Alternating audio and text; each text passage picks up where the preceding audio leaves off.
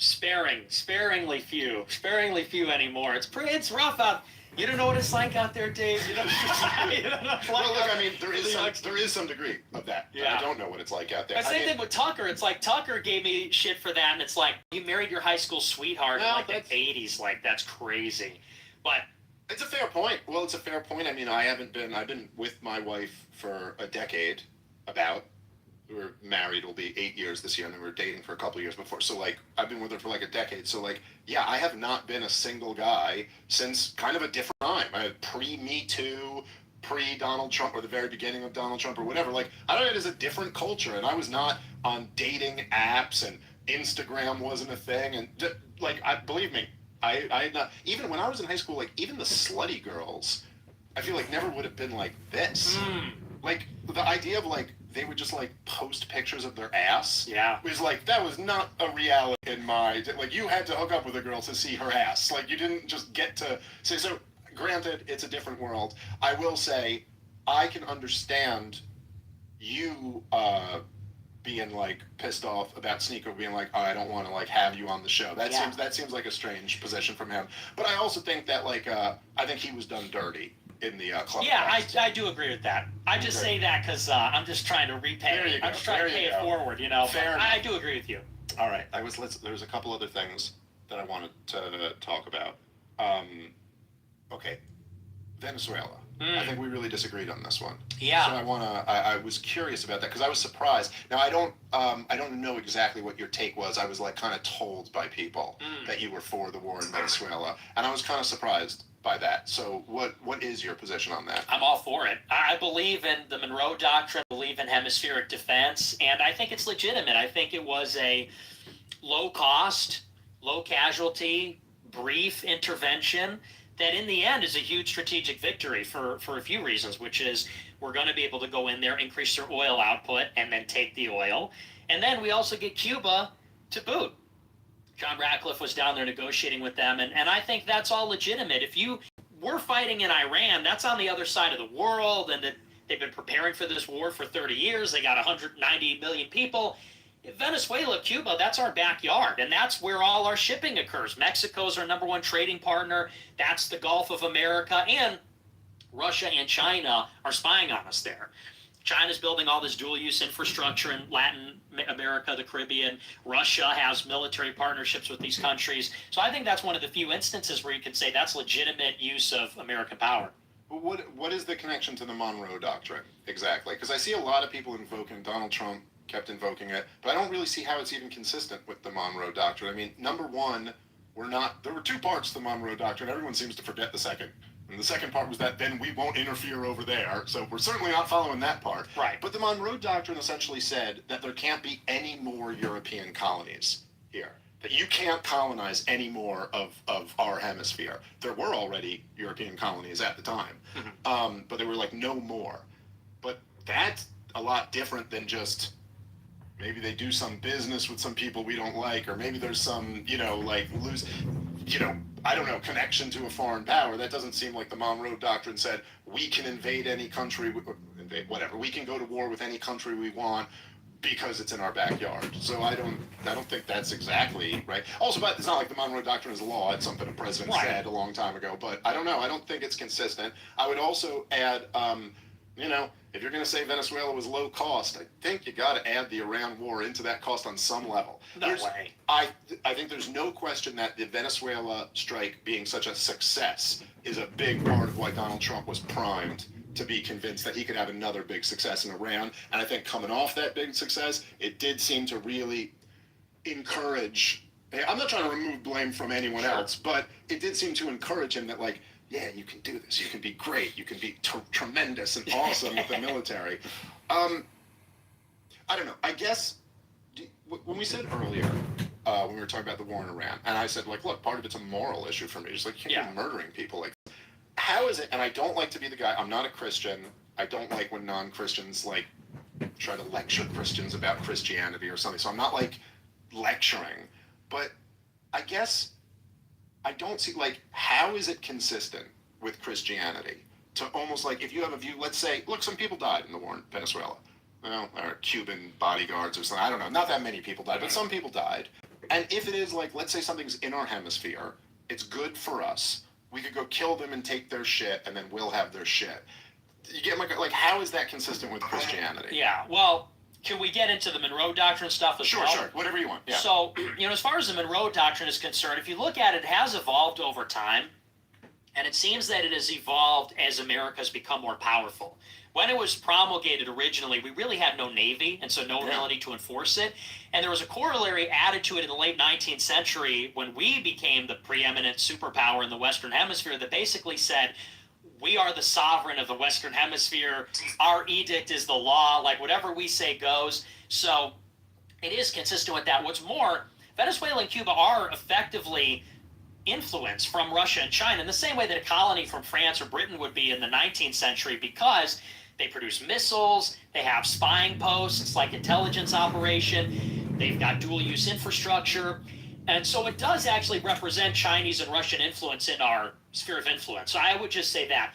As far as the Christian angle is concerned, I don't think it's very clean, because in the era of strategic weapons and intelligence and all the modern technology, it gets a bit convoluted what constitutes national defense, because there's really is convoluted layers, as you know, of strategic thinking about nuclear weapons and how they're delivered, and then cyber weapons and intelligence agencies. So you could say, like, reasonably speaking, if Cuba has some kind of Russian-Chinese spying post on it in preparation for some future global war, it is theoretically in self-defense to try your best to neutralize that. Now, that doesn't give you carte blanche to go in and like, well, let's just kill everyone in Cuba, because we could do it. But I think within reason, you're able to conduct these kinds of extraordinary operations that are outside of what would be considered like a just war in the Middle Ages. Like, we're going to war with this kingdom because whatever. And in the case of Venezuela, it was so limited. So it's really, I wouldn't even call it a war, even a military operation. We just extradited one person who happened to be running a country that is a criminal enterprise. Venezuela is a socialist dictatorship, and arguably they are like a criminal regime. Socialism's against the Catholic Church. But what makes a criminal? From my perspective, they're all criminal regimes. But yeah, so I mean, it's a different.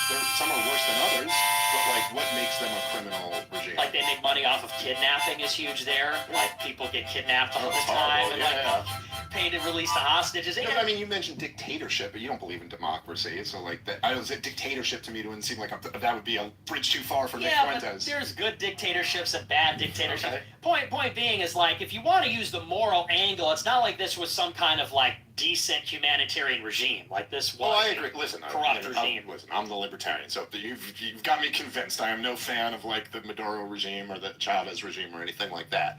I guess like the updated just war theory that you just laid out just seems to me to be vague enough for the Israel lobby to drive 10 wars through.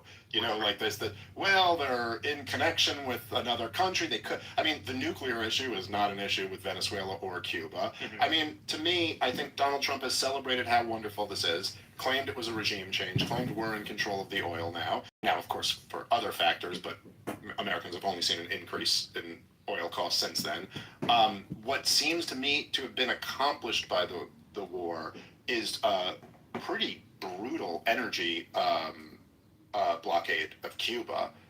I mean, this is a little island that's been destroyed by communism for many, many decades. It posed absolutely no threat to the United States of America in any reasonable way.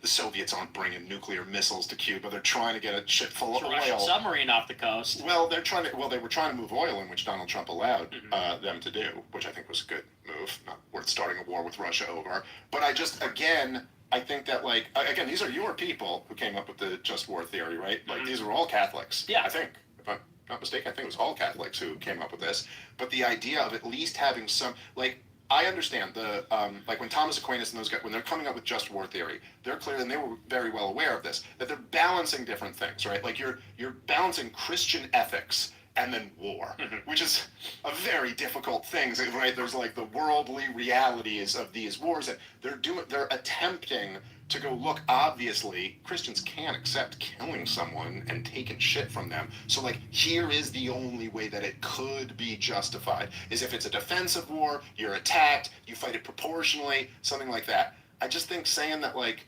this regime ran off of like, criminal activities, I mean, certainly true, but I don't know, it just seems like a justification to start a war anywhere at any time. And I do worry about that, because that's, those justifications are almost always used in very bad ways. I would just say that, again, it just gets to be a bit convoluted because the nature of warfare has changed because of strategic weapons. Like when I say nuclear weapons, I mean Russia and China are nuclear armed, and that means that we're kind of engaged with them in every way at all times. As long as those weapons exist, we're always going to be spying on them. We're always going to be in some like virtual state of conflict with them, and that is global because the whole basis of the Monroe Doctrine is nobody can touch us because of the oceans. Well, what our adversary is going to do, they're going to try to get on our side. Cuba, Venezuela, Nicaragua, Bolivia, whatever, or even building the dual use stuff in every other country, Argentina, Peru, Jamaica, Haiti, whatever. So I would classify that under something like self-defense, and with proportionality, like I said, we're not saying like, and by we I mean me, I guess. I'm not saying like we could go to war with Venezuela and like invade their country and take their sovereignty, take all their supplies. I'm saying though that if they're aligned against us in our hemisphere in a way that's threatening, we should be able to go in and change that. If they want it to be better, they should just align with us. You say, well, Cuba's this tiny defenseless island. Okay, well then you better submit to Washington because you're right next to the superpower, and they're playing games. Saying you better submit to Washington is how we've got the whole situation in Cuba for 60 years. I mean, that was what they said initially. You better submit to Washington. And if they want to avoid that, if they want to avoid a war, then they could always choose a diplomatic option. So could Iran. So could all of Israel's enemies, though. But Israel can. I would say that's a different story. Because, okay, but that is true about both of them, I mean, I don't know. I guess I just think that, I think, essentially my take on all this shit is that, and I think this is right. I know this is kind of like a boring, there's just not the energy to some of my views that there are to yours, because this is just, but I think that the bottom line here kind of is, we can't afford the government we have, or even close to it. Like, you just can't afford this. We're living under the biggest government in the history of the world. I mean, by orders of magnitude. Like, right. It really is. They just look at how much money Washington spends every year, and we can't afford the entitlement programs, let alone the world empire. And so we're $40 trillion in debt, and that's not even representing it, because even our entire tax base plus the $40 trillion in debt couldn't pay for this size of government. And so we just have to print the money to make up the difference. And we've printed, I know you might even know some of these numbers better than me, but what is it, since George W. Bush, I think we've created like 80% of the money that's ever been created. We're just printing trillions and trillions of dollars. This is how we've essentially band-aided over this bullet wound of an economy. And because of this is what's destroying essentially the currency. It's what's making life unaffordable for young people and working class people.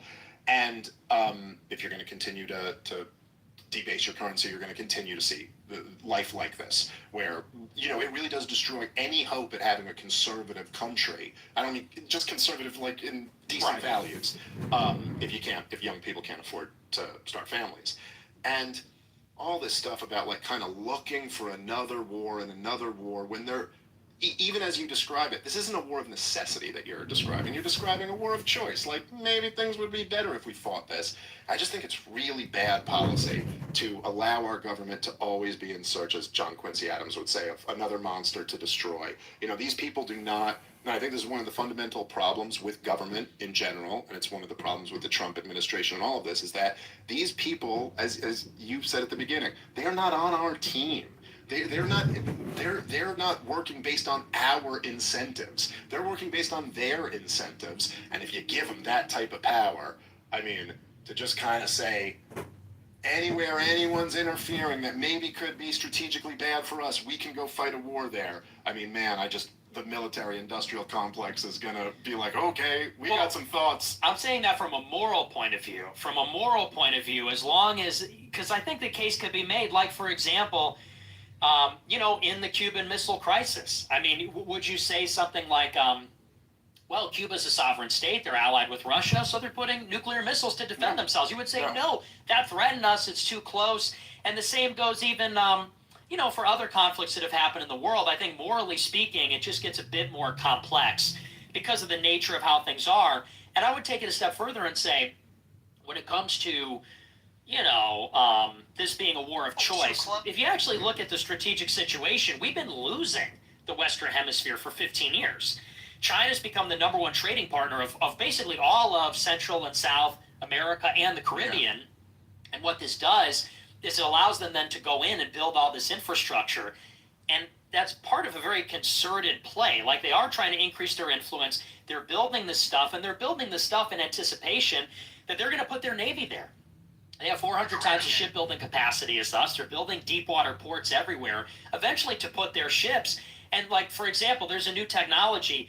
They put a missile launch system in a container, like a shipping container. Mm-hmm. So they could get their biggest container ships, load them up with shipping containers that may or may not contain all missiles, or, like in Operation Spiderweb last year in Ukraine, they could contain all these drones. Right. So if there's a future conflict, let's say in Taiwan, do you want Venezuela and Cuba to have Chinese spying posts? And you want a Chinese deep water port in Peru, and they've got all their shipping there, and it's simultaneously surveilling us, but also loaded up with weapons?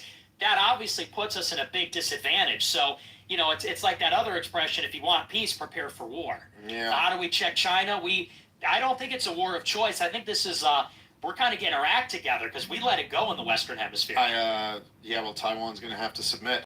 I think to China? Yeah. By the way, I say it kind of tongue-in-cheek, but I actually agree with you on that one. I think that so you brought up the Cuban Missile Crisis as a good example, and I would certainly agree with you that that is something that is totally reasonable to go, like, no, we can't. I understand you haven't bombed us yet, but I can't be expected to sit here with a knife at my throat and go on with life as normal. This is intolerable. But of course, the solution to that, as you well know, was for Jack Kennedy to get on the phone, and it was not solved by invading Cuba. In fact, when he invaded Cuba, it was an unmitigated disaster. But this was solved by getting on the phone and making a deal and saying, listen, we can't live with this, so you got to move these back, and in exchange for that, we will pull it was from Turkey, I think, we moved our nukes back. Just seems to me like with all these problems, that would be a way better way to solve them. And of course, the U.S. does have tremendous leverage if it were willing or able to use it. Now, this is one of the interesting dynamics with our government, is that it's this giant organization, but it's not exactly like the guy at the top just runs the whole organization. There's many factions within it, and if the guy at the top is going with the wind, he's very powerful. But if he's going against the wind, like, in other words, if the President of the United States of America is the most powerful position in the world, in some respects, if Donald Trump wants to start a war, he can start a war anywhere he wants to. There's really no more congressional, authorization or even war powers or anything. And honestly, like, does anyone believe, even if they did, if this War Powers Act had passed and Donald Trump just went, suck my dick, does anyone think like that anything would have changed? So if he's starting wars, he's very powerful. Now, if he wanted to destroy the military-industrial complex, he basically has as much power as me or you. So like, if you're going with the grain, you're very powerful, but going against it, you're not.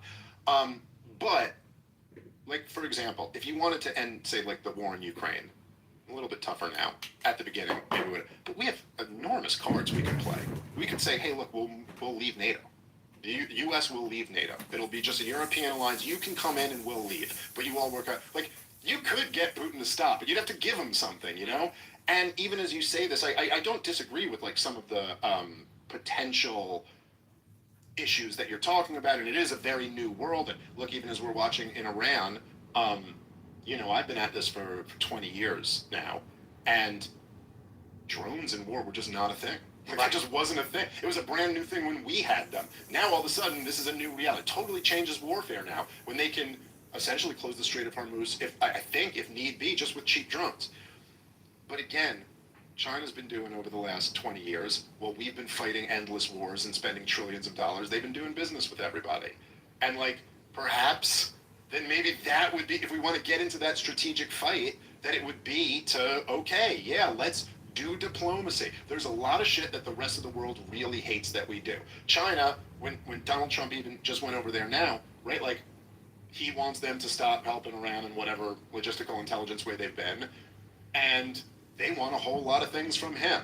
Like, we can get things, you know what I'm saying? Like, it's just even things like big military mobilizations in Asia or something like that. They have a real problem with that. And so, us arming Taiwan or stuff. So I guess my point is just that, like, we could, rather than, like, launching wars over this stuff, and look, the Venezuela one didn't turn into, like, a catastrophe, but you risk that every time you launch one of these wars. And, I think we would be much better off at just like being smart, being much more restrained. You know, saying, what was the phrase you used? In order to end a war, you gotta, or whatever. It's a peace through strength, essentially. I mean, I've been hearing peace through strength out of the Republicans since Ronald Reagan. I was too young to remember Ronald Reagan, but I know he said it. They've been saying it my entire lifetime, and all we've gotten for it is permanent militarism, forever wars, crushing debt, and so. Don't get me wrong, I guess maybe where we could agree, and then we could leave it at agreeing to disagree, is that I'd prefer we be more involved in our backyard and not around the rest of the world. I'd prefer it be in our national interest rather than in some other country's interest. By the way, I don't even really think any of this shit is in Israel's interest. I think this is in what the Likudniks perceive as the interest of greater Israel. I think they've gotten Israelis killed and probably made them more of a hated pariah state than ever before. But I also think in the same sense, it doesn't really seem to be the way DC works. They're not really working in the interest of the American people.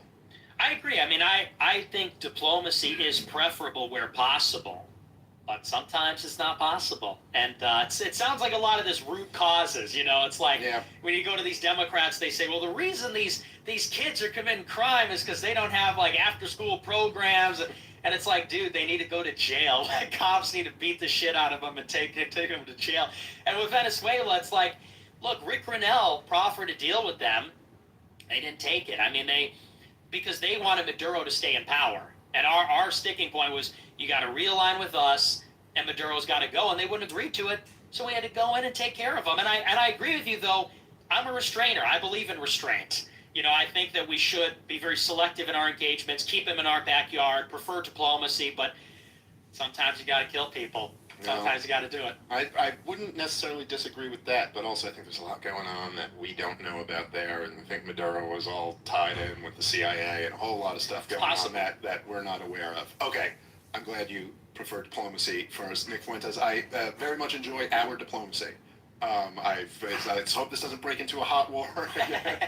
Ceasefire's intact. The ceasefire is still intact. It's hanging on by a thread. It's a lot stronger than the ceasefire in the Middle East right now. Dude, I really always enjoy talking with you. Thank you so much for coming back on, and look forward to doing it again. Likewise, man. Thanks for having me. All right. Thanks for listening, guys. Have a good one. Peace.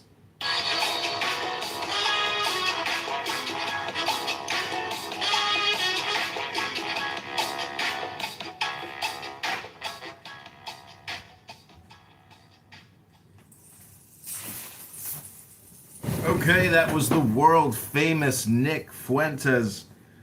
Whenever we catch him, we always record him because I like building a library of the enemy.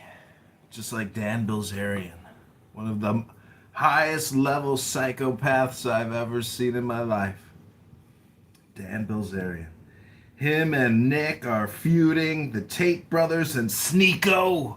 I don't even know who Sneeko is. My friend, do you know who Sneeko is?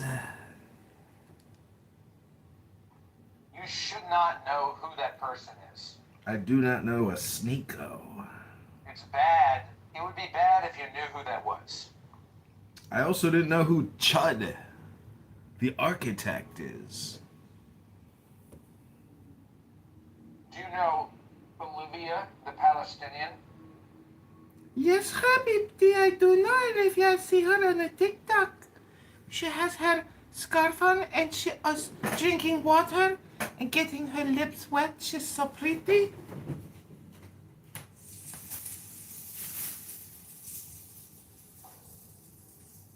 A BT.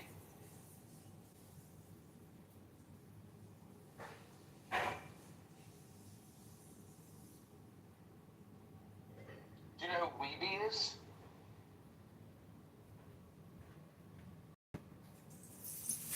So I've been reading Ayn Rand all morning. I'm back into reading books. I was in a room earlier. I said I'm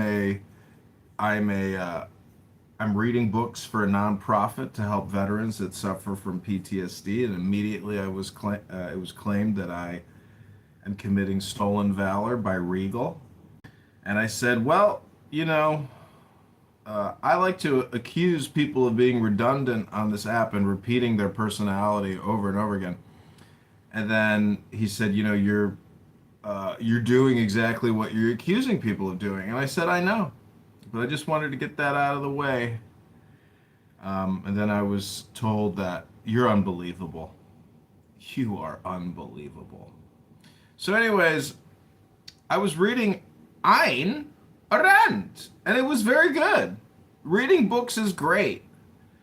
And I keep encouraging my friend here to call me, to text me, and say, here's a link. I got a book room set up. I'm going to read for 3 to 10 minutes. And if you want to read, you can read. But I'm going to prove to you that I'm actually reading and putting it on YouTube and using my new phone and creating valuable content for my audience who want to purchase my wicker baskets or maybe come to a wicker basket workshop at the Renaissance Fair.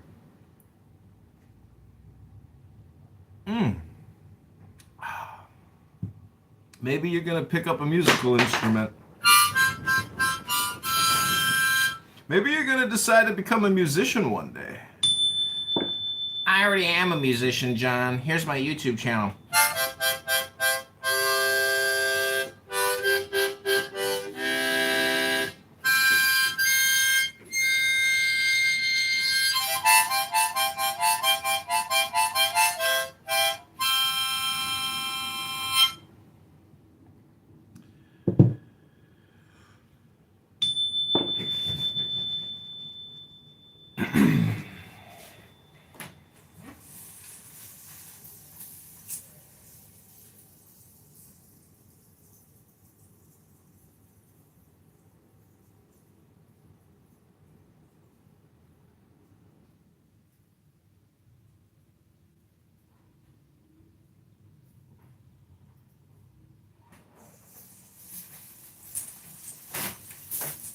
Trying to figure out a good way to cool my room here. There's really no good way to do it other than put the air conditioner in, run it, then turn it off, run it, and turn it. That's what I'm going to have to do is plug in my air conditioner. I got no choice. I can't sit in a room that's 90 degrees. Rabbona Shalom. Rabbona Shalom. Somebody in another room yesterday, I won't mention her name, was saying, "Stop saying that! Stop saying that!" So I sold her pussy pictures to a Canadian pussy broker. And then I was told that I have to apologize for engaging in comedy. Rabbona Shalom.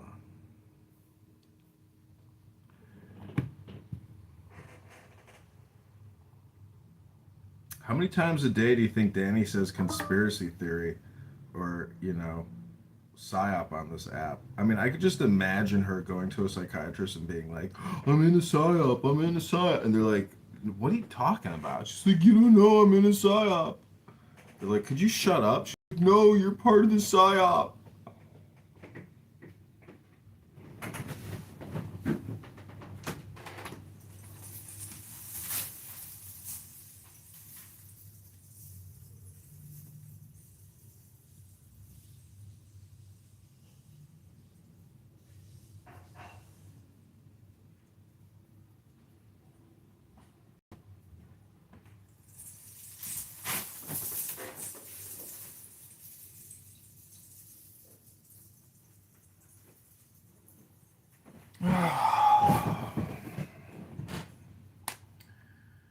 Okay, I'm going to keep reading Ayn Rand.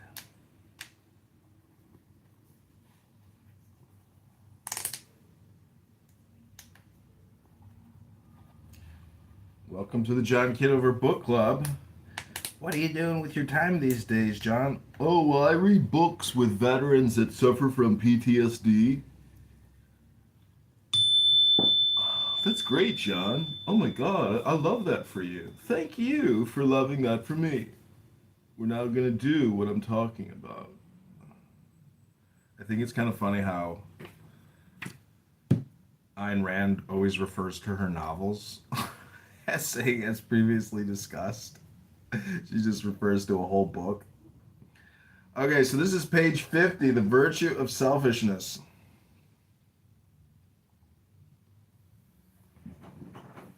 I'm also using 2 AI wearable devices as I record this, and I'm looking at 25 different cell phones.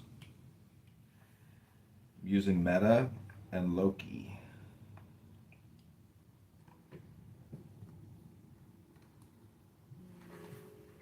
Page 50.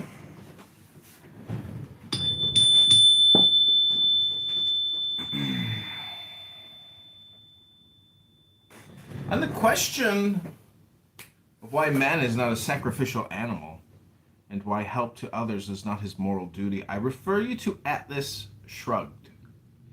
This present discussion is concerned with the principles by which one identifies and evaluates the instances involving a man's non-sacrificial help to others. Sacrifice is the surrender of a greater value for the sake of a lesser one of a non-value. Thus, altruism gauges a man's virtue by the degree to which he surrenders, renounces, or betrays his values, since help to a stranger or an enemy is regarded as more virtuous, less selfish, than help to those one loves. The rational principle of conduct is the exact opposite. Always act in accordance with the hierarchy of your values, and never sacrifice a greater value to a lesser one. This applies to all choices, including one's actions toward other men. It requires that one possess a defined hierarchy of rational values, values chosen and validated by a rational standard. Without such a hierarchy, neither rational conduct nor considered value judgments nor moral choices are possible. Love and friendship, my friend, are profoundly personal. Selfish values, love, is an expression and an assertion of self-esteem, a response to one's own values in the person of another. One gains a profoundly personal, selfish joy from the mere existence of the person one loves. It is one's own personal selfish happiness that one seeks, earns, and derives from love. A selfless, disinterested love is a contradiction in terms. It means that one is indifferent to that which one values. Concern for the welfare of those one loves is a rational part of one's self-interests. If a man who is passionately in love with his wife spends a fortune to cure her of a dangerous illness, it would be absurd to claim that he does it for a sacrifice for her sake, not his own, and that it makes no difference to him, personally and selfishly, whether she lives or dies. Any action that a man undertakes for the benefit of those he loves is not a sacrifice if, in the hierarchy of his values, in the total context of the choices open to him, it achieves that which is of the greatest personal and rational importance to him. In the above example, his wife's survival is of greater value to the husband than anything else that his money could buy. It is of the greatest importance to his own happiness, and therefore his action is not a sacrifice. But suppose he let her die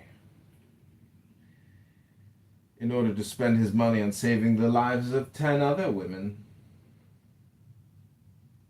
none of whom meant anything to him. as the ethics of altruism would require.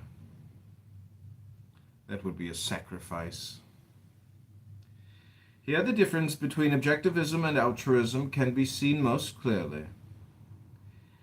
If sacrifice is the moral principle of action, then that husband should sacrifice his wife for the sake of 10 other women.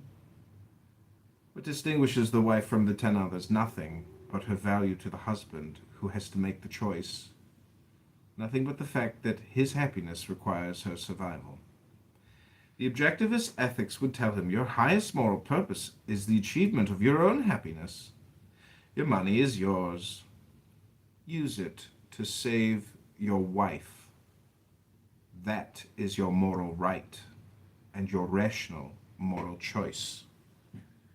Consider the soul of the altruistic moralist, who would be prepared to tell that husband the opposite.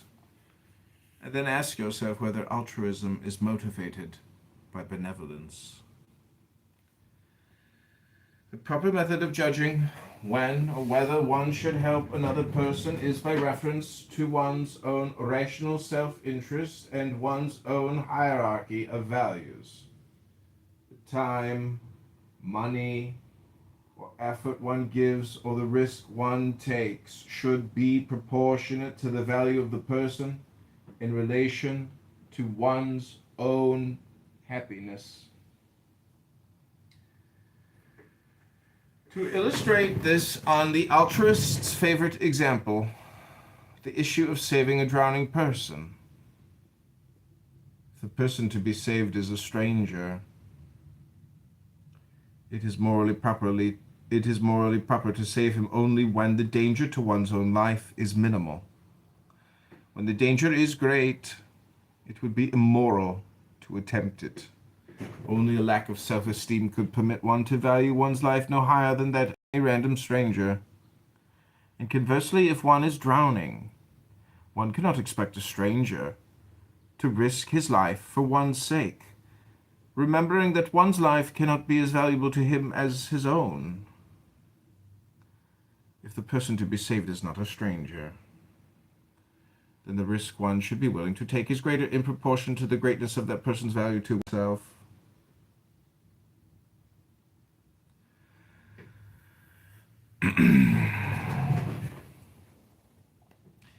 If it is the man or woman one loves, then one can be willing to give one's own life to save him or her, for the selfish reason that life without the loved person could be unbearable. Conversely, if a man is able to swim and to save his drowning wife, but becomes panicky, gives in to an unjustified irrational fear and lets her drown, then spends his life in loneliness and misery, one would not call him selfish. One would condemn him morally for his treason to himself and to his own values. It is his failure to fight for the preservation of a value crucial to his own happiness. Remember that values are that which one acts to gain and or keep, and that one's own happiness has to be achieved by one's own effort, since one's own happiness is the moral purpose of one's life. The man who fails to achieve it because of his own default, because of his failure to fight for it, is morally guilty. The virtue involved in helping those one loves is not selflessness or sacrifice, but integrity. Integrity is loyalty to one's convictions and values. It is the policy of acting in accordance with one's values, of expressing, upholding, and translating them into practical reality. If a man professes to love a woman, yet his actions are indifferent, inimical, or damaging to her, it is his lack of integrity that makes him immoral. The same principle applies to relationships among friends. If one's friend is in trouble, one should act to help him by whatever non-sacrificial means are appropriate. For instance, if one's friend is starving, it is not a sacrifice, but an act of integrity to give him money for food rather than buy some insignificant gadget for oneself. Because his welfare is important in the scale of one's personal values. If the budget means more than the friend's suffering, one had no business pretending to be his friend. The practical implementation of friendship, affection, and love consists of incorporating the welfare, the rational welfare, of the person involved into one's own hierarchy of values, then acting accordingly. But this is a reward which men have to earn by means of their virtues, and which one cannot grant to mere acquaintances or to strangers.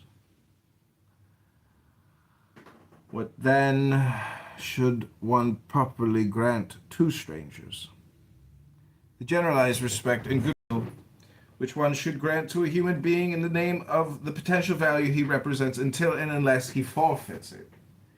A rational man does not forget that life is the source of all values, and as such a common bond among living beings is against inanimate matter, that other men are potentially able to achieve the same virtues as his own, and thus be of enormous value to him.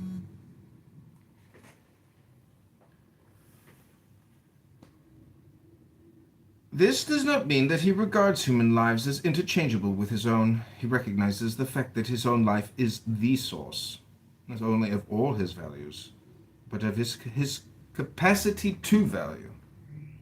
Therefore, the value he grants to others is only a consequence, an extension, secondary projection of the primary value, which is himself. The respect and goodwill that men of self-esteem feel toward other human beings is profoundly egoistic. They feel, in effect, other men are of value because they are of the same species as myself. In revering living entities, they are revering their own life. This is the psychological base of any emotion of sympathy and any feeling of species solidarity.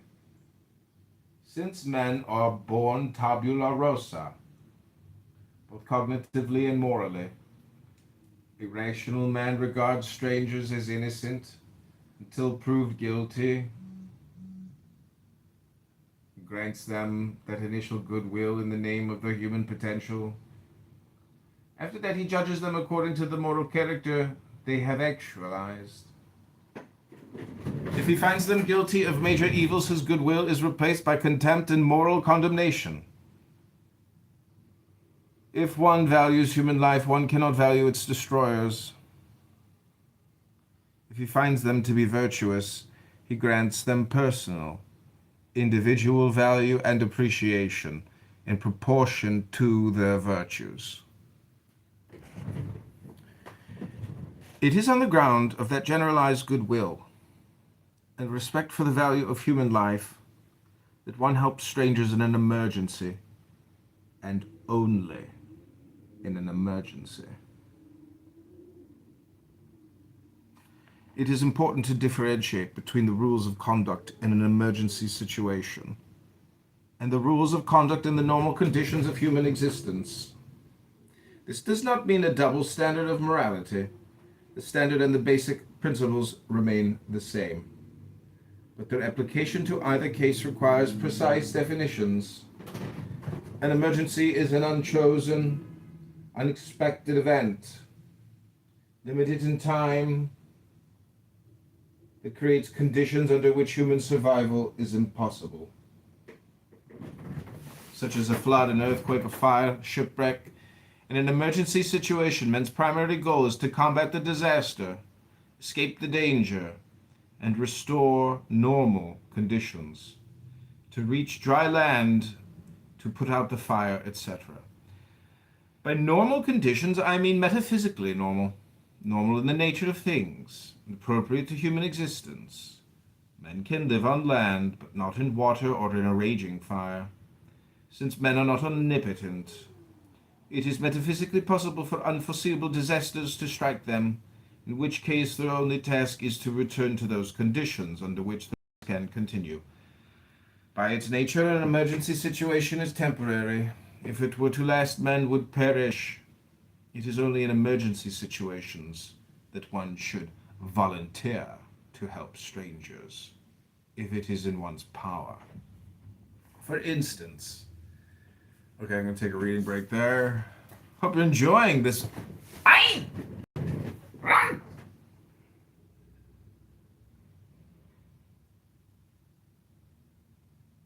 This is mayoral candidate John So Kitover. we shouldn't help each other. Only in Shouldn't help a nigga. only in an emergency situation. Sorry. Only in an emergency. Well, you use the soft H there. You're getting better. One day at a time. Hard R to soft H all the way to just N-word. Then from N-word, you can just get back to books and call yourself a human being again. Because it's all projection. You know, you are the N-word you project. It is your insecurity. Or it is your... I mean, didn't we just read about that? That it's like a secondary projection? Rabboni Shalom. Okay, we're on page 55. It's too hot in here to continue reading. I am going to open up a window. Ugh.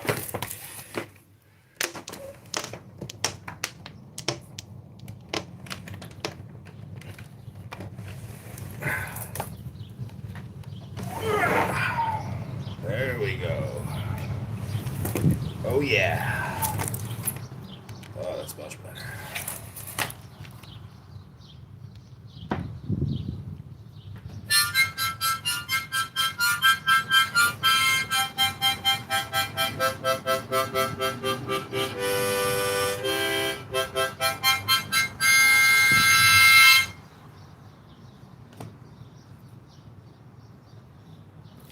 So I don't know if you know about Dan Bilzerian, but he is one of the most horribly obnoxious people maybe to have ever lived. And, you know, I was looking at his X account months ago before he even announced his congressional run. And it was shocking, like beyond shocking. And I can't believe some of the things he writes is even permissible under law.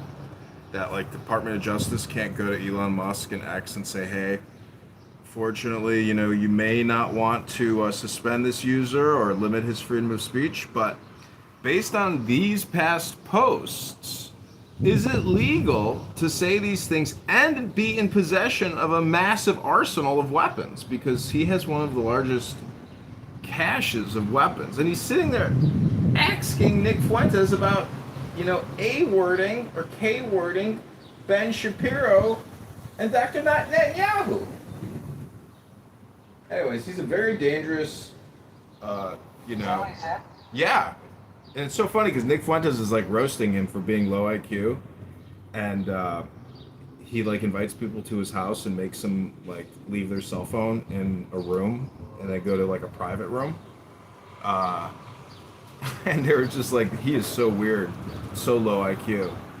And it's true. I mean, you just heard me read a book. I just did what like 0.0001% of the population actually does, which is read a book. So I can prove that I'm in the top 1% because I can actually point you towards a YouTube channel of me proving that I've read a book just recently, when 99.99% of the population has not read a book recently. They're just consuming media. And so at the end of the day, this app, even Clownhouse X, everybody is competing with their media for attention in the attention economy. And that's why, you know, I'm glad you bought your phone, but until you start texting me links and say, okay, bro, I'm not trying to compete in the attention economy, you know, you're consuming my media. And I'm trying to launch you like a rocket, you know, from the slingshot of David, you know, and send you into the stratosphere. And the only way to do it is through your cell phone, my friend. It's the only way. There's no other way. Your cell phone is David's slingshot. You can take out Goliath with that cell phone. You just gotta start clicking those buttons. Click, click, click, click, click, click, click, click, click, click, click, click, click, click, click, click, click. Until you've done it 1,000 times, then 10,000 times, 100,000 times, Rabbana Shalom.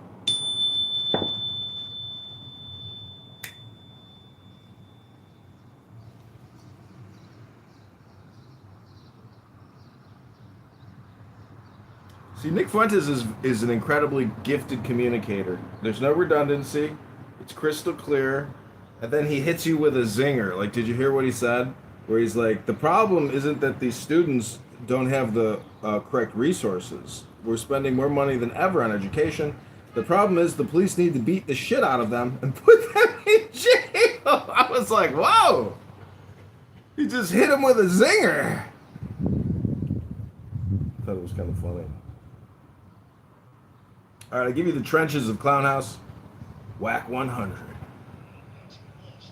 This is a solid nigga right now. You don't get no solid. Right in between Lil Haiti.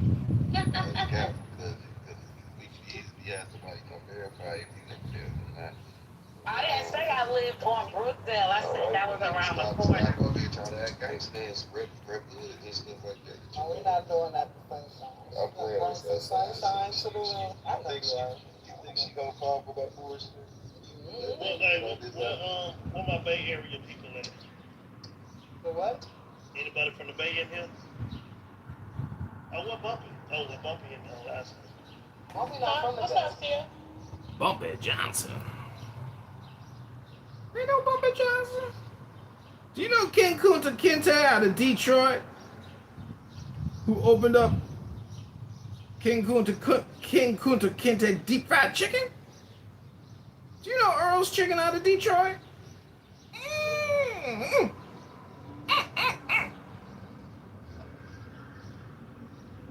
Just remember, never go full R word. My friend, you have a tendency to go full R word. I can't go full on.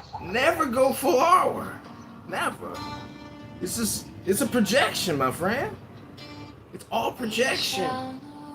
That the chosen priest, the ox of infinite space, is the prince, priest, the beast, and in his woman called the Scarlet Woman is all power given. They shall gather my children into their fold. They shall bring the glory of the stars into the hearts of men. 16, for he is ever a sun and she a moon. But to him is the winged secret flame, and to her the stooping starlight. But ye are not so chosen. 18 burn upon their brows, O splendorous serpent. 19, O azure-lidded woman, bend upon them. 20, the key of the rituals is in the secret word which I have given unto him.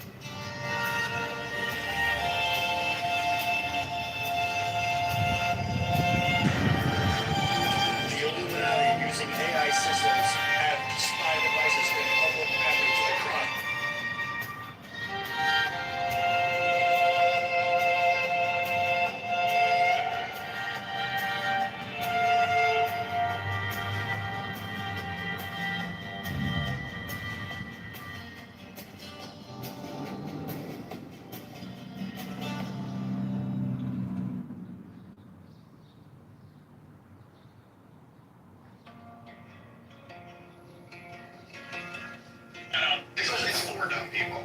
The club is for dumb people. Now It's you it's shall it's like the meet someone with. and I saw them It's inherently kind of like is just the like a New York City. Prince in the name of Jesus. Every devil got and in his woman called the Scarlet Woman is all power given.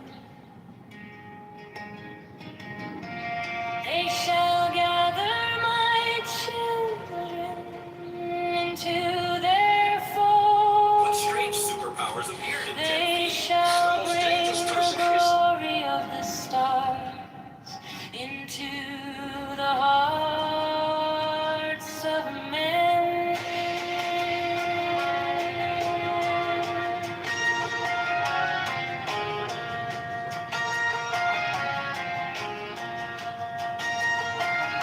16.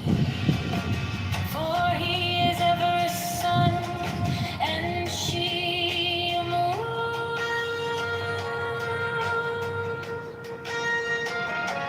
But to him is the winged secret flame, and to her the stooping starlight.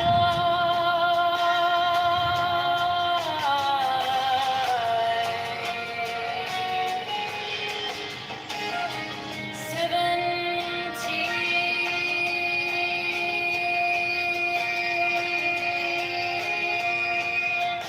But ye are not so chosen.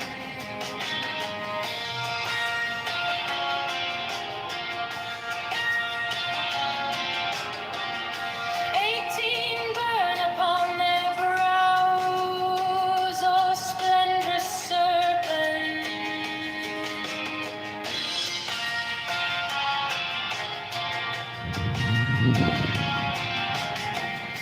19 azure-lidded woman, bend upon them.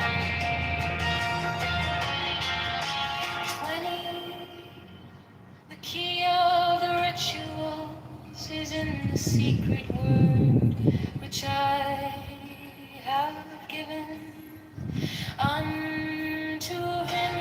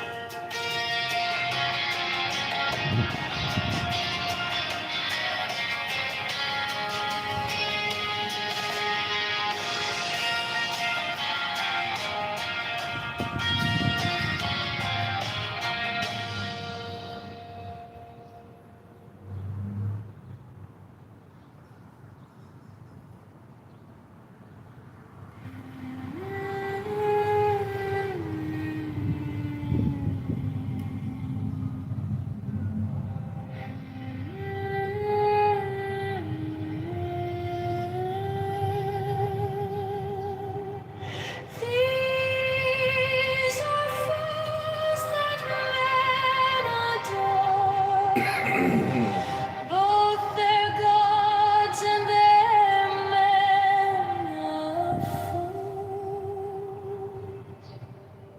12 come forth, O children, under the stars, and take your fill of love. 13, I am above you and in you. My ecstasy is in yours.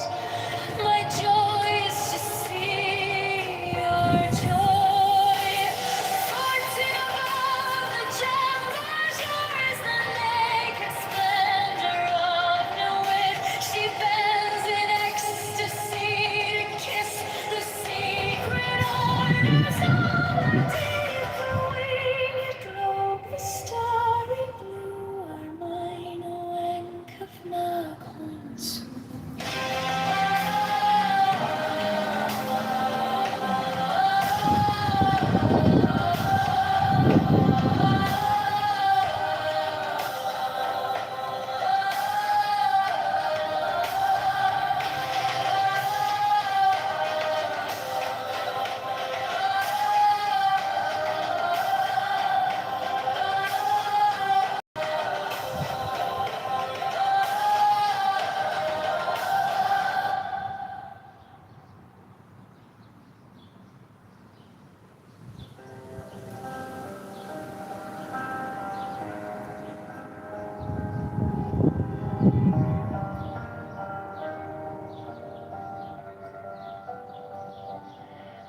These are fools that men adore, both their gods and their men, their fools.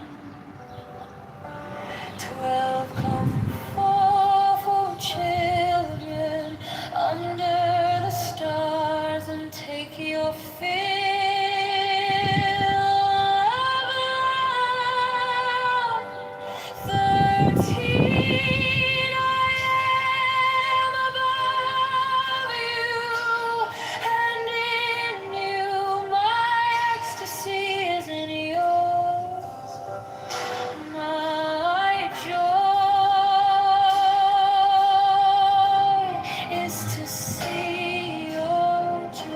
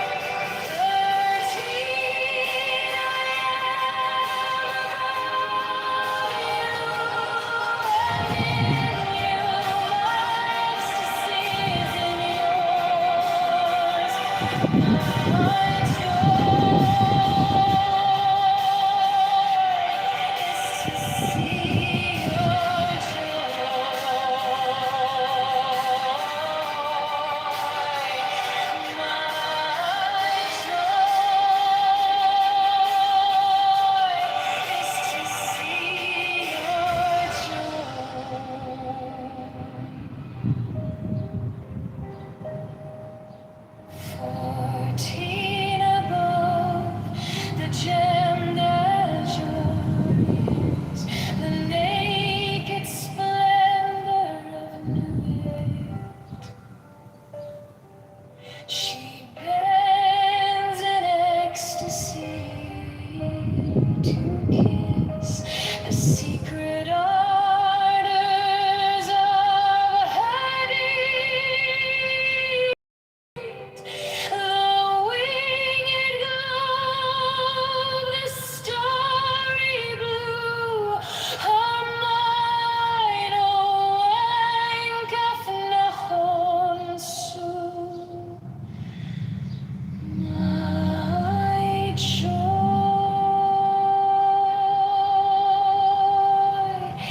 is to see your joy.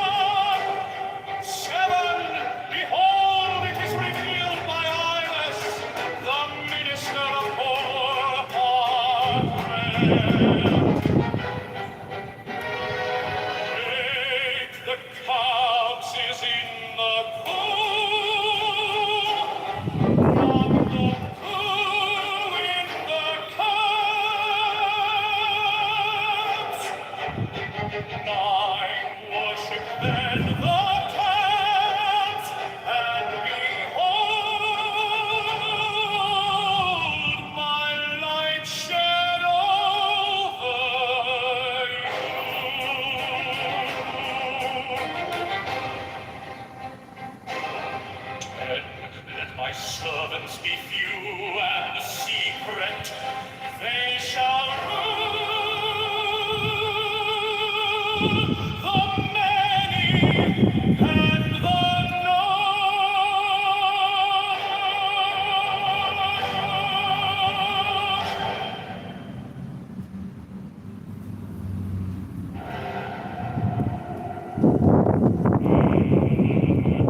A manifestation of new breed to the unveiling of the company of heaven.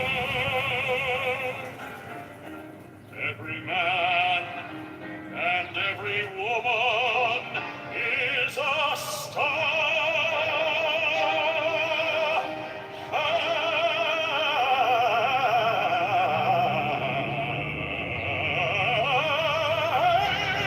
Every number is infinite. There is no difference. Five help me, O warrior lord of deeds, in my unveiling before the children of men. Now and it, my secret centers, my heart and my thought. Seven, behold, it is revealed by I was the minister of Bonaparte.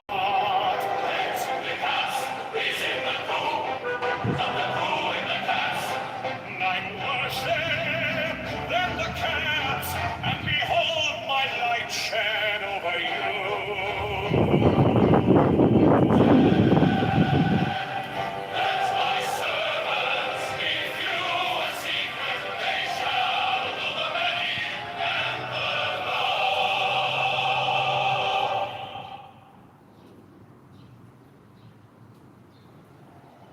Mine is the head of the man, and my insight is keen as the hawk's. By my head I invoke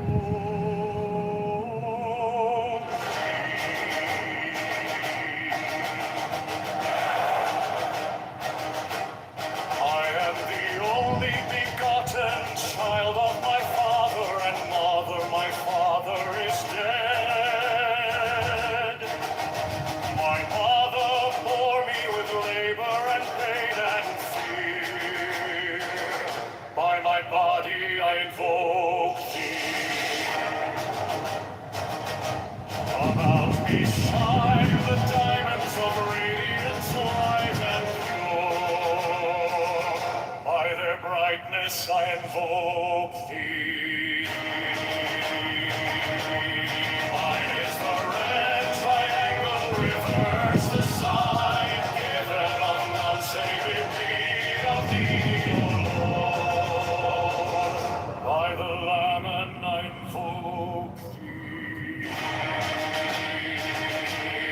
Mine is the garment of white, sewn with gold, the flashing of light that I wear. By my robe I invoke thee.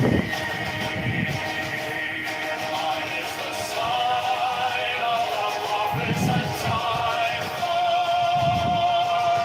By the sign I invoke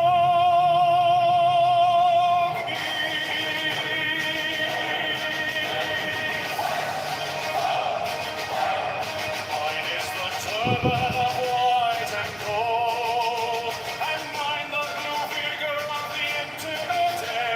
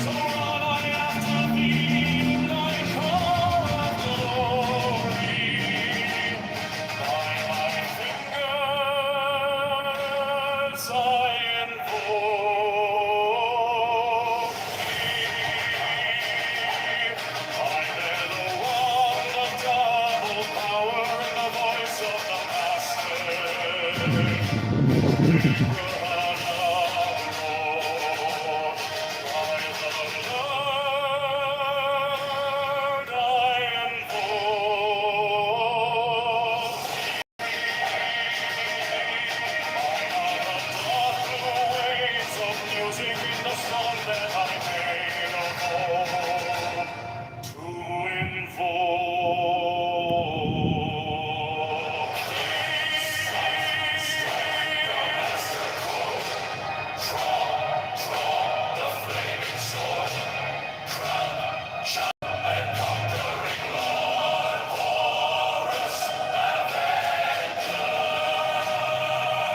by the song I invoke thee. In my hand is thy sword of revenge. Let it strike at thy bidding. By the sword I invoke thee.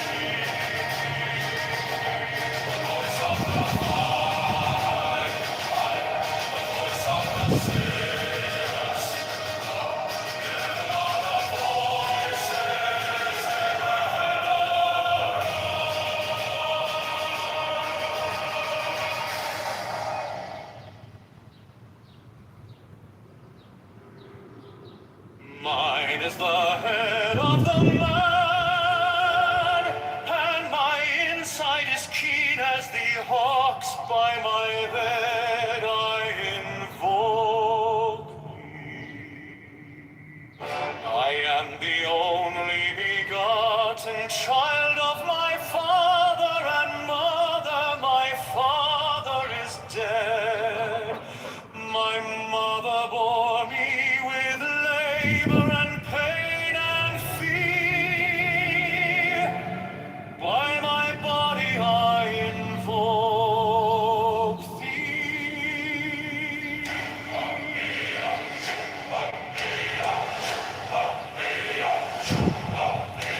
About me shine the diamonds of radiance, white and pure. By their brightness I invoke thee. Mine is the red triangle, reverse the sign, given of none, save it thee, O Lord. By the Lamed I invoke thee. Mine is the garment of white, sewn with gold, the flashing of day that I wear. By my robe I invoke thee. Mine is the sign of Apophis and Typhon. By the sign I invoke thee. Mine is the turban of white and gold, and mine the blue vigor of the entire. By my crown I invoke thee. My fingers tremble on the beat of pearl, so run I after thee in thy car of glory. By my fingers I invoke thee. I bear the wand of double power in the voice of the Master. Abracadabra. By the word I invoke thee. I know the dark blue waves of music in the song that I made of old to invoke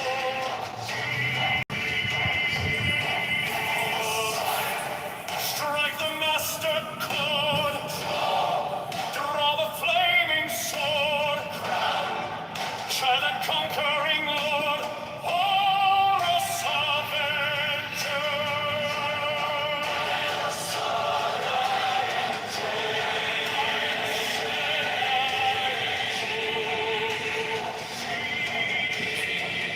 In my hand is thy sword of revenge, let it strike at thy feet.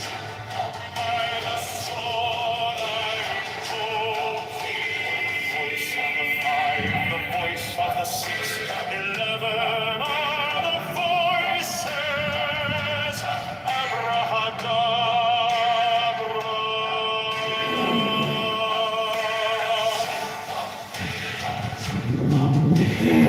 Mine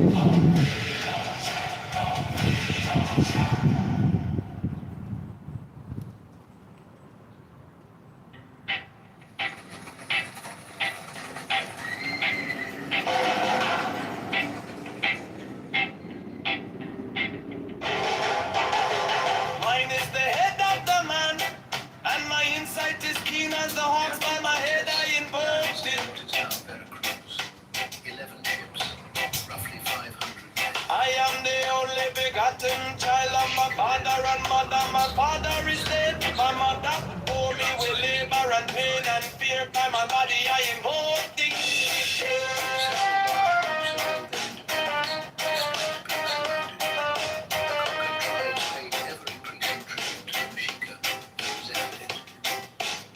Upon me shine the diamonds are radiant, white and pure. By the brightness I invoke it. Mine is the red triangle reverse, the sign given a plan. Save it me of thee, oh Lord. By the Lamb and I invoke it.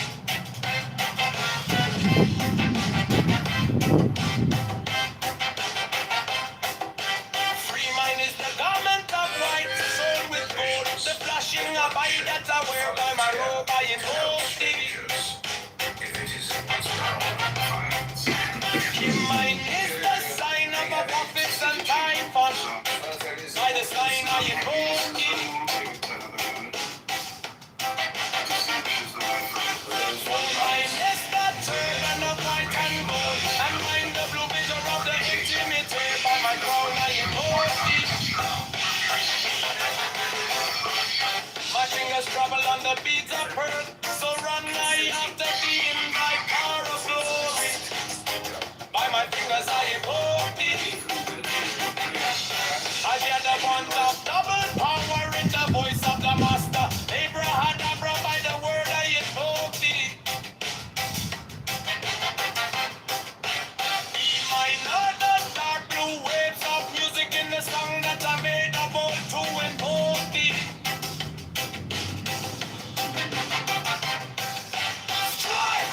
Strike a master chord. Draw the flaming sword. Triumph and conquering Lord. Avenger, by the song I invoke thee.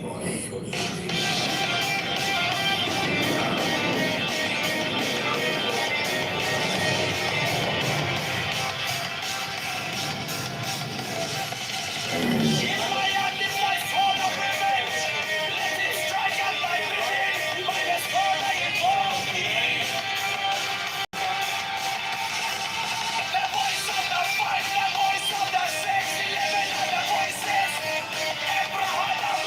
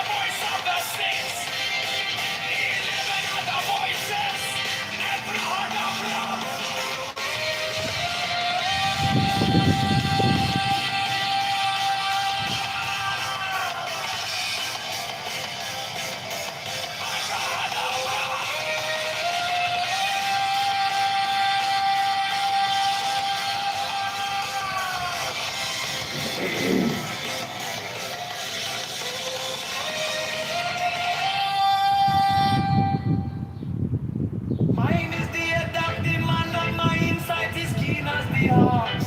By my head I invoke thee.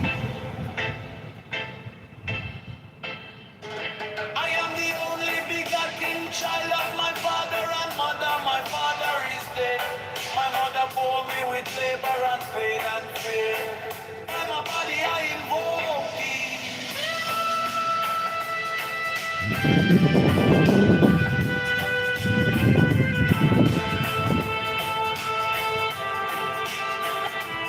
About me shine the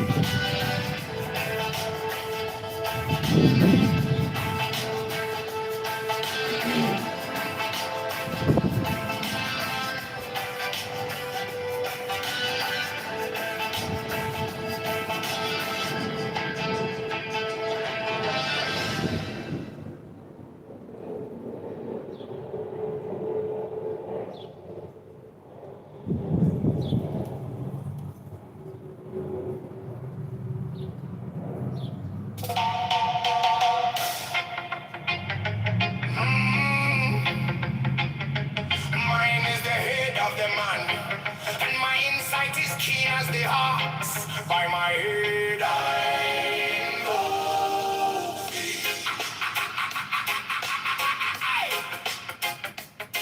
I am the only begotten child of my father and mother. My father is dead. My mother bore me with labor and pain and fear by my body. I know about me. Shine the diamonds of radiance, white and pure by their brightness. I know mine is the red triangle reverse, the sign given of none save it be of thee. Oh Lord, by the layman. I know mine is the garment of white, so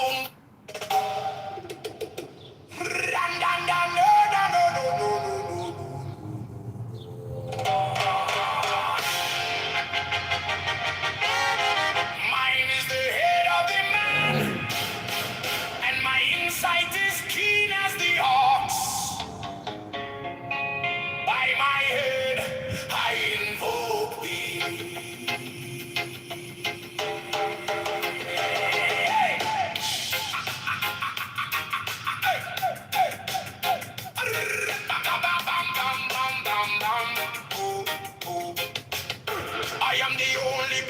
I love my father and mother. My father is dead. My mother bore me with labor and pain and fear by my body. I about me shine the diamonds of radiance, white and pure. By their brightness, I. Mine is the head of the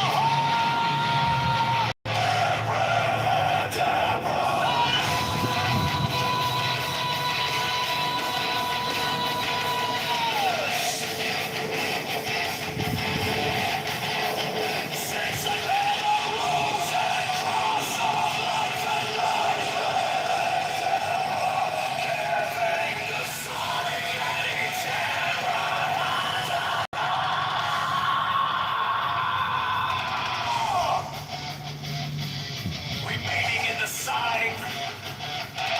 The invocation concludes.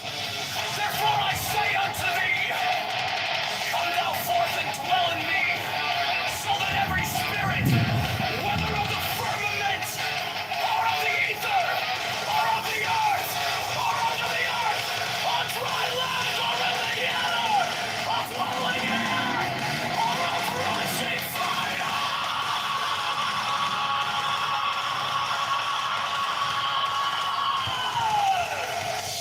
And every spell and scourge of God, the vast one might be there.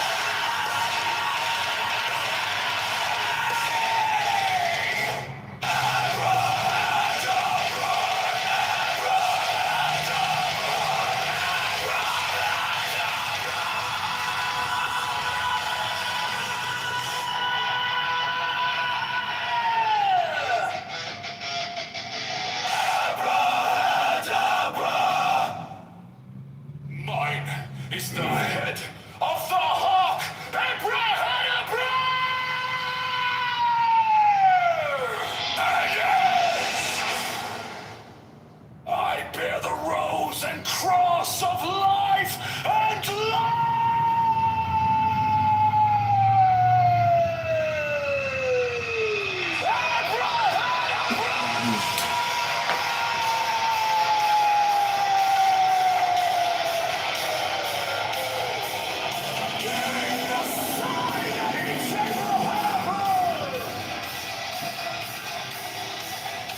Remaining in the sign, the invocation concludes.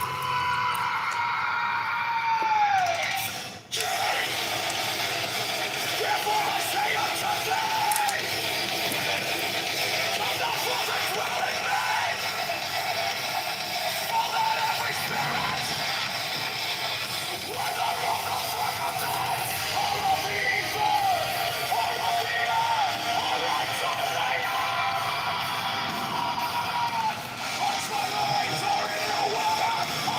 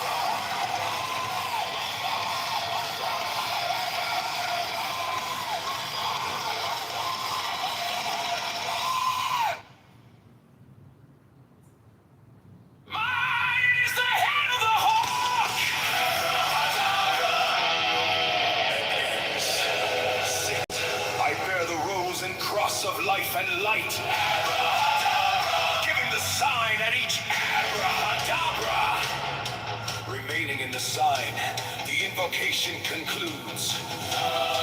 Therefore I say unto thee, come thou forth and dwell in me, so that every spirit, whether of the firmament, or of the ether, or of the earth, or under the earth, on dry land, or in the water, of whirling air, or of rushing fire, and every spell and scourge of God, the vast one, might be thee.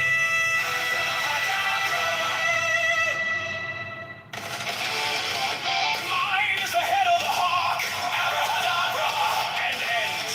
6, I bear the rose and cross of life and light, giving the sign at each abrahadabra. Remaining in the sign, the invocation concludes. Therefore I say unto thee, come thou forth and dwell in me, so that every spirit, whether of the firmament, or of the ether, or of the earth, or under the earth, on dry land, or in the water, of whirling air, or of rushing fire, and every spell and scourge of God, the vast one, might be thee. Abrahadabra.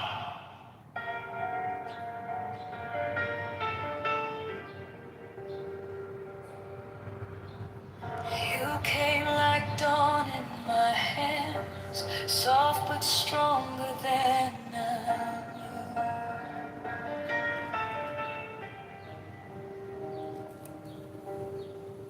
My fear turned gold in your eyes, and my whole night broke in two.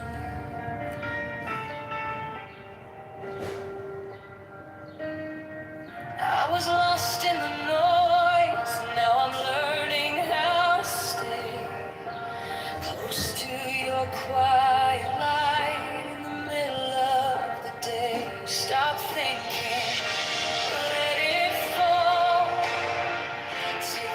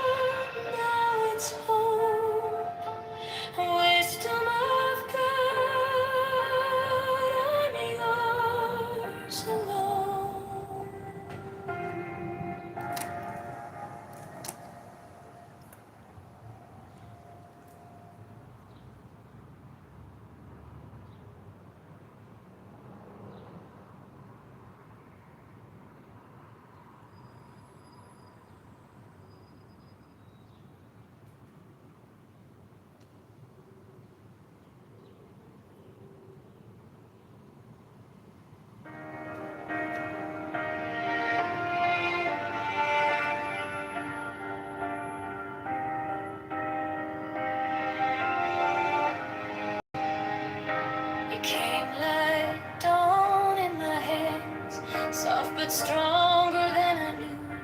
My fear turned gold in your eyes, and my old night broke in two. I was lost in the noise, now I'm learning how to stay close to your quiet light. In the middle of the day, stop thinking, let it fall. Take the deepest breath of them all. Hold it close, don't run from the feeling. One more second, you can start believing. Wisdom of God, now it's joy. Wisdom of God, now it's love. Wisdom of God, my heart is open. Wisdom of God, I rise above. Hold, hold, hold. Let it go, go, go. You are the answer I needed to know. Your touch is a steady rain on the dust of who I was. Every wound gets named, then it fades in the hush. I don't need 1,000 signs when your name is in my chest. One deep breath, one brave step, and the rest can be blessed. Stop thinking, let it fall.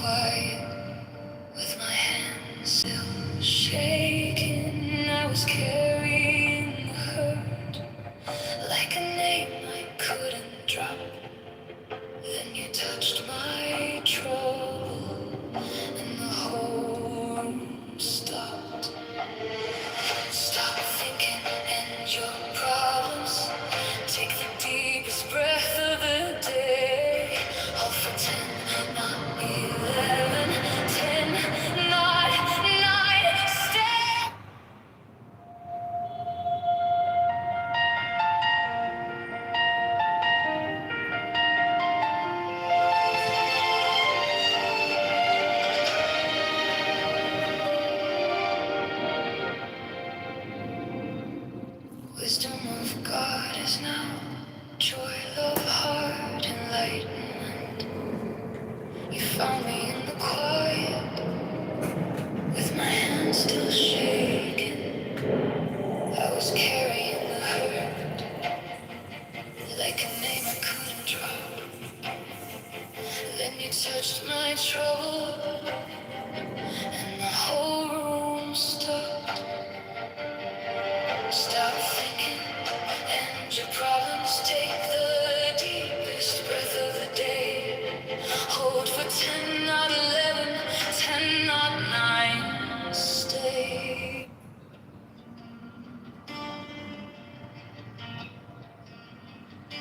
Now ye shall know that the chosen priest, that ox of infinite space, is the prince, priest, the beast, and in his woman called the Scarlet Woman is all power given. They shall gather my children into their fold.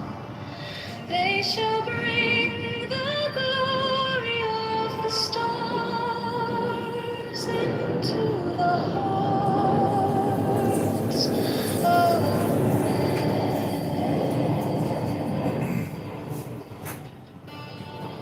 16, for he is ever a sun and she a moon.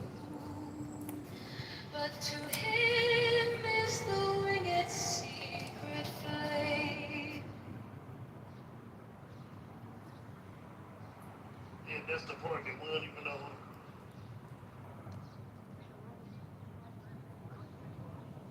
Gods. And I'm invited over there, and there is a hand washing or some kind of ritual that is sort of, this is what's done. I would absolutely not only do it out of courtesy, but as a guest in your home. And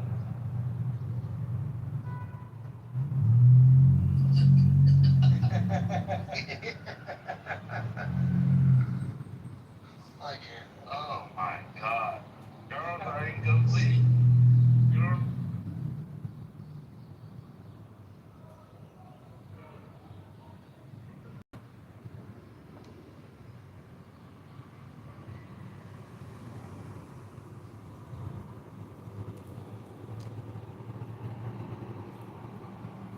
I just hate beggars. No, you're fine.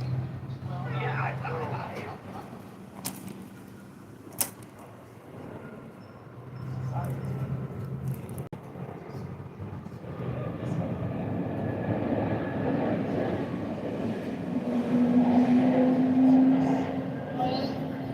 That's why I don't let my dogs lick me in the face. I ain't trusting their mouth. Don't fucking play with me. I ain't it. Now I'm about to shit. Am I too mean?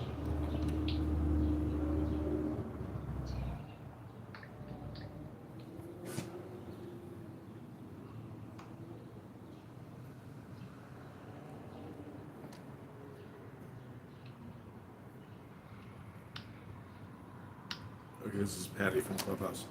She's having a mental break. She created a room called You Played Again, Now You Blocked for Life. She's putting it in her Telegram. She is pissed.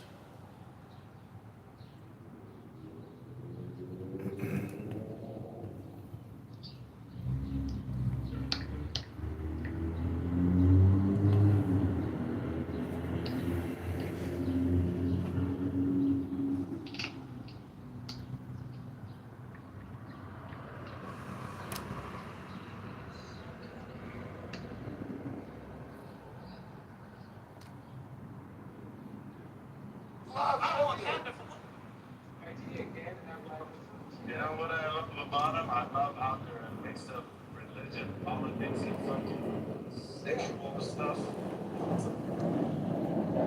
Because, dude, you're not fucking doing it.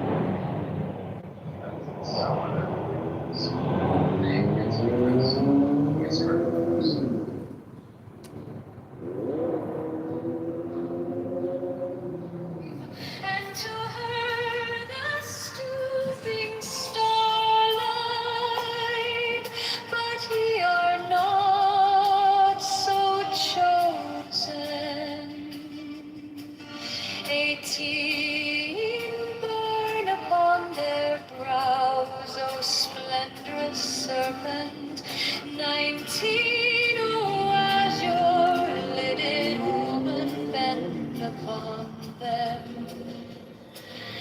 20, the key of rituals is in the secret word which I have given unto him.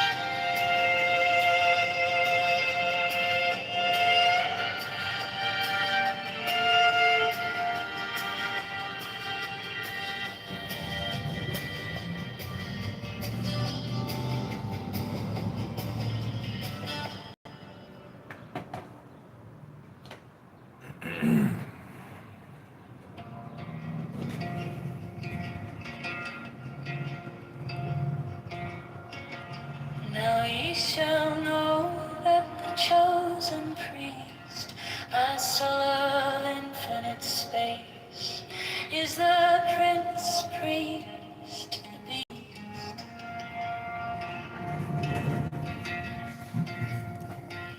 And in his woman, called the Scarlet Woman, is all power given. They shall gather my children into their fold. They shall bring the glory of the stars into the heart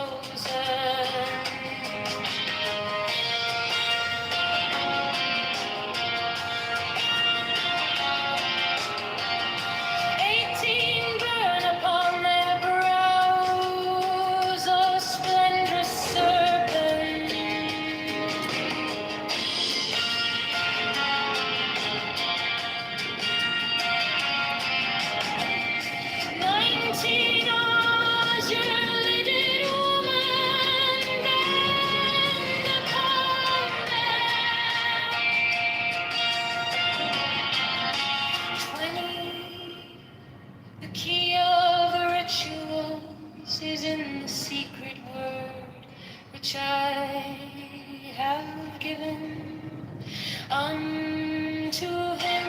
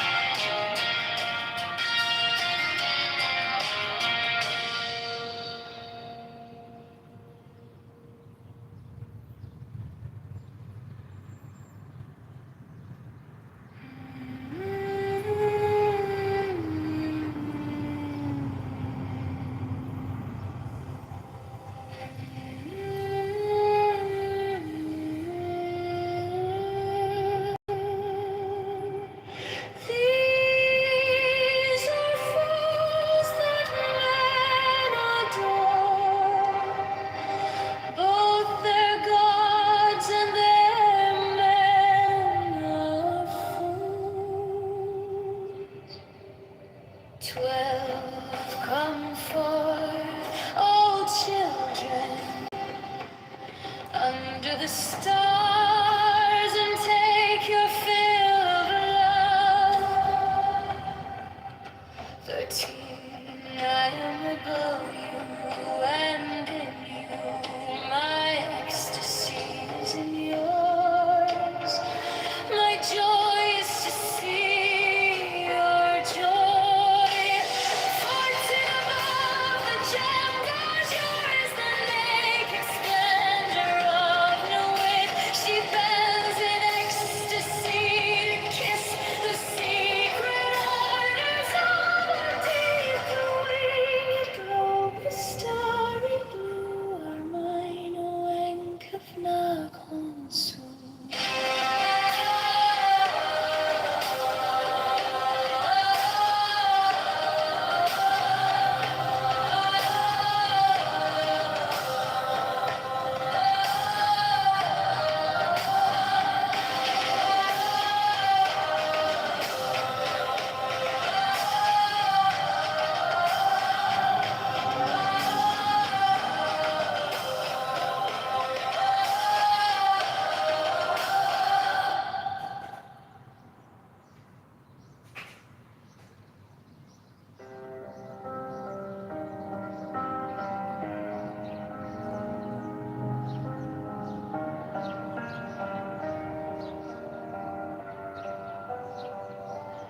These are fools that men adore, both their gods and their men are fools. 12 come forth, O children, under the stars and take your fill of love. 13, I am above you, and in you my ecstasy is in yours. My joy is to see your joy.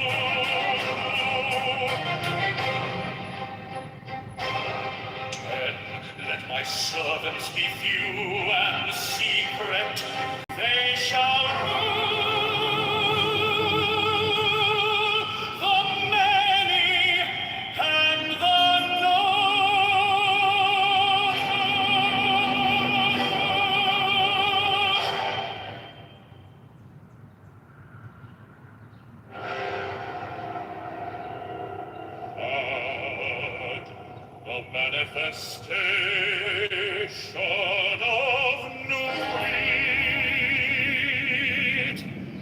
to the unveiling of the company of heaven.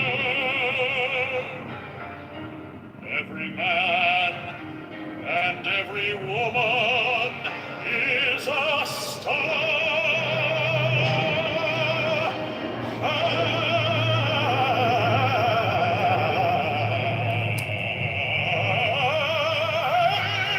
Every number is infinite.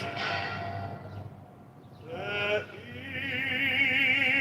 is no difference. Five, help me, O warrior lord of deeps, in my unveiling before the children of men. Behold it, my secret centers, my heart and my thought. Seven, behold, it is revealed by I was the minister of Morpakrat. Is in the foe, number who in the cast. Nine worship, then the caps, and behold my light shed over you.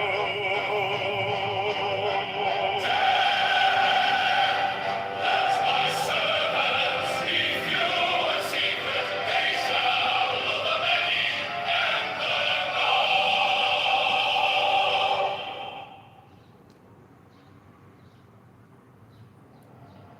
mine is the head of the man, and my insight is keen as the hawk's.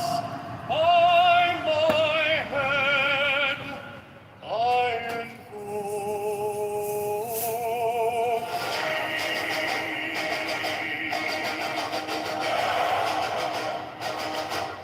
I am the only begotten child of my father and mother. My father is dead.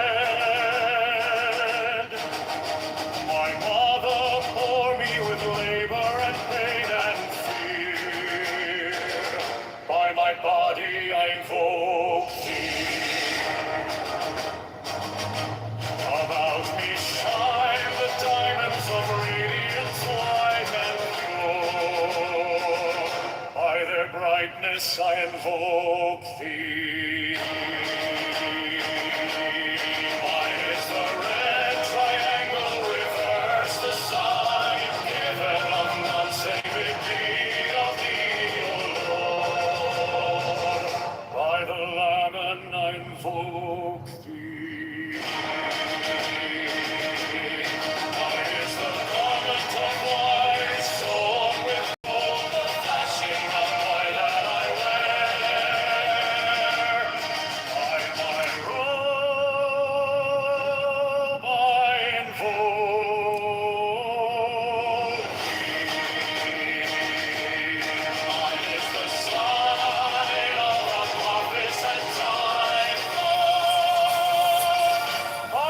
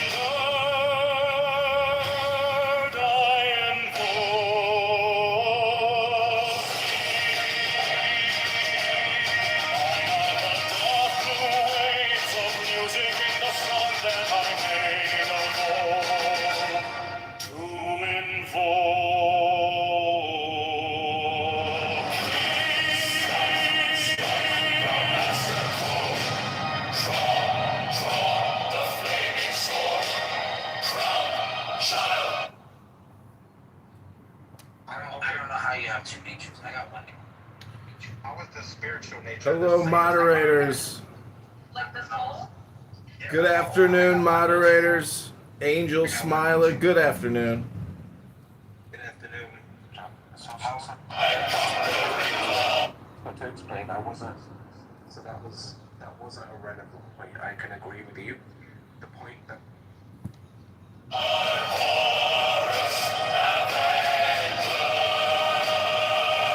by the song I invoke thee. In my hand is thy sword of revenge. Let it strike at thy bidding. By the sword I invoke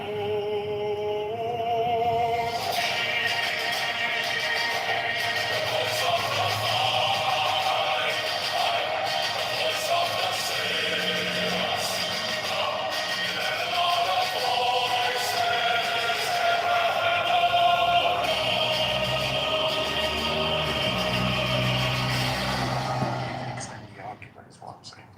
Hello, moderators. Nature is about what makes you you. So the human nature is like what makes a human a human. A soul of nature is what makes a soul, and you can't conflate those things. Hello, moderators. Moderators, I'd like to be put in the queue. This is John. Thank you. Yeah, I think it's popcorn, John. So if you want to. Well, I just want to interrupt If you then. want to just interrupt the conversation and just butt into the conversation, sure, John.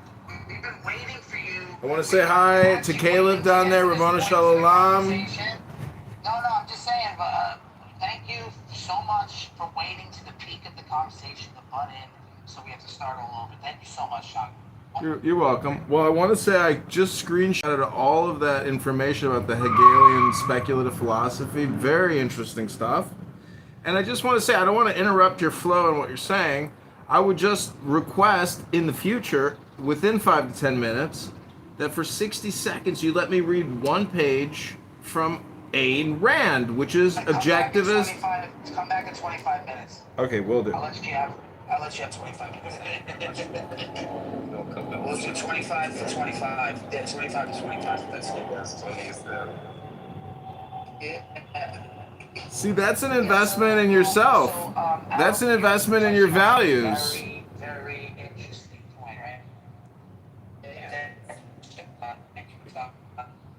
You're in the matrix. I appreciate it. All right. You're in the matrix. So, man.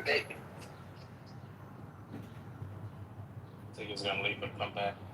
Yeah, I think he said Yeah. on a train, I think. I agree with you, Smiler, but that wasn't really the conversation. I think it was a part of the conversation because when you're giving particular critiques. I'm gonna leave it a little bit. I just got to this point, and I just wanted to read this. I just wanted to show him where to read on the thing, and then you guys can continue this conversation. I don't really mind. So Al, if you click on the top, right? Yeah. And then you're in the Wikipedia.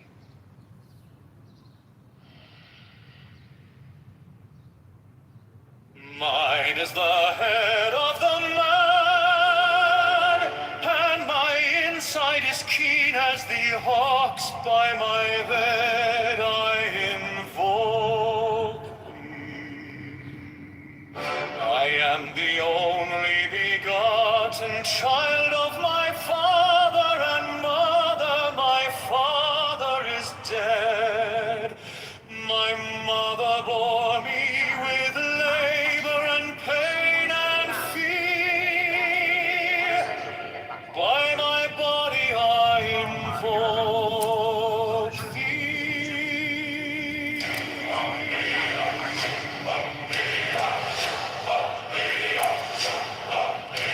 About me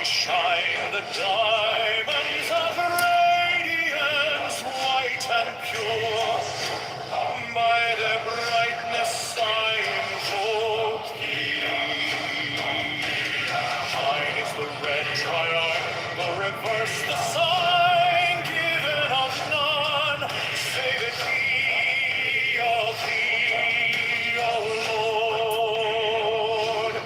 By the Lord I invoke thee. Thine is the garment of white, so with all the flashing of day that I wear by my robe I invoke thee. Thine is the sign of the prophets and Typhoon, by the sign I invoke thee. Mine is the turban of white and gold, and mine the blue vigor of the intermediate. By my crown I invoke thee. My fingers tremble on the beat of earth, so run I after thee in thy car of glory. By my fingers I invoke thee. I bear the wand of double power in the voice of the Master. Abracadabra. By the word I invoke thee. I know the dark blue waves of music in the soul that I made a hole to invoke thee.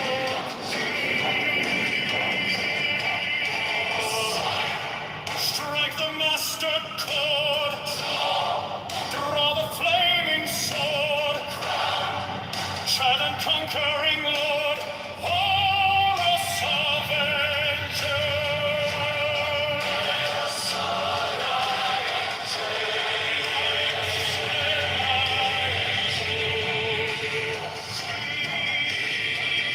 In my hand is thy sword of revenge, let it strike at thy cheek.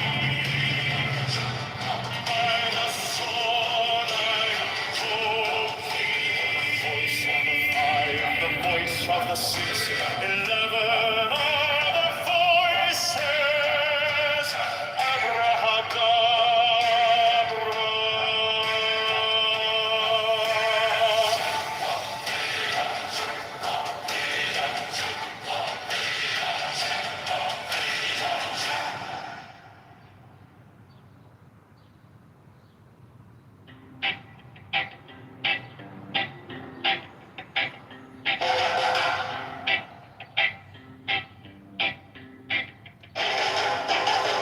Mine is the head of the man, and my insight is keen as the hawks. By my head I invoke thee.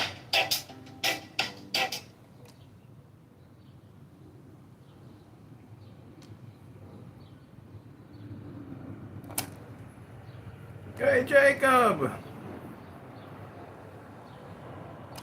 Jacob, can you hear me? Jacob! I'm gonna come back. Regular for that little moment.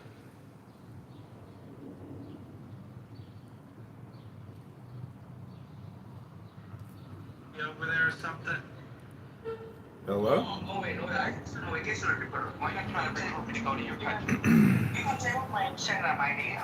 My name is Alvin Explorer. Alright, calm down, buddy. A little bit too much partying in Bangkok, right? Yeah, come. Hey, Jack, how you been? Stop with my brother. Hey, it's getting crazy. Hey,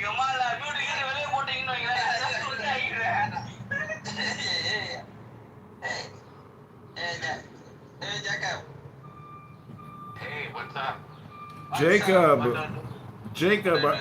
Jacob, I got an event for you to come meet me and two guys down on what is that, North Avenue Beach? I'm not going to Lakeview anymore. I don't want to get shot. Well, this is like an EDM party. The tickets are maybe like $40-50. It's on the boat. It's on the rooftop of that boat. shut the fuck up. My friends out of Chicago.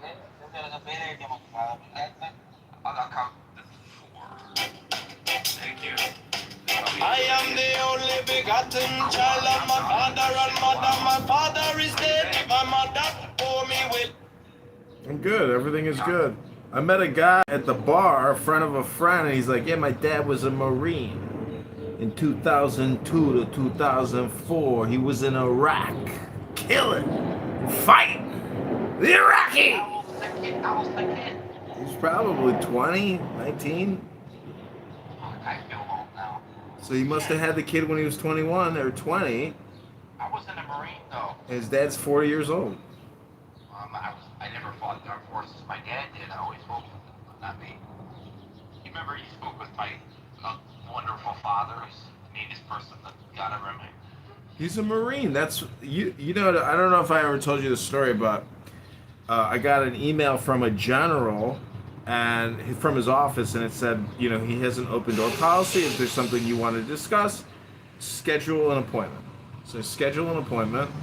I go into the general's office, and you know, before you can go in, you have to knock, take 2 steps back, and then issue your announcement, which is, you know, General Cadet Kitover reporting as ordered, General. And then he goes, come in. And then you go in.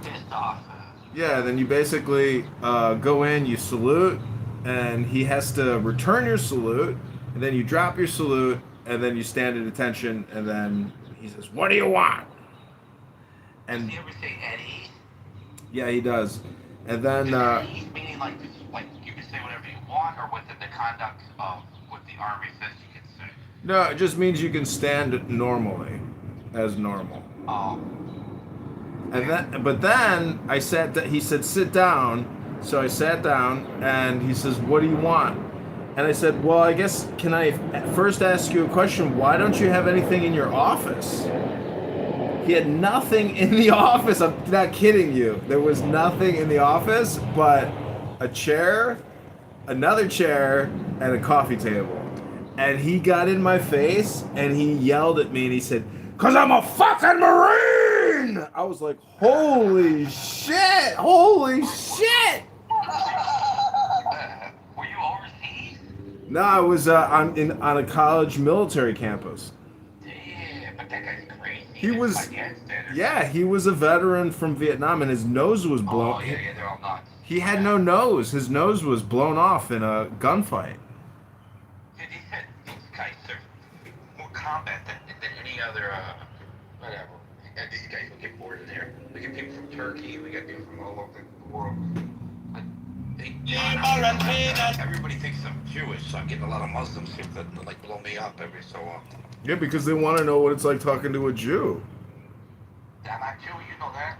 It doesn't matter. You can just play the part. They're just here for a dopamine experience. Fear by my body, I invoke Encouraging people to be fake Jews. Because, hey, why not? Let's see what happens. Upon me shine the diamonds are radiant, white and pure. By their brightness I invoke thee.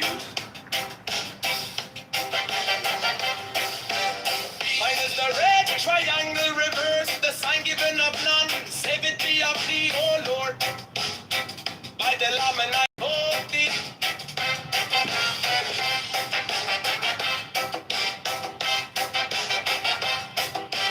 Free mine is the garment of white, sewn with gold. The flashing of eye that I wear by my robe, I invoke thee. Mine is the sign of Apophis and Typhon. By the sign I invoke it. For mine is the turban of white and gold, and mine the blue vigor of the intimate. By my crown I invoke it. My fingers travel on the beads of pearl, so run I after thee in thy car of glory. By my fingers I invoke thee. I hear the want of double power in the voice of the master. Abraham by the word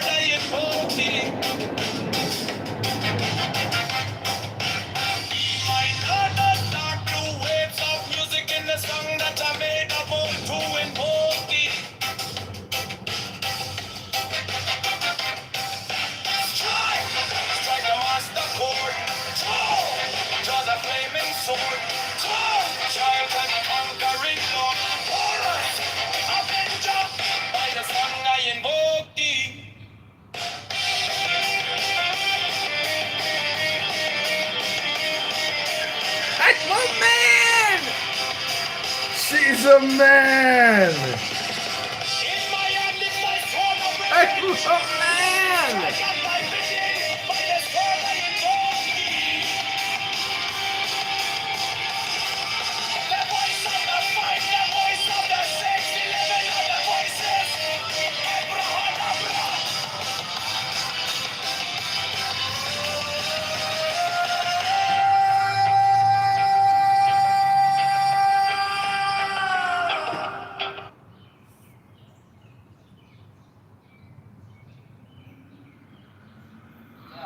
Governorship in Arizona. But I don't think that's gonna, because I don't think that Trump has as much sway here as he does in a lot of other places. But I will tell you what does, and it's even worse in many ways, and that is Turning Point USA and the Christian nationalists. So my jury's out. Gonna happen.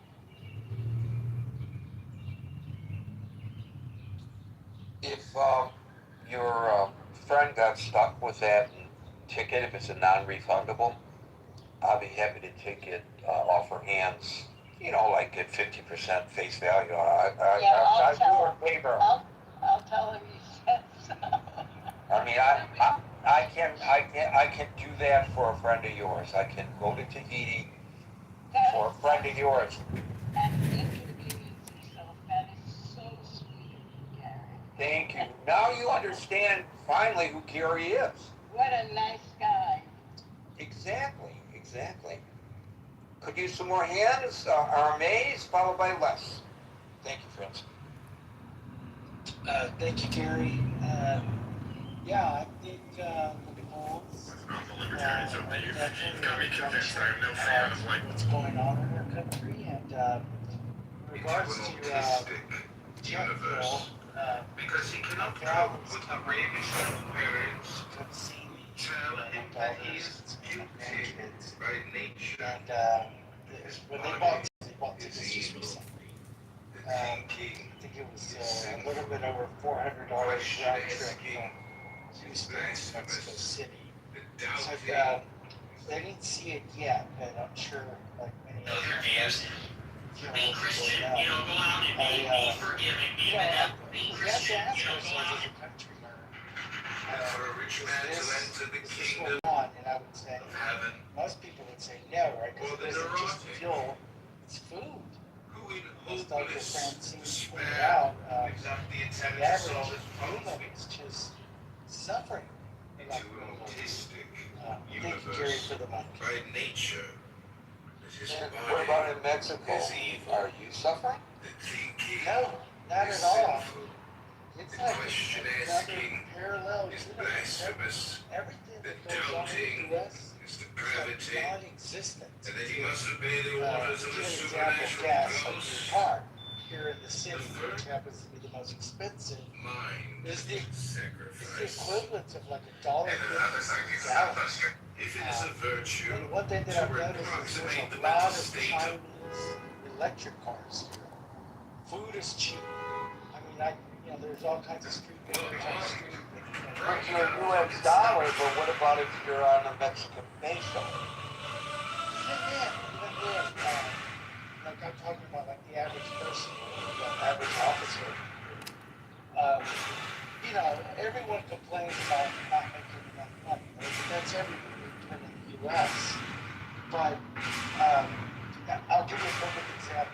Here, a family can buy a house, buy cars, kids to This is school, Elon Musk on a Saturday night, have a playing vacation. video games with a bunch of On autistic one side, artworks.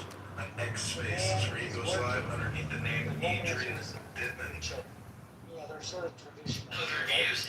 And Be I think as Christian. person you probably know, there's a huge Jewish community here. Do mystics And declare, everybody lives well. though they demand of man so that he we're not sacrifice gonna his happiness, though that they comes demand Thank you, Armaze. It's interesting. You're paying for gasoline. I want to know where that is. Like $1.50 a gallon, obvious by just bringing U.S. it up right away so we can avoid conversion. the obvious redundancy. Should I Get past that. It's And so penance. then I know. So the President Scheinbaum, she's got the patent to cap regular gasoline below 24 pesos per liter. So 24 pesos per liter is $5.07 a gallon.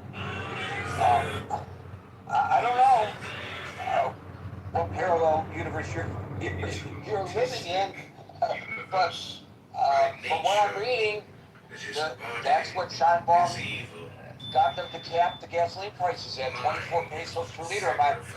Is my conversion correct here? $5.07 a gallon? It's correct, but it's cap, right? That means they could go above that, that can definitely go below that. Why would they? Why would they go below that?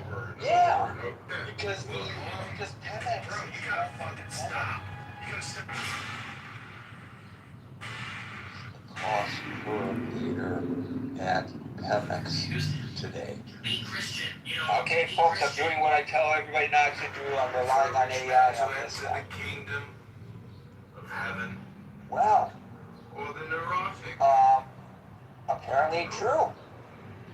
The average cost of gasoline sits between 23 and 28.19 pesos per liter. That's approximately $1.35 to $1.65 USD, depending on highly on the region and the fuel grade. This is according to Mexico Now. I don't know the site. It's some kind of a news site. Know what that is? Mexico Now? It's a news site. Mexico Now News. No, I'm not familiar with it. I usually use big telephone. Yeah, but this is.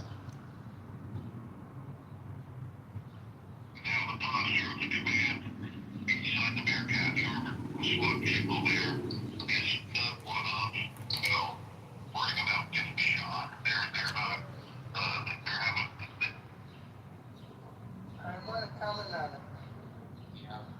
Ministers in our government, they are represented in the army. Yeah, the lot is your end. Oh, okay.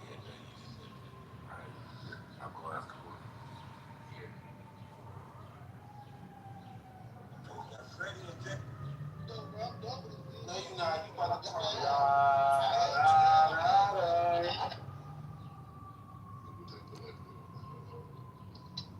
To be fair, I'm not gonna lie. I think What's your thoughts, Frank? After the deployment systems. Like, if enemy starts deploying level 6 autonomy, as you call it, and you have not started doing that, yes, exactly. So you have to catch up. So my point is that it is very important to think about the safety of these systems, but that thinking should not slow you down in developing them because they are critical for your existential survival, right? Like, one person who doesn't get to think about the ethics of the war is that person. That person surely doesn't get to think about what would be the safety risk of such and such. Well, of course, just wrong decision.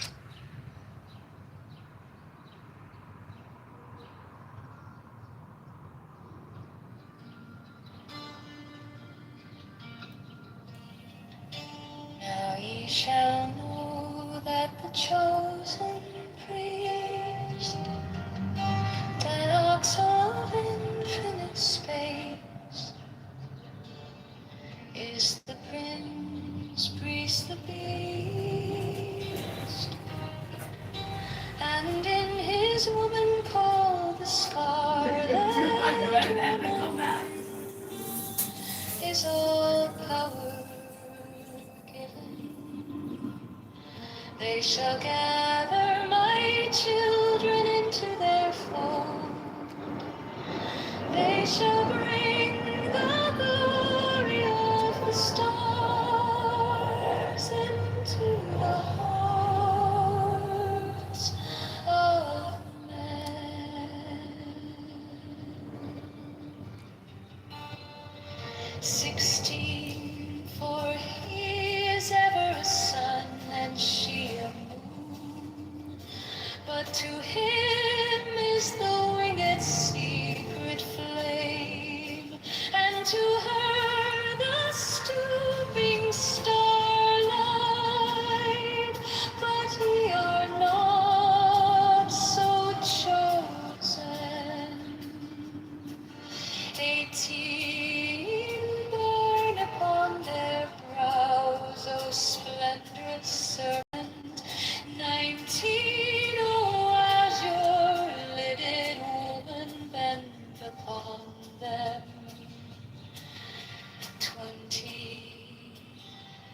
key of the rituals is in the secret word which I have given unto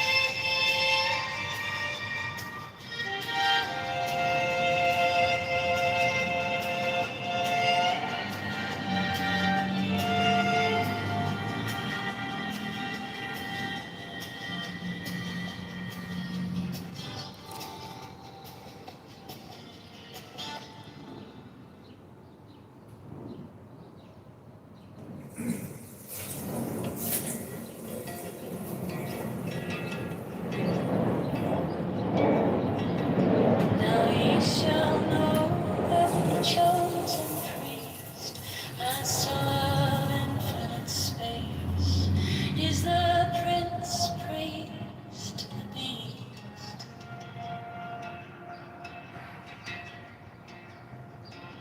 And in his woman, called the Scarlet Woman, is all power given. They shall gather my children into their fold. They shall bring the glory of the stars into the heart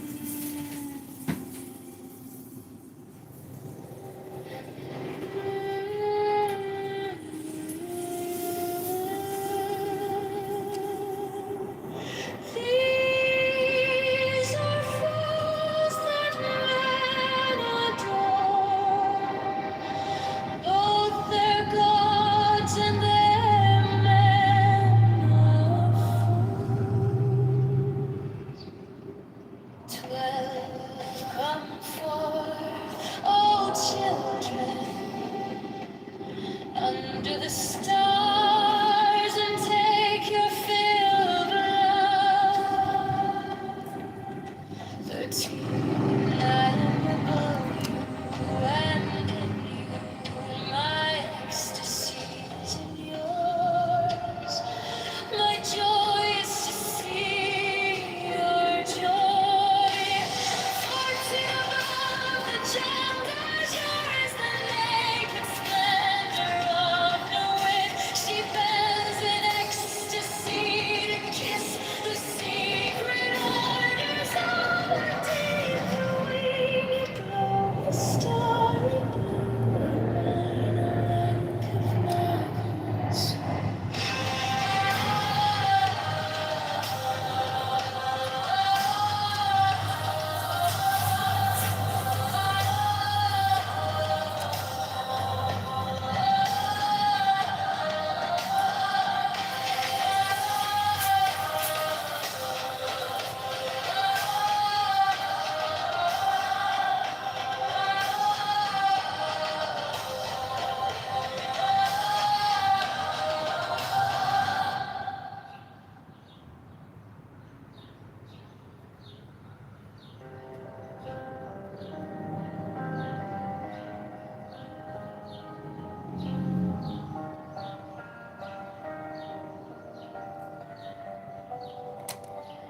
These are fools that men adore, both their gods and their men of fools. 12 come forth, O children, under the stars and take your fill of love. 13, I am above you, and in you my ecstasy is in yours. My joy is to see your joy.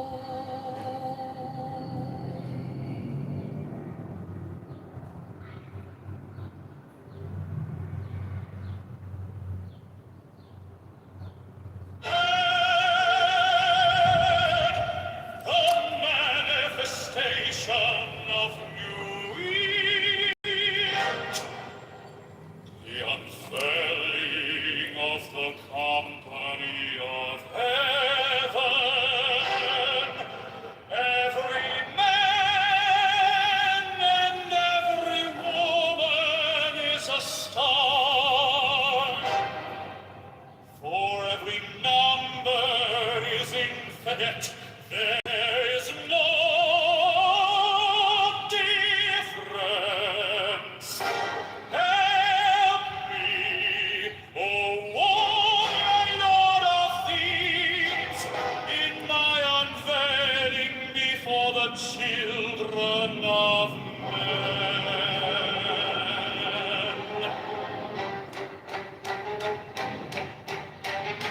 6 feet out deep, my secret center, my heart and my core.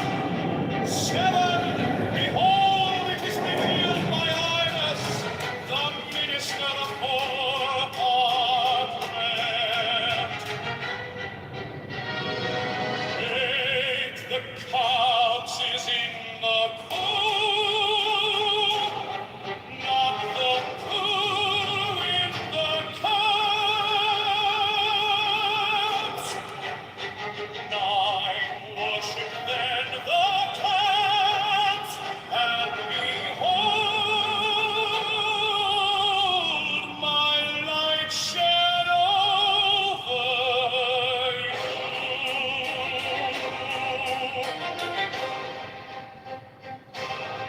10, let my servants be few and secret, they shall rule the many and the known.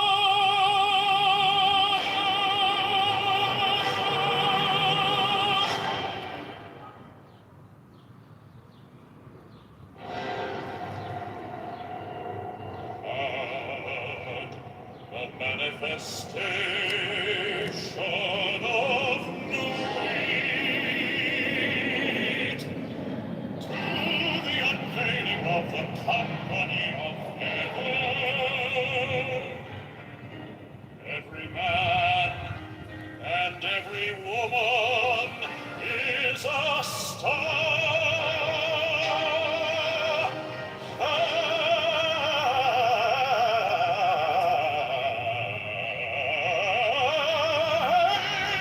Every number is infinite. There is no difference. 5, help me, O warrior Lord of Thebes, in my unveiling before the children of men. Now and each, my secret centers, my heart and my thought. 7, behold, it is revealed by I was the minister of Orpahrat. 8, the cast is in the pool, not the pool in the cast. 9, worship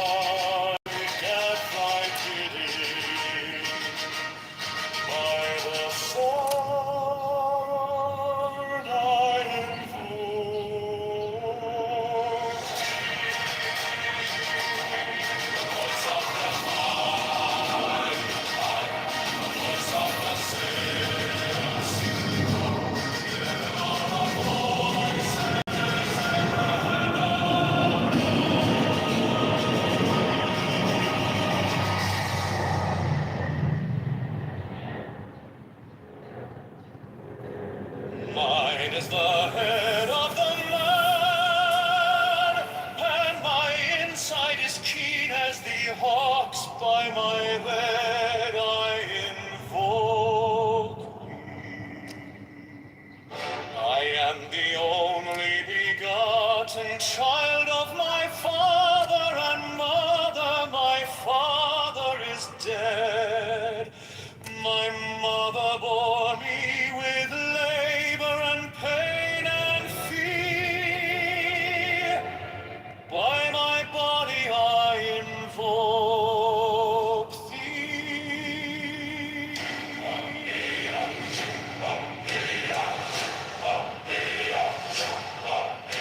About me shine the diamonds of radiance, white and pure. By their brightness I invoke thee. Mine is the red triangle, reverse the sign, given of none, save in thee, O Lord. By the Lamed I invoke thee. Mine is the garment of white, sown with gold, the flashing of day that I wear. By my robe I invoke thee. Mine is the sign of Apophis and Typhoon. By the sign I invoke thee. Mine is the turban of white and gold, and mine the blue figure of the intermediate. By my crown I invoke thee. My fingers tremble on the beat of earth, so run I after thee in thy car of glory. By my fingers I invoke thee. I bear the wand of double power in the voice of the Master. Abracadabra. By the word I invoke thee. I know the dark blue waves of music in the song that I made of old to invoke thee. Strike the master chord, draw the flaming sword, child and conquering Lord, Horus Avenger.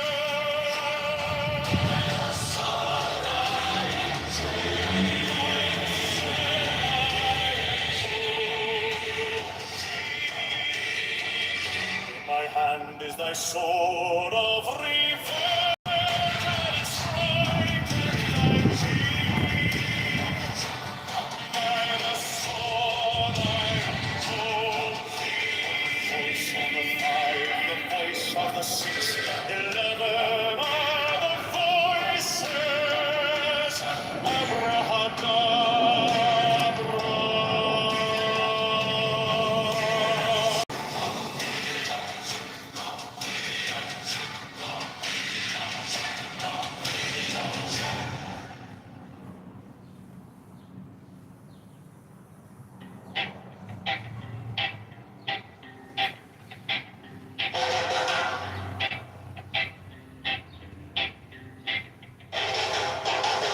Mine is the head of the man, and my insight is keen as the hawks. By my head I invoke it.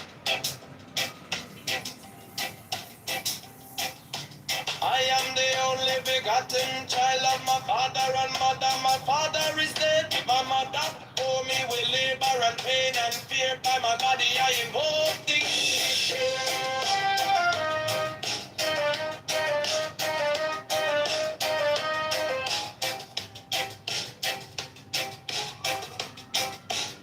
Upon me shine the diamonds of radiance, white and pure. By their brightness I invoke thee.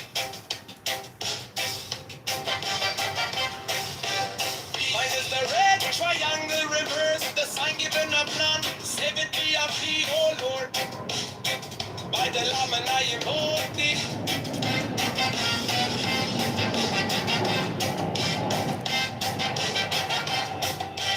Free mine is the garment of white, sown with gold. The flashing of eye that I wear by my robe, I invoke thee. Mine is the sign of Apophis and Typhon. By the sign I invoke thee. For mine is the turban of white and gold, and mine the blue vigor of the intimate. By my crown I invoke thee. My fingers travel on the beads of pearl, so run I after thee in thy car of glory. By my fingers I invoke thee. I hear the ones of double power in the voice of the master. Abrahadabra, by the word I invoke thee. Mine are the dark blue waves of music in the song that I made of old to invoke thee.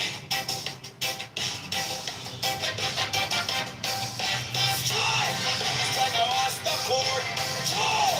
Draw the flaming sword.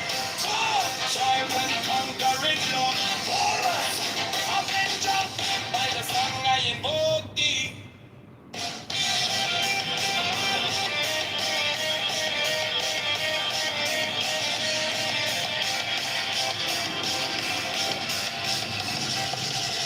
In my hand is my sword of revenge.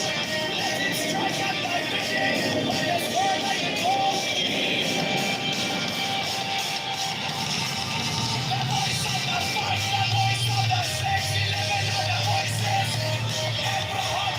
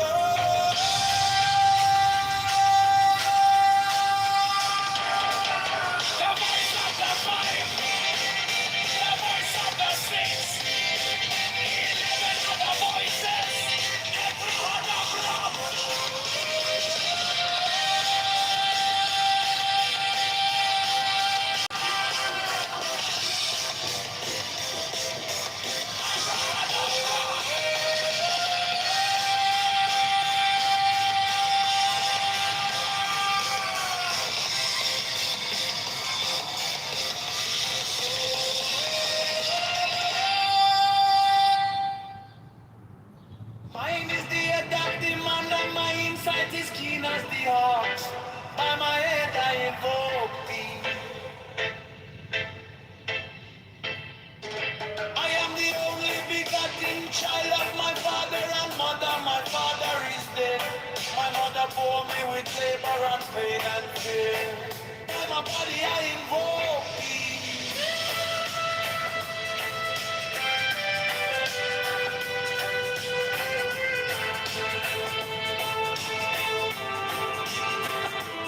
Upon me shine the diamonds of radiance white and pure. By the brightness I invoke thee. Mine is the red triangle reverse, the sign given of none. Save it be, O Lord. By the Lamb and I invoke thee.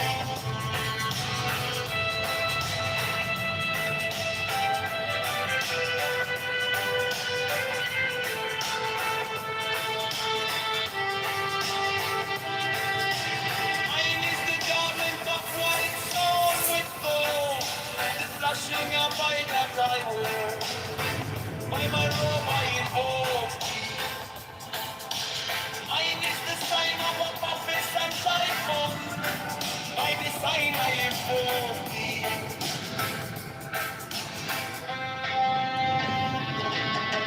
Mine is the turban of white and gold, and mine the blue figure at the end of the year.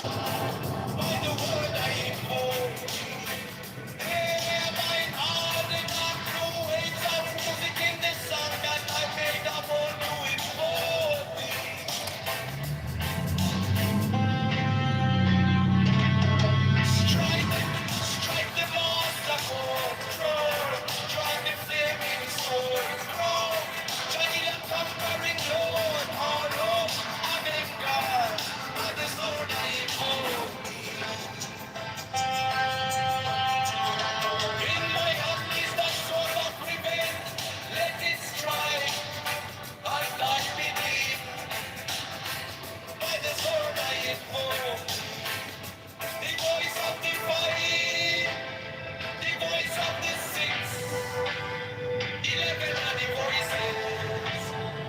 Oh, brother, oh, brother.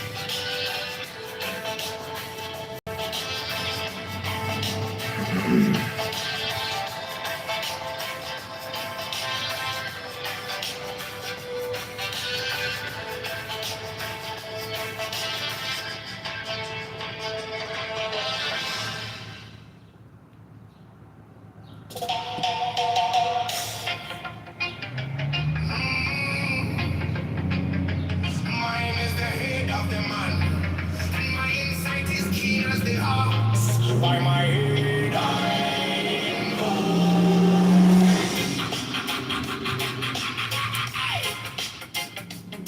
I am the only begotten child of my father and mother. My father is dead. My mother bore me with labor and pain and fear by my body. I invoke thee about me. Shine the diamonds of radiance, white and pure by their brightness. I invoke thee. Mine is the red triangle reverse of the sign. Even of none save it be of thee. Oh Lord, by the layman. I invoke thee. Mine is the garment of white, so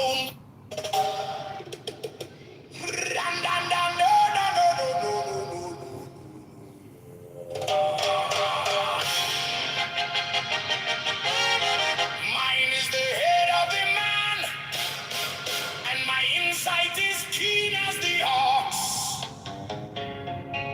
By my head I invoke thee.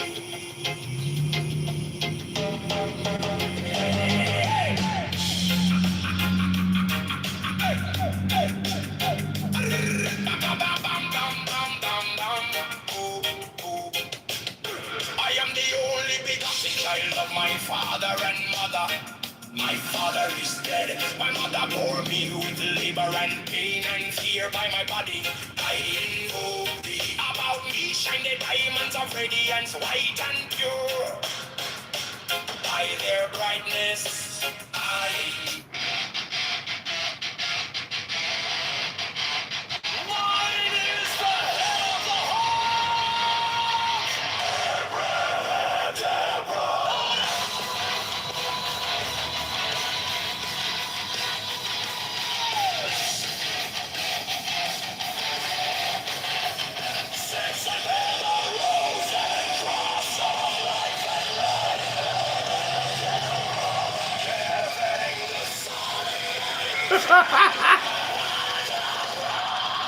I'm like watching myself. I'm like, oh, I look creepy. remaining in the sign. The invocation concludes.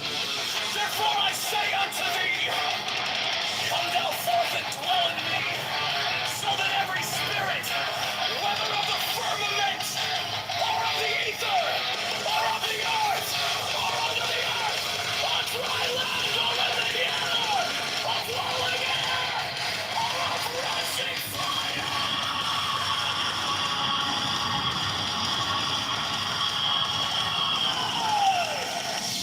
and every spell and scourge of God, the vast one might be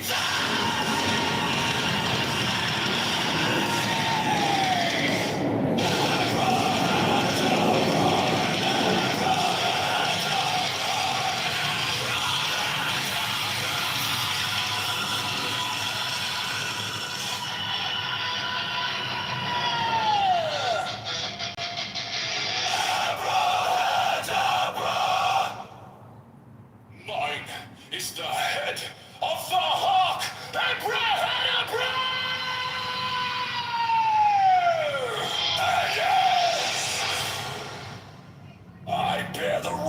rose and cross of life and light.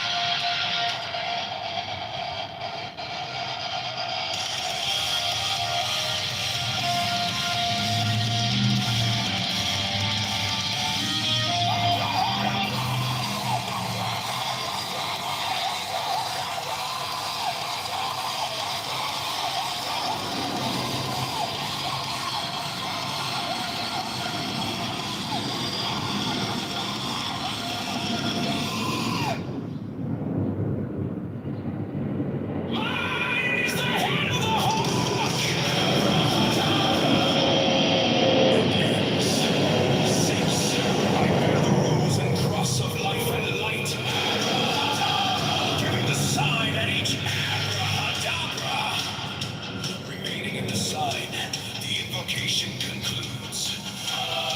Therefore I say unto thee, come thou forth and dwell in me, so that every spirit, whether of the firmament, or of the ether, or of the earth, or unto the earth, or dwellings, or in the water, or dwelling air, or a rushing fire, and every spell and scourge of God, the vast one might be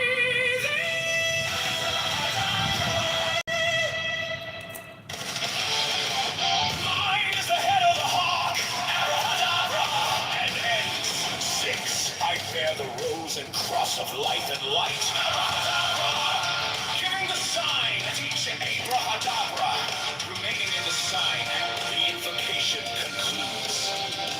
Therefore I say unto thee, come thou forth and dwell in me, so that every spirit, whether of the firmament, or of the ether, or of the earth, or under the earth, on dry land, or in the water of a whirling air, or of rushing fire, and every spell and scourge of God, the vast one, might be thee.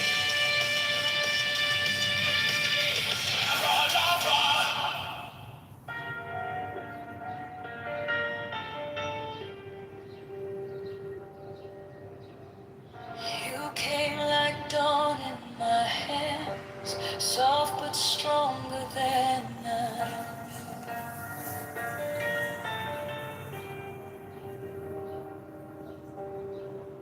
My fear turned gold in your eyes, and my whole night broke in two.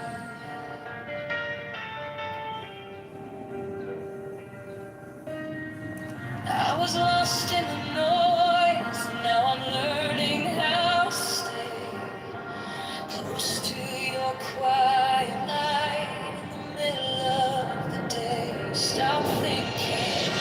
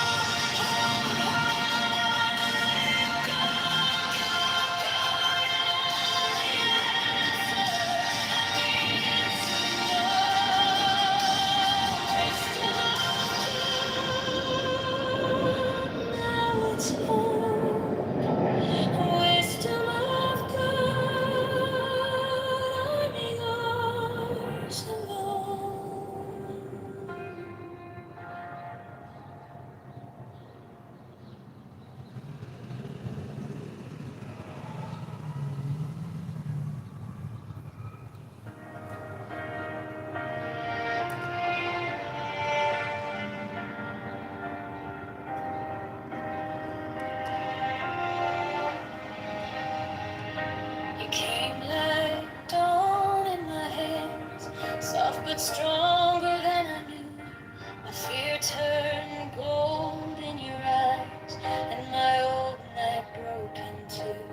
I was lost in the noise, now I'm learning how to stay close to your quiet light in the middle of the day. Stop thinking, let it fall. Take the deepest breath of them all. Hold it close, don't run from the feeling. One more second, you can start believing. Wisdom of God, now it's joy. Wisdom of God, now it's love. Wisdom of God, my heart is open. Wisdom of God, I rise above. Hold, hold, hold, let it go, go, go.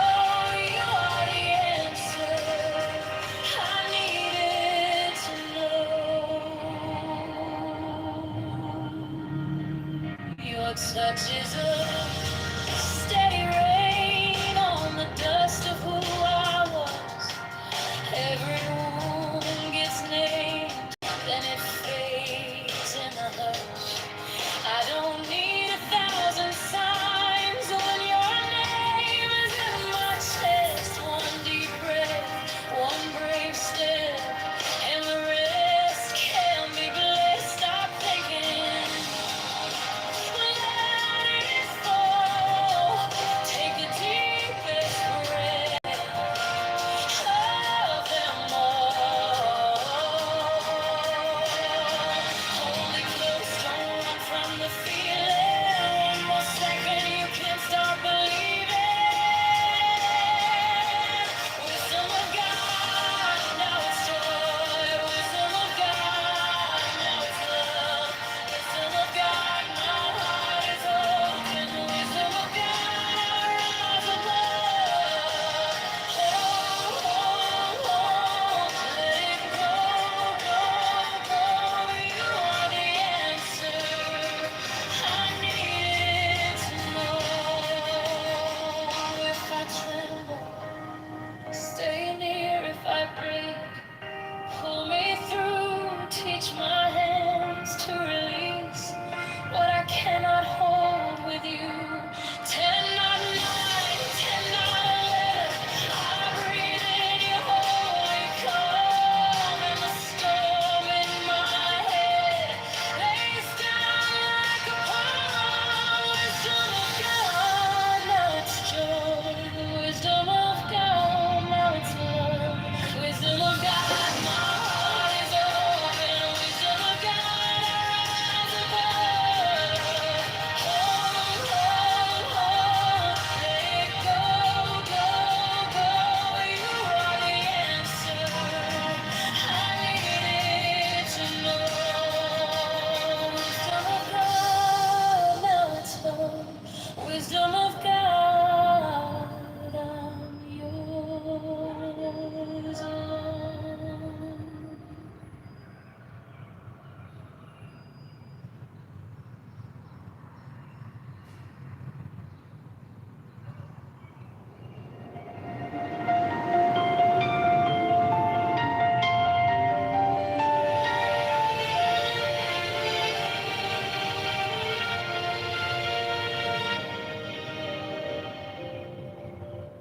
Wisdom of God is now joy of heart, enlightenment.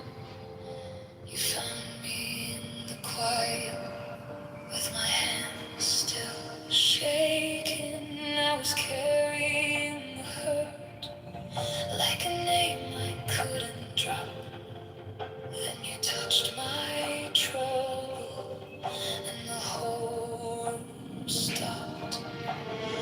Stop thinking and your problems. Take the deepest breath of the day. Hold for 10, not 11. 10, not 9. Stay.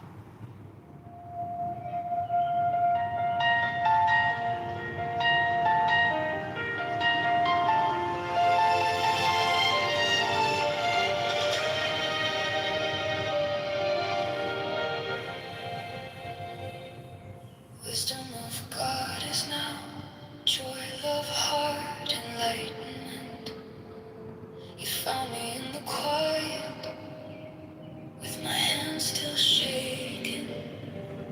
I was carrying the hurt, like a name I couldn't drop. Then you touched my trouble, and the whole room stopped. Stop thinking, and your problems take the deepest breath of the day. Hold for 10, not 11, 10, not 9, stay.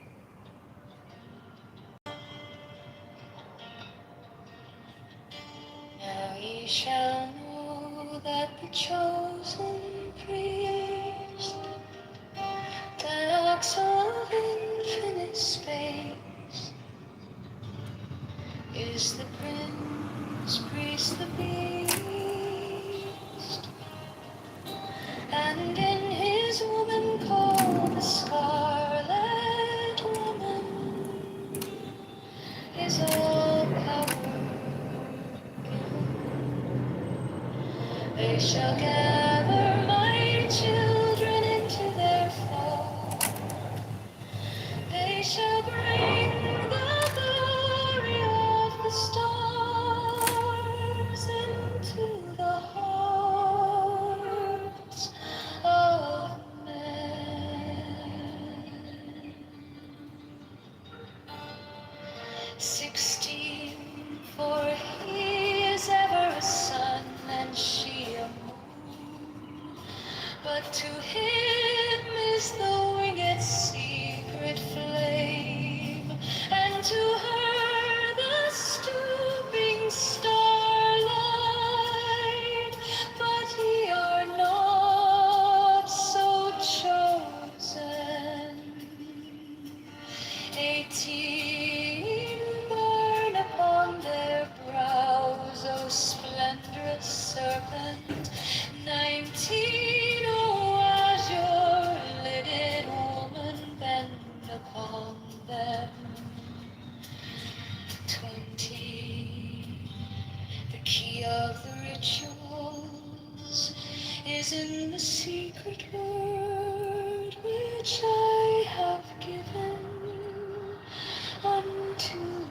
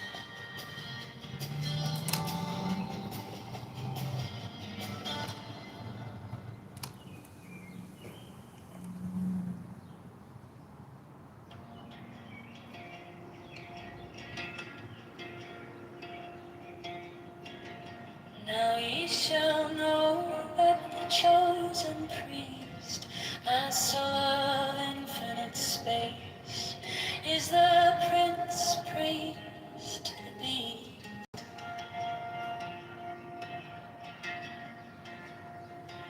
And in his woman, called the Scarlet Woman, is all power given. They shall gather my children into their fold. They shall bring the glory of the stars into the heart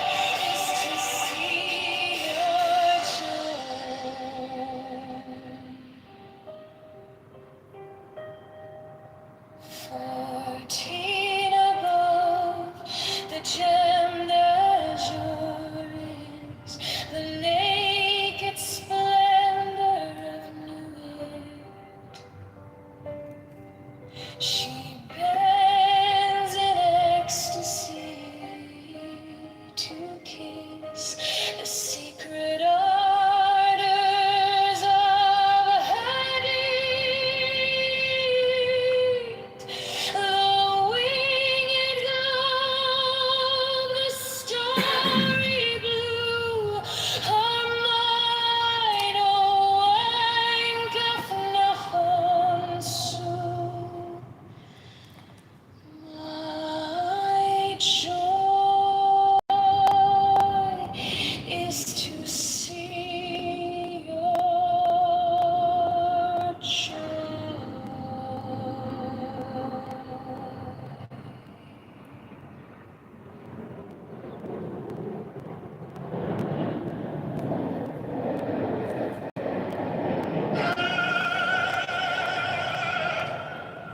manifestation of beauty,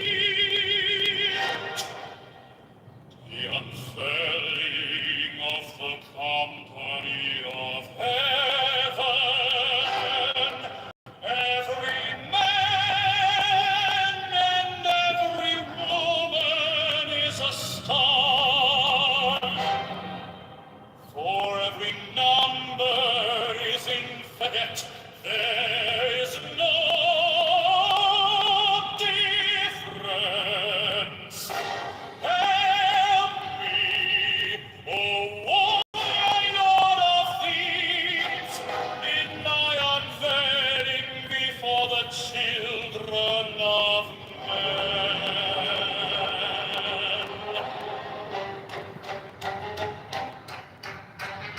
6 feet all deep, my secret center, my heart and my tongue. 7, behold, it is revealed my eyes, the minister of poor apartment.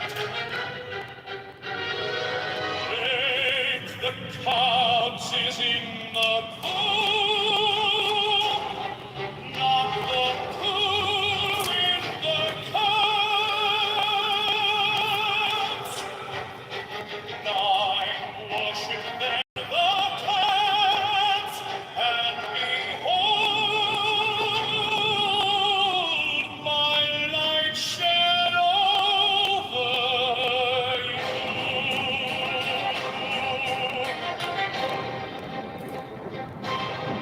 10, let my servants be few and secret. They shall rule the many and the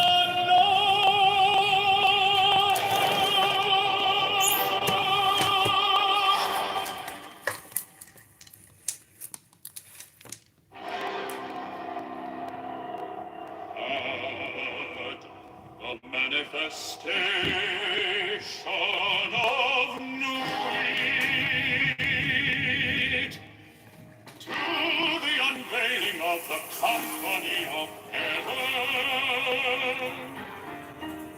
Every man and every woman is a star.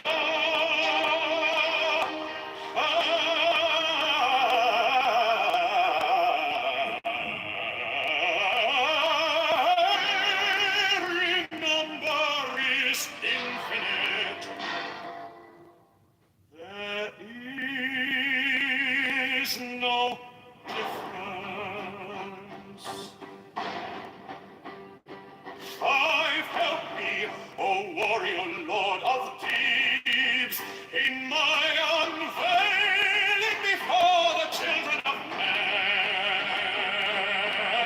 Now I live, my secret centers, my heart and my thought. 7, behold, it is revealed by I was the minister of Orpatrat. 8, the cat is in the pool, not the pool in the cat. 9, worship them the cats, and behold my light shed over you.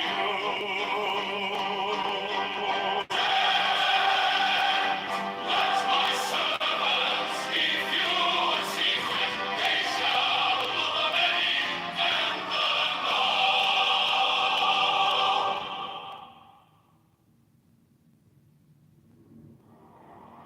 mine is the head of the man, and my inside sight is keen as the hawk's. By my head I invoke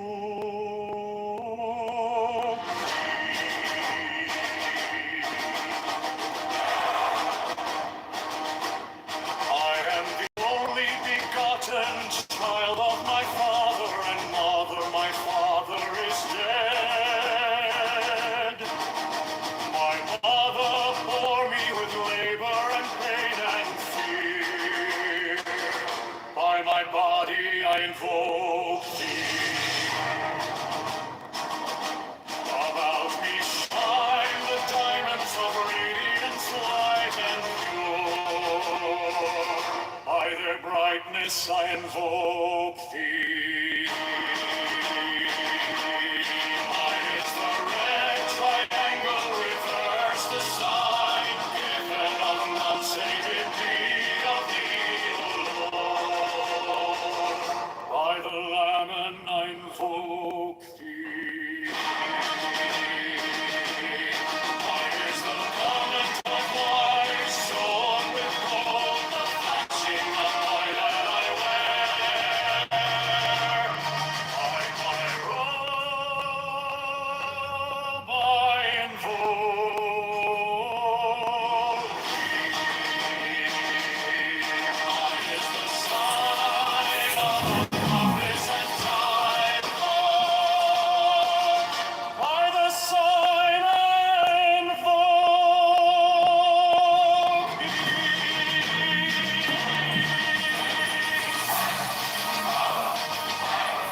Mine is the turban of white and gold, and mine the blue vigor of the intimate air.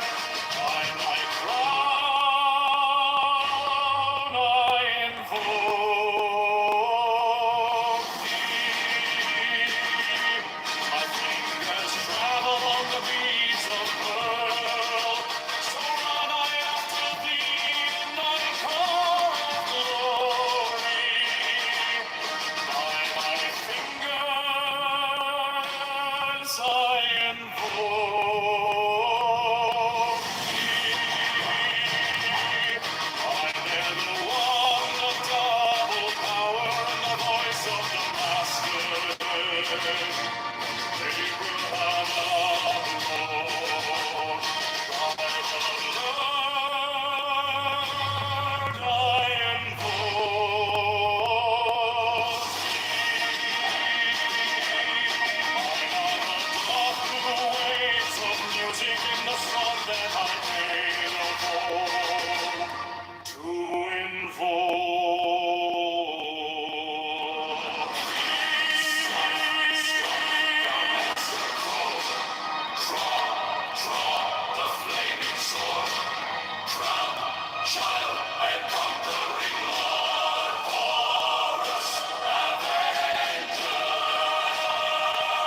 By the song I invoke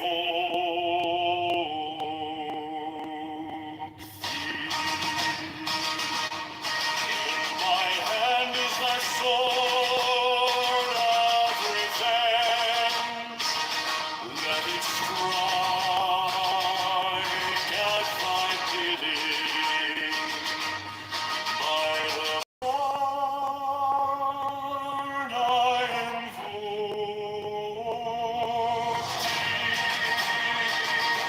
the voice of the voice of the saints, and all the voices ever and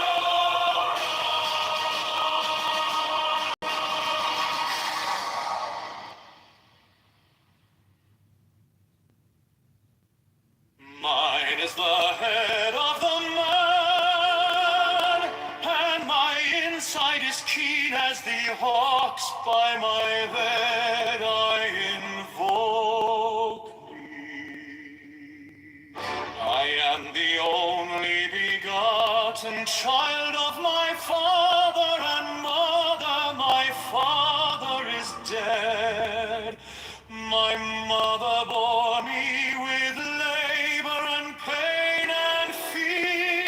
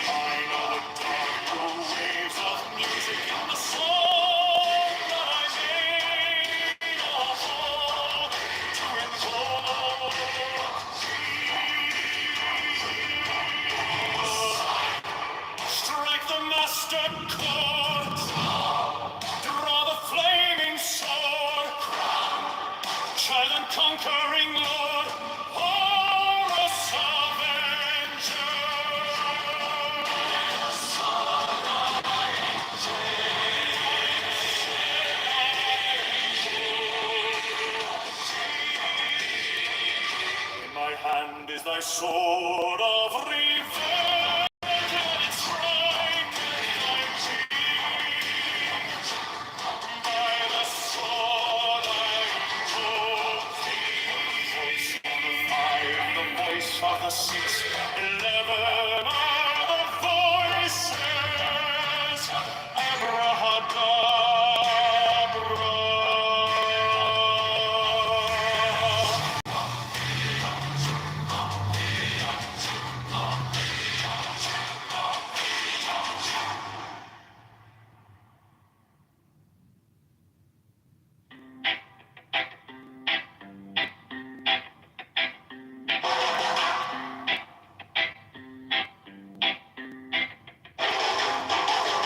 Mine is the head of the man, and my insight is keen as the hawk's by my head I invoked it.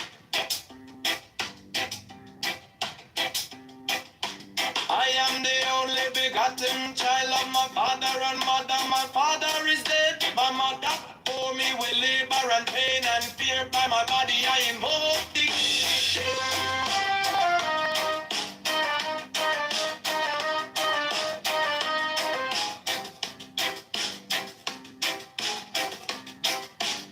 Upon me shine the diamonds of radiance, white and pure.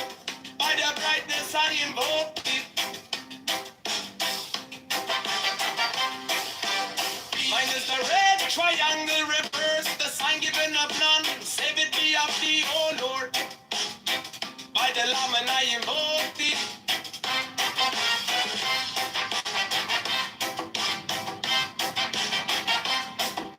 Free mine is the garment of white, sewn with gold. The flashing of eye that I wear by my robe I invoke thee. Mine is the sign of a prophets and typhon. By the sign I invoke thee. For mine is the turban of white and gold, and mine the blue vigor of the intimate. By my crown I invoke thee. My fingers travel on the beads of pearl, so run I after thee in thy car of glory. By my fingers I invoke thee.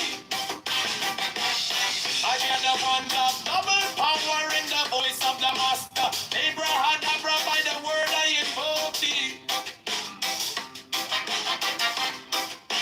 Be mine are the dark blue waves of music in the song that I made about to invoke thee. Strike! Strike the master chord. Draw! Draw the flaming sword. Draw! Triumph and conquering Lord. Horus! Avenger!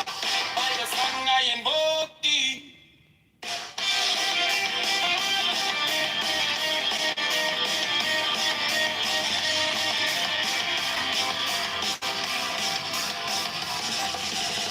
In my hand is my sword of revenge. Let it strike at my bidding. By the sword I invoke thee. The voice of the fight, the voice of the 611 of the voices. Abrahadabra.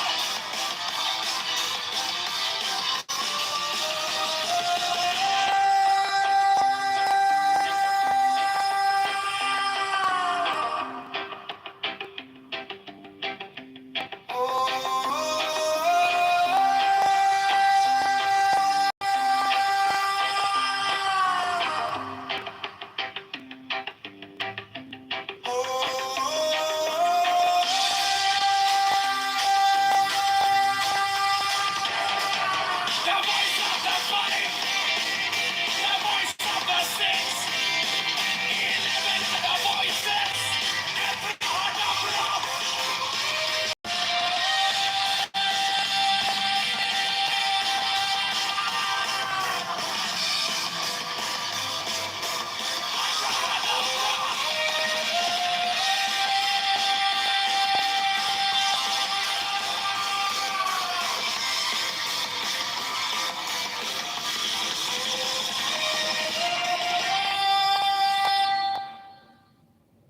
Mine is the adaptive man, and my insight is keen as the hawks. By my head I invoke thee. I am the only begotten child of my father and mother. My father is dead. My mother bore me with labor and pain and fear. By my body I invoke thee.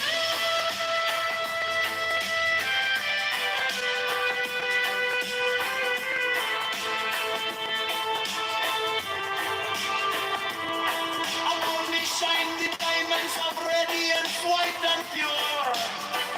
By the brightness I invoke thee.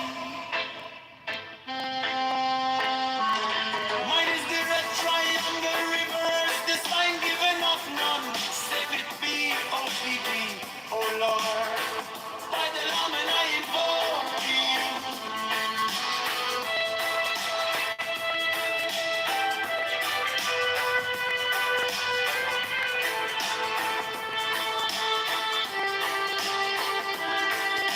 Mine is the garment of white soul with gold, the flashing of light that I wear. By my robe I invoke thee. Mine is the sign of Apophis and Typhon. By the sign I invoke thee.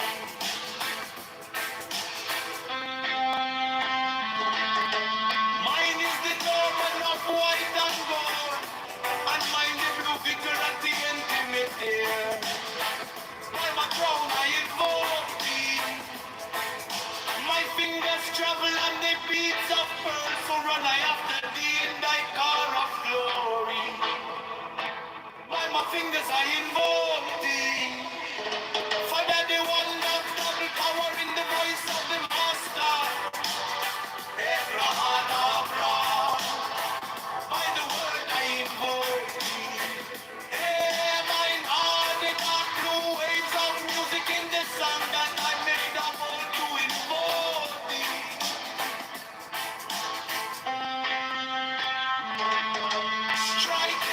Strike the master chord, draw the flaming sword, crown, giant and conquering Lord, our Lord, Avenger, by the sword I invoke thee. In my hand is that sword of revenge, let it strike, I die beneath, by the sword I invoke the voice of the fight, the voice of the six, 11 are the voices. Abra-dabra.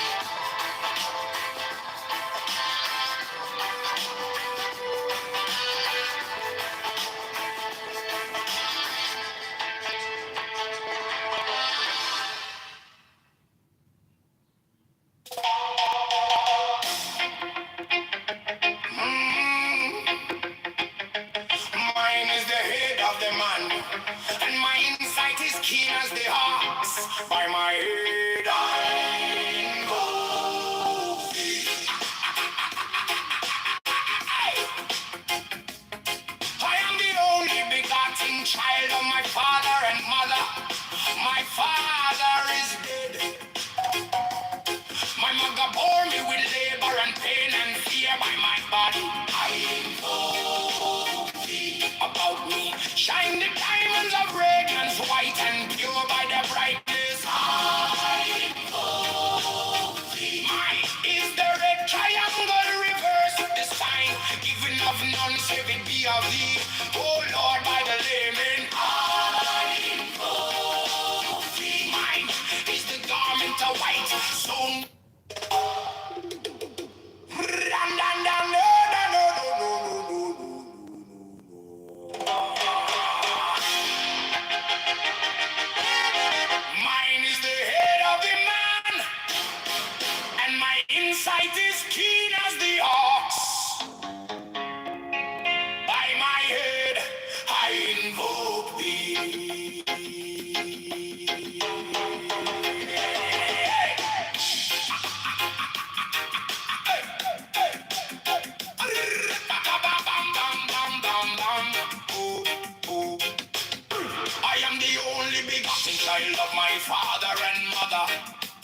father is dead. My mother bore me with labor and pain and fear. By my body I invoke thee. About me shine the diamonds of radiance, white and pure. By their brightness I... Mine is the head of the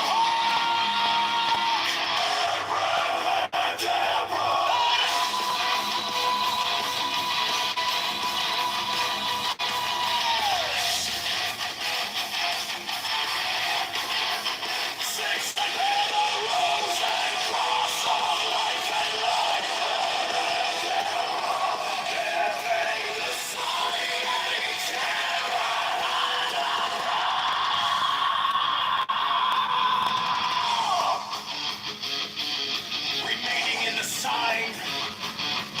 The invocation concludes.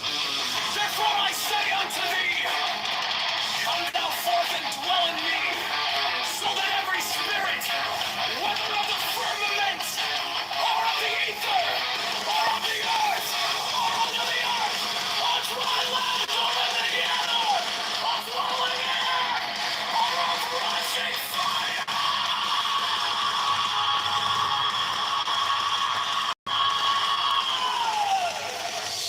and every spell and scourge of God, the vast one might be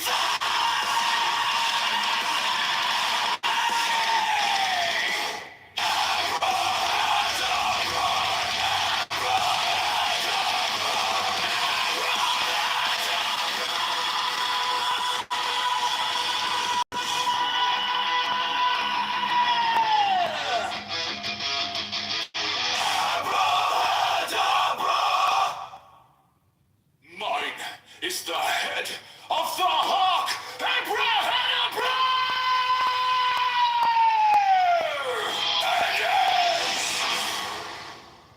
I bear the rose and cross of life and life.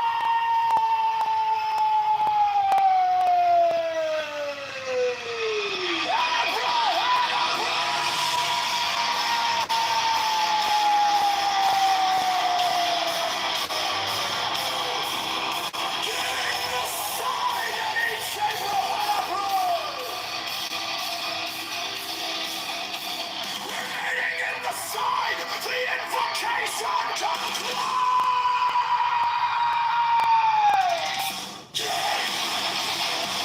Therefore I say unto thee, come thou forth and dwell in me, so that every spirit, whether of the firmament, or of the ether, or of the earth, or of the air, of swallowings or in the water, of flowing air, or of rushing fire,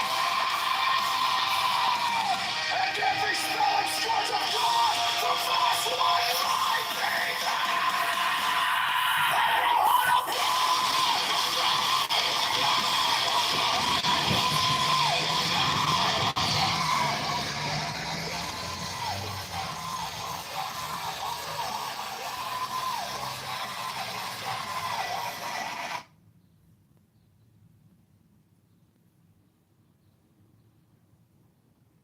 That's why the Lebanese, many of the Lebanese people are. And they wanted to protect the Maronite Christians, which they were all expelled, obviously, by the Muslims. So there's barely any Christians left, and they're barely part of the government at this point. Yeah, what do you want to talk about? The geographic area between Jordan River and Mediterranean Sea has been referred to by variants of the name Palestine for over 3,000 years, evolving from an ancient regional descriptor to an official administrative province.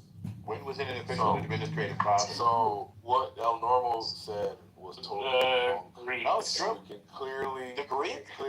Yeah. Please don't cross talk. Please don't cross talk. I just want to get my point uninterrupted.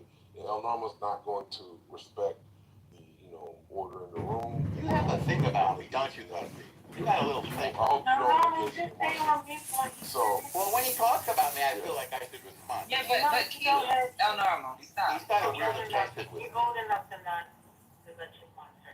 What's that? yeah, so it all started, ancient Egyptian records. They had the beginning, I guess, reference to the area. It was called Palestet, and then it went into the Philistines, and then we have during the 5th century BCE, you have first written record of the name used to describe the entire region, not just the coast. Where is that 5th record? century Greek historian Herodotus. So his you work, you The could History and of the Napoleon. region. Napoleon. He labeled Cook the his region ass. between Phoenicia and Egypt You're as confusing distinct Gillespie as that's district one of theory. Syria Greek is the called Palestine. Later philosophers, including Aristotle, adopt geographical term. Yeah. Early But there Roman was never a period. Palestinian. The life of Jesus and the early Roman Empire, the official administrative name for the Judean mountains and surrounding area was the Roman province of Judea. However, contemporary Greek and Roman writers still used Palestine informally as a broad geographic designator for the wider region. Yeah. So this idea, what were you gonna say? Yeah, it's just one tiny thing. Yeah, so Napoleon used the term Palestine in the 1790s. Norm, how do you get around that?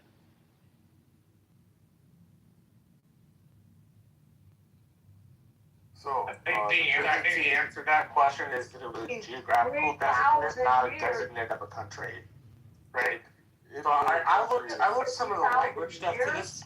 I looked up some of the language stuff to this, which I thought was interesting. It's Encyclopedia Britannica, so at least I find the Encyclopedia Britannica reliable. He left. The word Palestine comes from English to Greek. In Herodotus, as concrete properly mentioned, and the Hebrew Bible, well, the Egyptians and Assyrians, earlier sources in inscriptions refer to the people called some variant of Palaset or Palastu, respectively. But whom these terms refer to remains in the Hebrew Bible later used a similar term, Pelashet, to refer to the Philistines, a people in the Aegean. So it went from all of those names to being Philistia, first under Greeks, to then being Palestina under the Romans, and then translated down through the centuries. That's Greek is, I don't know, so like, is Greek, is that what we're breaking that down to? Because a lot of people use the Greek language to break down a lot of things because English is not as, I would say, versed as Greek is a lot more expansive. And I guess that's why people use it. So are you starting with Greek first, or what other languages are before that? So the people, from what the Encyclopedia Britannica says, the people of the time referred to themselves as Philistines, but other people around them referred to them as Pelashet, Pelastu. In the Bible, as it said, it was Pelashet with an H, and then that gets translated into Herodotus' Greek as Palestine.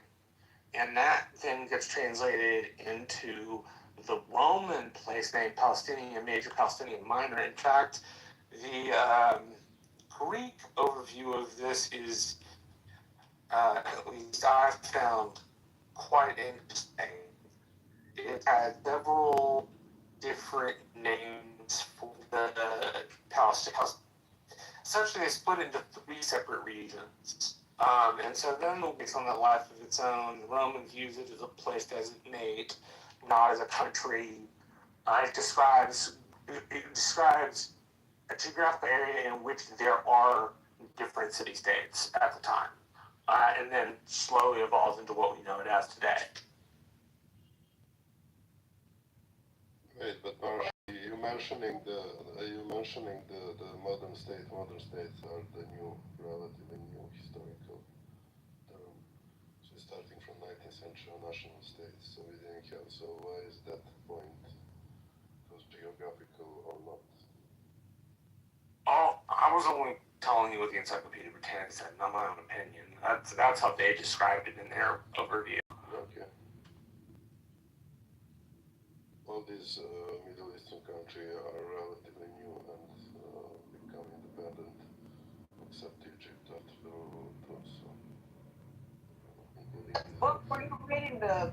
what did you say that was? I'm gonna have to check that out. What was that you were reading? Botanica, what was that? The Encyclopedia Britannica. I'll just send you the sources in the back channel so you can look at them. That's a reliable, because some things I look up and I'm like, books, I'm gonna check that out. Some of the other things I try to, look up on the internet, some things are redacted, or when you try to look up certain information and I don't know why. It's like, I feel like some things they trying to hide. Don't hide. Tell us. Well, the part that I read, the same source, said that before the Israelites' conquest of Palestine, the Canaanites dominated the region, and the town of Hebron was an important center. And when the tribe of Israel invaded the country, the tribe of Judea claimed the entire region just south of the site of Jerusalem into Negev region, the area south of Beersheba. So where is that? Is that Israel today? This is a question. Yeah. Yeah, that's that region of Israel. The Bible speaks of all of that. Yes, ma'am. Syria, Gaza, all that. Temple Mount in that area, if you keep reading, there's some stuff that talks about the Temple Mount and why people to this day continue to fight over that part of the world, because that is supposed to be the place where, they say when Jesus comes, he'll be on the Temple Mount or above the Temple Mount. So that's why that kind of stuff is important. But yeah, that region is important for that reason, and that's why people fight over it today. It's not oil they're fighting over. I believe that people are fighting over that region for religious reasons and the land that is there.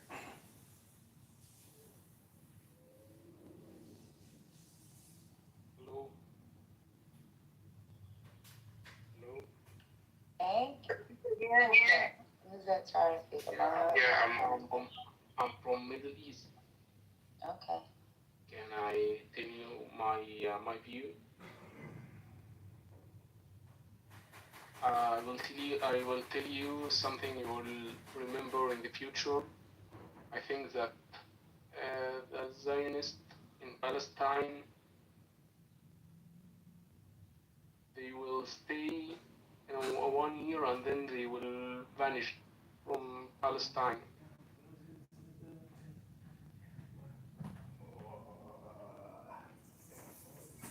Vanish and what? I'm sorry? Vanish. And it should like disappear like magic? Yes, they will immigrate outside Palestine. They are coward because they are coward, and because there will be a war in Palestine, and Palestine will be free. I think after 1 year from now, you will remember my words in the future.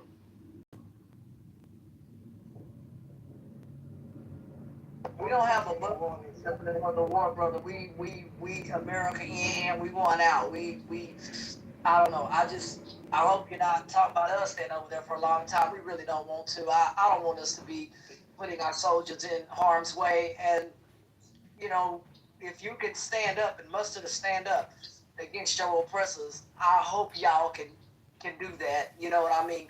But America, man, we should not have to risk our soldiers and put our soldiers in harm's way. I hope that is not the war that you're calling for, man. I really hope not.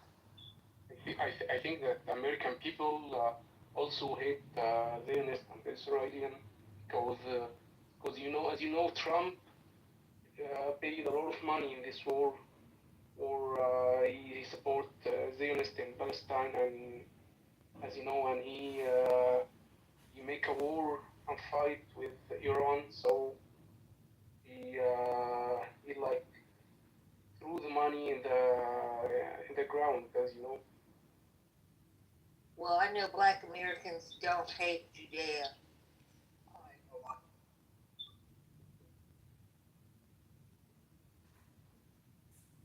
I think that Palestine will be free. It will be, it will not be later, but will be as soon as possible. I think it will be, that scene will be soon. I think it will not be far. It will be near.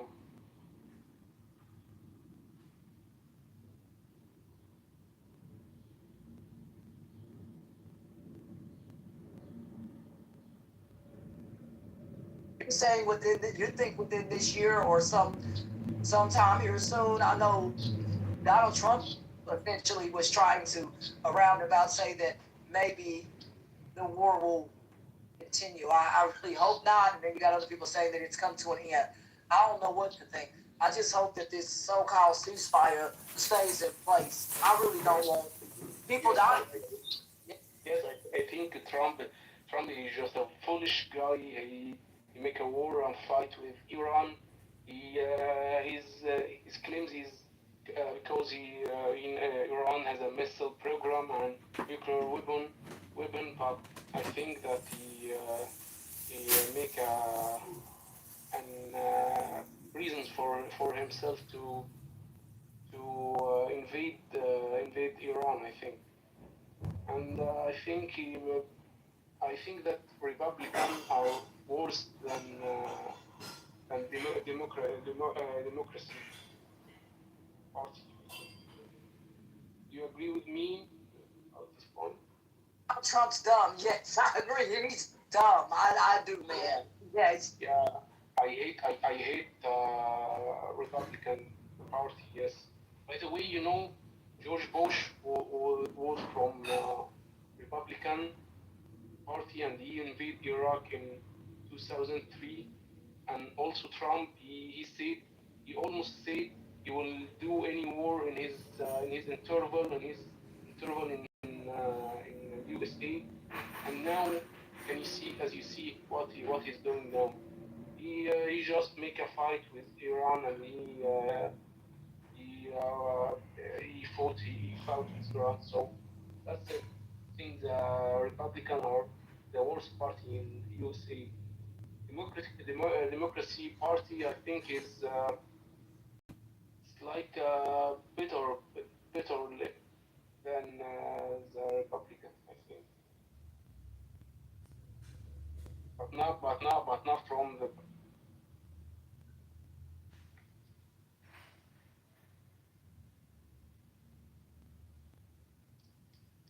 Donald Trump has caused all kinds of problems, and I'm sure you guys on this stage, a lot of y'all, I don't know how many people in here are Republican, but if you're a Republican person, you might want to call on Donald Trump to end whatever he's doing as well, especially if it's hurting your pockets, because the prices, regardless of who you are, they're going to touch everybody.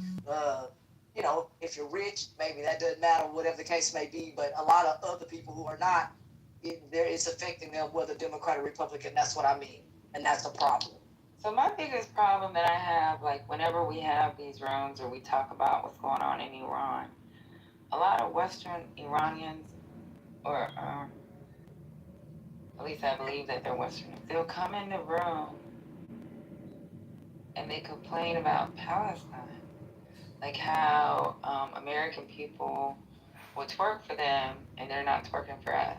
And it's like it's created some kind of rift between two countries that probably have nothing to do with each other. But a rift. And it's weird. Because we have our reasons for why people have put up videos about issues in Palestine. We got the WHO trying to freaking get food in there. These flotillas that have had doctors, medical supplies, food, trying to get shit into the country. We've seen the pictures where the country has been into rubble. I get it. What's going on in your country is fucked up, and I totally agree. Got a fucked up ass government. But why are you mad that Americans are upset about what their tax dollars are going towards? I don't get it. If somebody in here is an Iranian, can you explain to me what is the issue with Palestine? When we like support like having them being able to have access to food, something basic needs. Betty, I think that Trump wastes your money as you or American people, you wasting your money. You agree with me? Wasting our money on what? I'm confused. Right.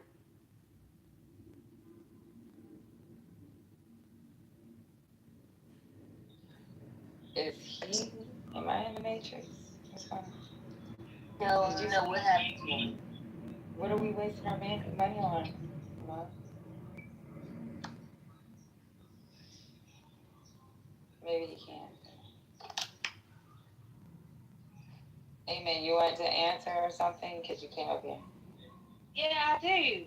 I just want to know, are we supporting Palestine or I like Palestine and also Iran. What is the problem? I just want to know why is the here? up?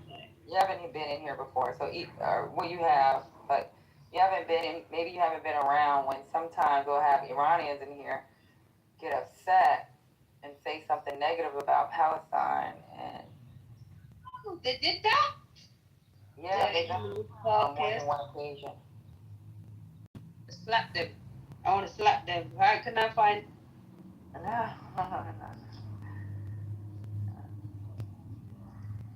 I was just asking that question. Obviously, you're not of that, but there are a lot of them that come in here and say that. Sorry, Pretty. But Pretty, just tell them come to find us out. Find me.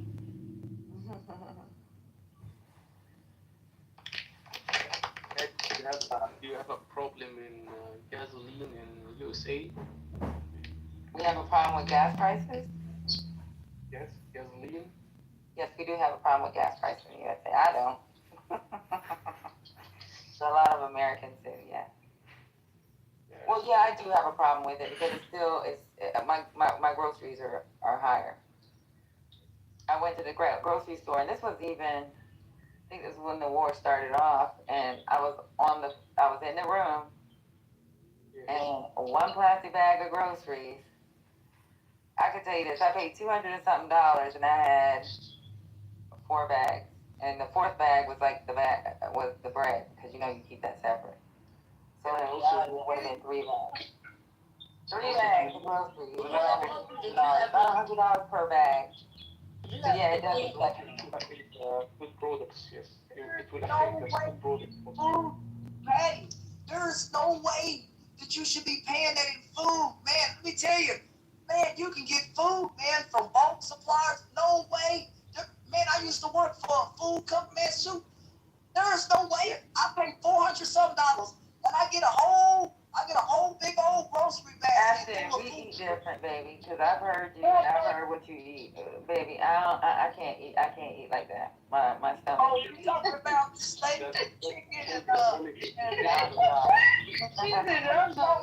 You are strong and you're small and you're not a big girl, but you burn a lot of calories. You eat a whole damn meal like we feed, like I feed my nephew. I don't. Well, when you had said you only had so many bags for $200, you don't have to buy what I buy as far as food. But I'm looking at the price and I'm thinking, God, you should be able to come out there with.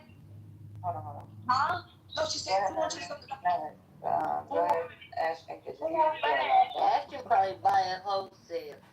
I can help you Well, out. even let me tell you something. Even if I do buy wholesale, right? I can do like meats in bulk, right? Because then I can put it in a deep freezer. But I can't do stuff like buy vegetable in bulk because if it's just me, even if it's me and my daughter, if I buy, like she likes the organic apples and I've gotten used to buying those, I only can buy like 2 or 3. Yeah, that's true. I can't buy a bag of apples and it just sit there for almost 2 or 3 weeks. It shouldn't be bad. I gotta help you out, sister. Bad after 3 days. Yes, I got the 3 days, you're right. He said he can help you. He gonna help you. How you gonna help it? You gonna eat? You gonna eat it? You gonna?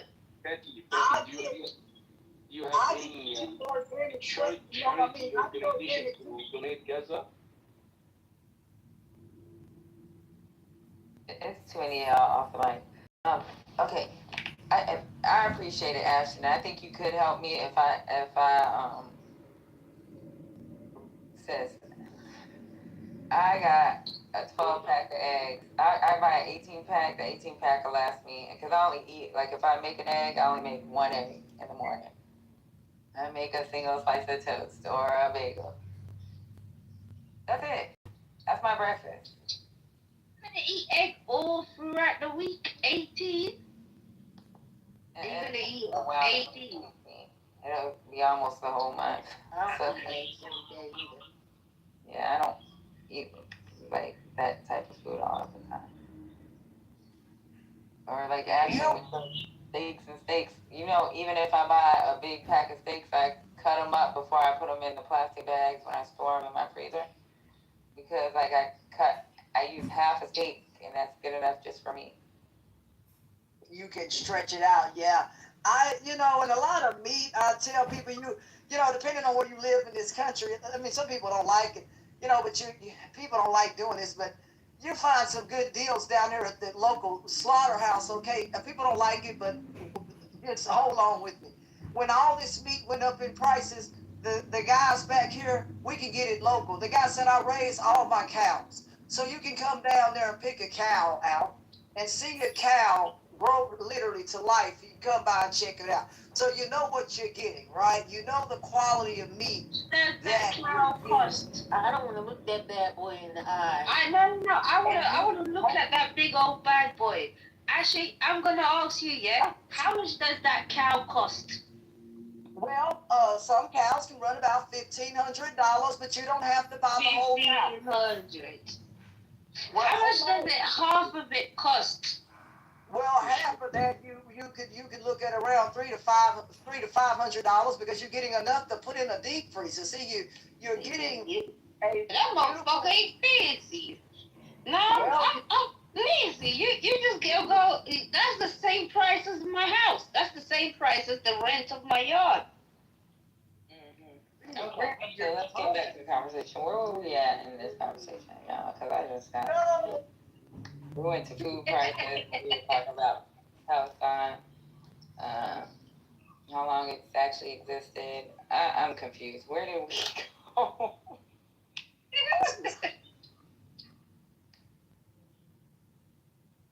Next, one question. Patty. Eamon said she'll smack a mofo if they say something about Palestine, and she's an evil. Allahu Akbar.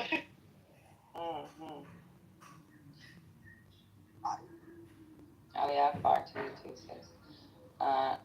Ahmed, what did you say? What did you say? Can you come again? What did you say last?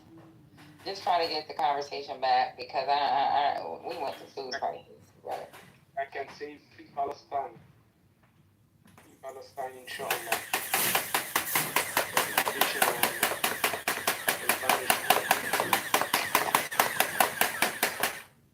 He's talking about Phil Fantasy in a way like what? Is he living in Israel? I want to know if he's living in Israel right now. Are you part of the Israel army? What? Yeah. Do you live in Israel, Ahmed? Can't hear you well. Are you speaking to me in Turkish? Turkish? What about Turkish? Yeah. Okay. You speaking to me in Turkish? No, I'm not Turkish. I'm from Middle East, but I'm from Egypt, not Turkish. Not Turkish. All right, let me go back to yeah. I'm from the country. Eric? Hold on. Well, I can barely understand you, brother. before anything, I would say I hate Israel. I hate Israel, yes. I wish I could destroy this country by a nuclear bomb. No, not you won't. No, you won't. No, we won't. No, you won't. We don't do that. We don't do that.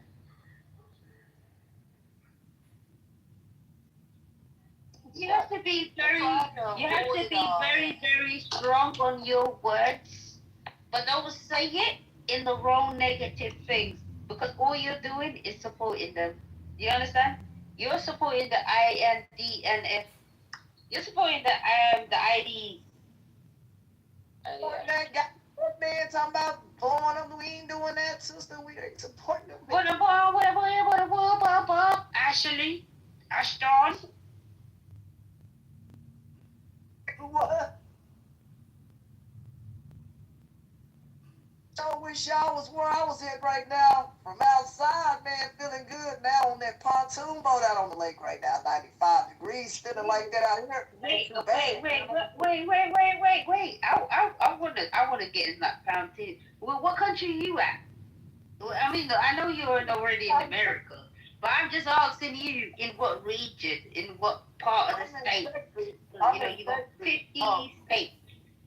No, I'm in Texas, but it's nice out here, man.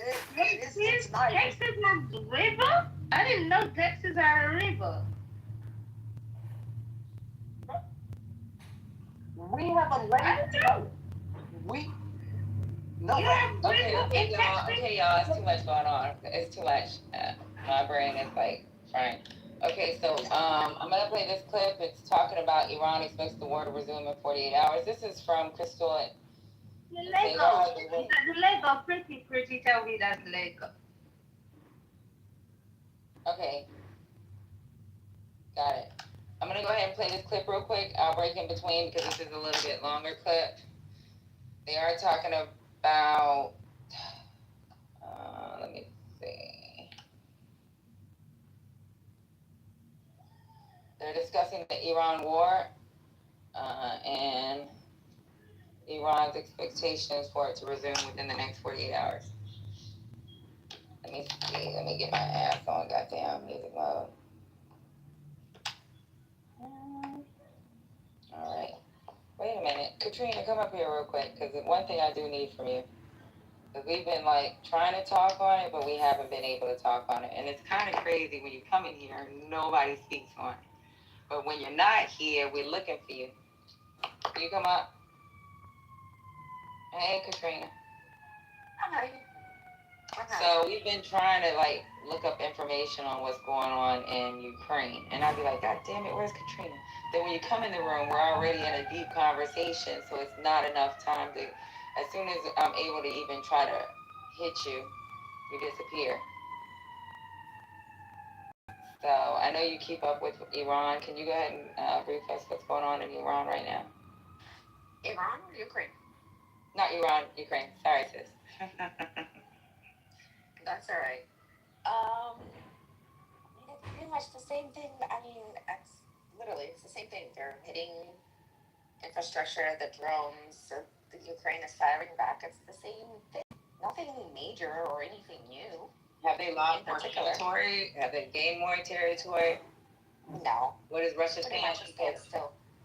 From my understanding, they put a pause on it, and I think that's dangerous. Allowing them to put that pause allows Russia to fucking rebuild their military, because a lot of that, they have the industry, just like Iran has that industry where they are building within their country. And when you put a pause on, when they had that, was it about 2 weeks ago, they had their parade, Katrina? Oh, they only had it. They didn't really have it fully. Right, there was What no happened closure. What happened? Yeah, the parade. What happened was when. You're talking about the pause. What pause? There hasn't been anything officially ceasefire. Nothing. Oh, they said there was going to be a pause, and that came out of Trump's mouth, and it's supposed to be a 30-day pause. And I was like, you can't do a 30-day pause. They do a 30-day pause. No, they're not going to agree to that. Russia hasn't agreed to it. Ukraine agrees to it, but Russia hasn't agreed to it. Okay, well then that's. They tried to do a pause from May 9th. So Russia demanded for the parade.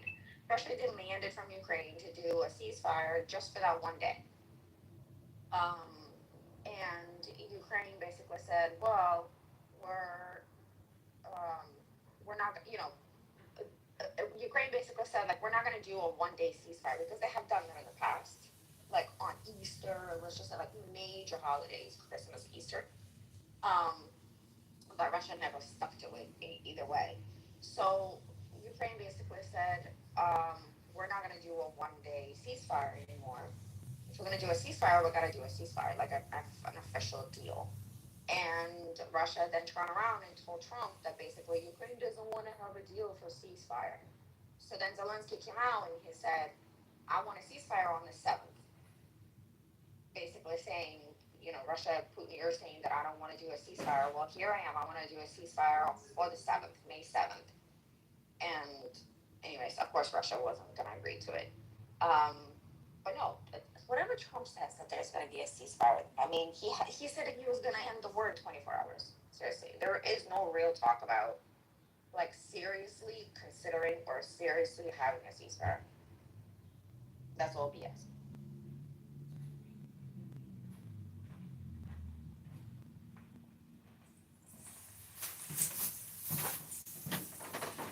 Okay.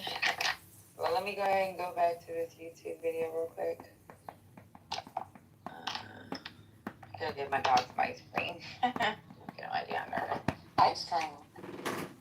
The doggy ice cream. Oh Lord. Hey, Katrina.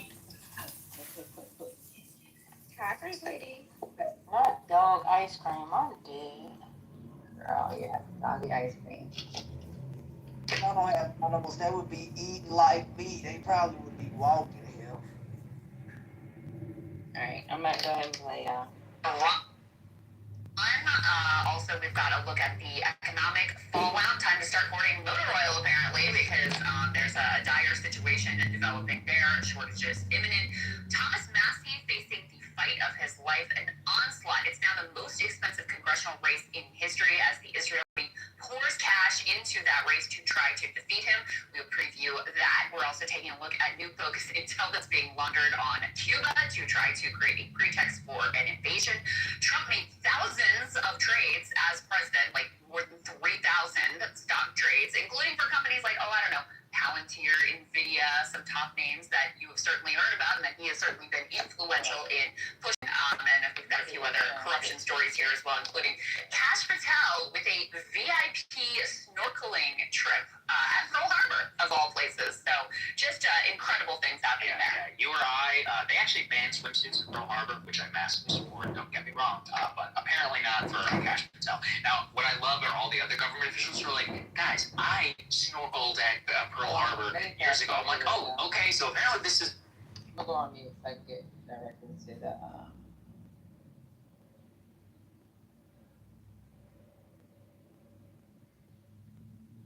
Somebody got a snorkeling trip or something?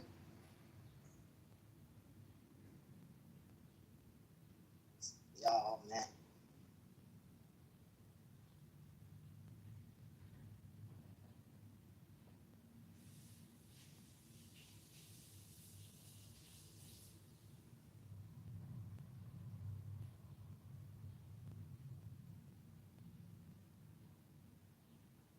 Alright, so he's going to talk about the war in Iran. He's going to read off some Truth Social posts real quick. So let me go ahead and go do this.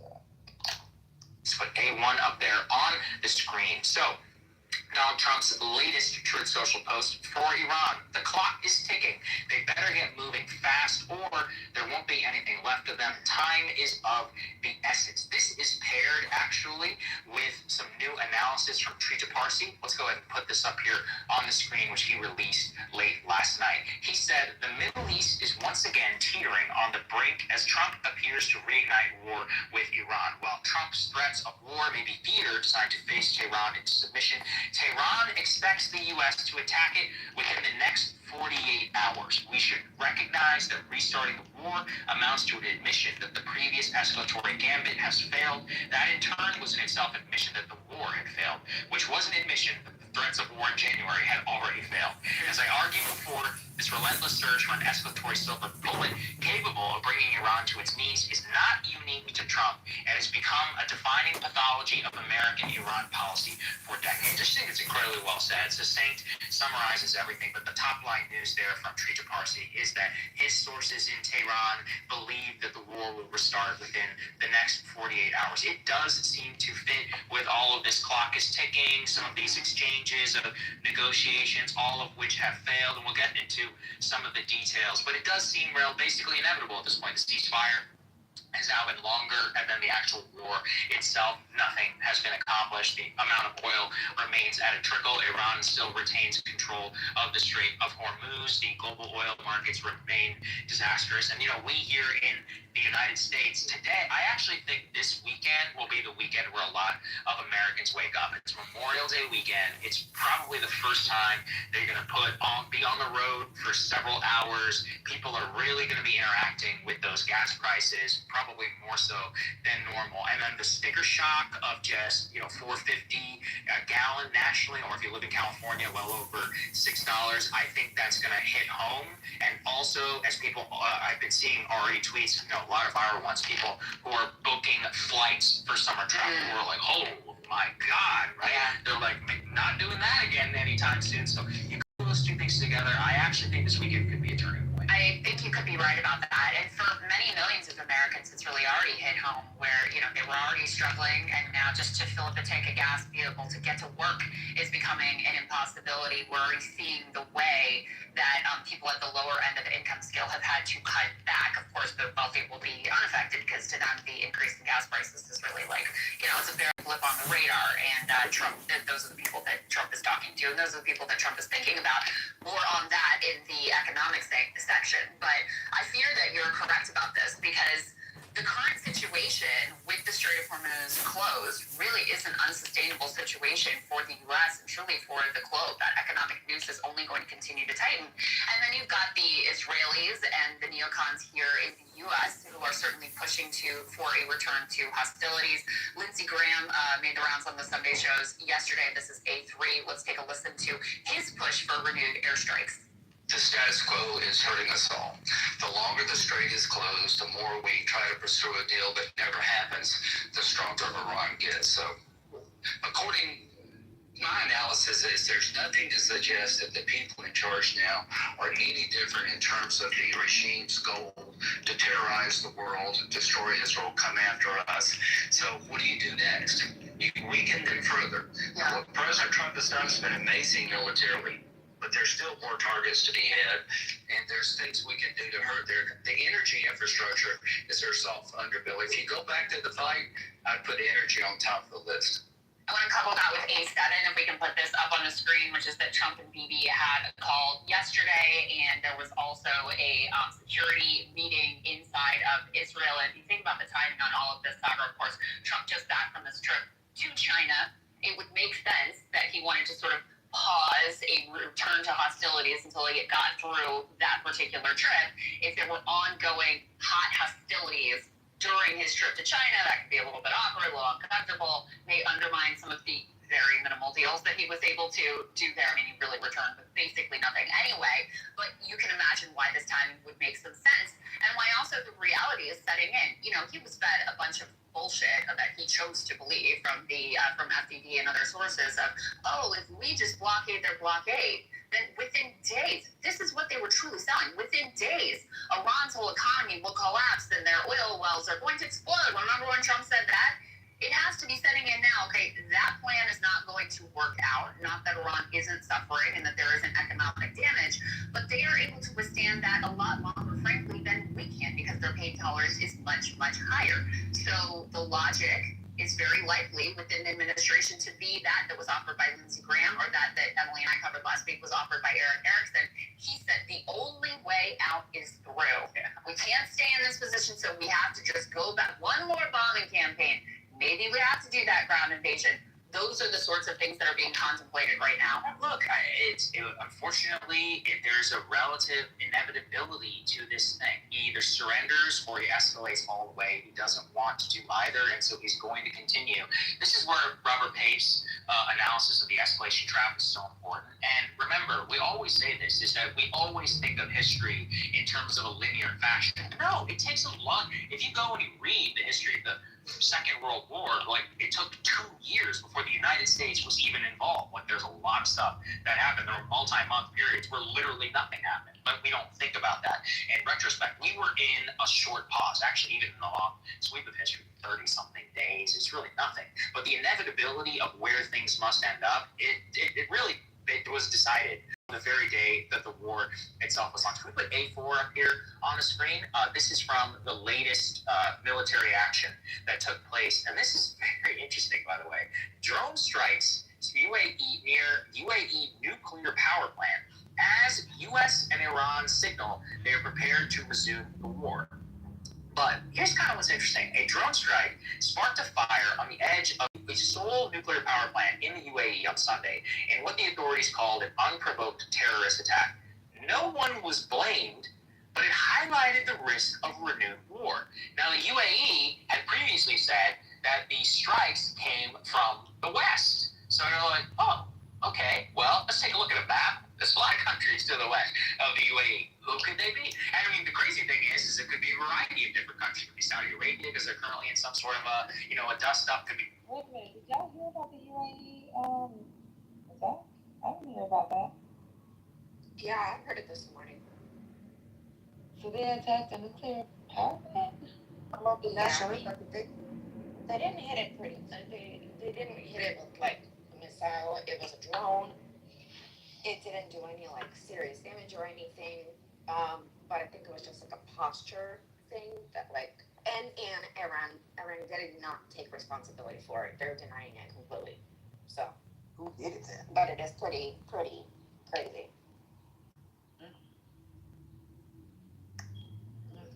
They playing in our face.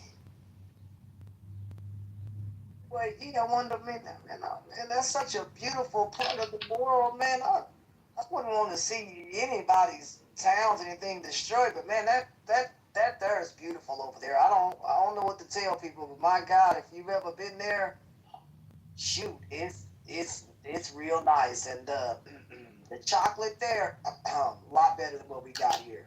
I'm just saying. You talking about milk chocolate? She talking about that nasty ass Dubai chocolate with them nuts in it. Hold on, sister. It's different levels to that kind of chocolate. You get the stuff kind of like alcohol in this country if it's on the bottom shelf or some crap, it'll taste horrible. No, they go to a back room, they get you the good chocolate, not the crap sitting on the shelf. Oh no, this is beautiful chocolate, man. This chocolate here is gorgeous, not stuff just sitting in packages all day. This was chocolate that the guy handmade there at the restaurant. This wasn't some stuff in a wrapper. It was not. Is it milk chocolate? That's all I need to know.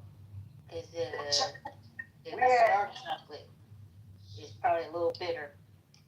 No, it's not dark chocolate. It's not. It's not dark chocolate. You know what? Is Beaver in here? Beaver did well. He's trained Peter well. Peter hasn't came off mic. I've noticed when I come to support Beaver and Matt Cool in their room, how Peter speaks when it's time for him to speak. Kudos to you, Beaver. You've taught this kid well. Peter, do you have anything you want to say, babe? I don't know what they did. I don't know if they beat you. Beaver, did you beat him? Because we couldn't tame this young bull. I mean, he hasn't said a word. Are you sweet? Girl, do you know I noticed that in Beaver's room that he'll say something but he'll go on mute. And I was like, this motherfucker know how to act right. So I let him come up on stage today, and he's actually being a good kid. Yeah, that's crazy. There's hope for us all. Beaver over here beating him. I don't know what's going on. I'm gonna blame Beaver and Matt Cole. I think they beating the shit out of him, and we just don't know it. And he had time to change his PTR, so I knew there. He had on his construction hat that was leaning to the side like a drunk alcoholic earlier. So something's going on. But any comments on the? I just wanted to shout Peter out for being a good kid. Go ahead, Katrina. Oh, I remember something that I sent you a couple days ago. I back channeled you the video. It's basically a POW in Ukrainian, Ukrainians to POWs, and this is a POW. And he pretty much described the whole scam of how Russia is taking and It wasn't in bringing people English. from. The one you sent me wasn't in English. They have English subtitles, and you can dub over now on YouTube automatically in English. Okay, explain to me the video, because I watched it a little bit, and I was like, I think she wants me to interpret it. Somehow by her body language, I didn't know. No. I'm surprised you didn't get it like automatically dubbed over in English. I always get them dubbed over in English, and I have to switch it back to Russian or to Ukrainian. So basically, Russia is what they're doing is really heavily bringing a lot of people from African countries, and especially the ones that they have had the Wagner in. And what they're doing is what this guy is saying. Of course, you can't, he could totally be lying. But he was basically saying he's from not Somalia. Oh my God, the one that just had a war recently as well. Eritrea. The bad one. Somalia, Eritrea, Sudan. Which country? Because all of them have. Oh God. Northern Nigeria, where Muslims are fighting Muslims. Which country? The Congo. I know it how it is in Russian, but it's very different in Russian than in English.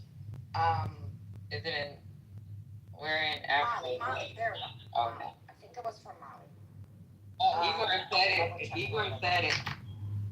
Yeah. There we go. Get up here, Igor, so you can help my sister out. So he was basically saying that he was recruited by a friend of his who has a friend who's like a son of the consulate. And they have a whole basically human trafficking thing going on where they offer people to go to work in Russia. They give them work visas and they come over there. They give them a military contract, and they would have another Mali guy there who is, part of this whole thing. And he will basically say, yeah, you're signing a work contract. So basically he couldn't even read the contract. And then they bust them all together. He said it was 30 Mali people with him. And they were thinking they were going to like a work project, right? Like a whole, thing from Moscow. He had no idea that they brought him into Ukraine, They brought him into the training facility, and he was saying how they were racially, not even discriminated, but like physically abused, tied to trees because they wanted to run away. And they were saying that's not what they signed up for. Verbally, physically abused. And then they pushed them to the front lines, sent them right to the front. And when they decided to, when their commander said that he's not going to go any more further because it's dead, the Russians started shooting them with artillery. And out of the 30 people that was with him, he was the only one that survived, and that's because he hid in the bushes for like 2 days or something like that. And he said when other Mali soldiers with him were raising their hands up and running towards the Ukrainians because they weren't far, Russians were killing them on purpose. And he was pleading like not to be sent back to Russia, not to be part of the prisoner exchange. But pretty much that is the scam that they're doing. And out of the 30 people, he's the only one that survived.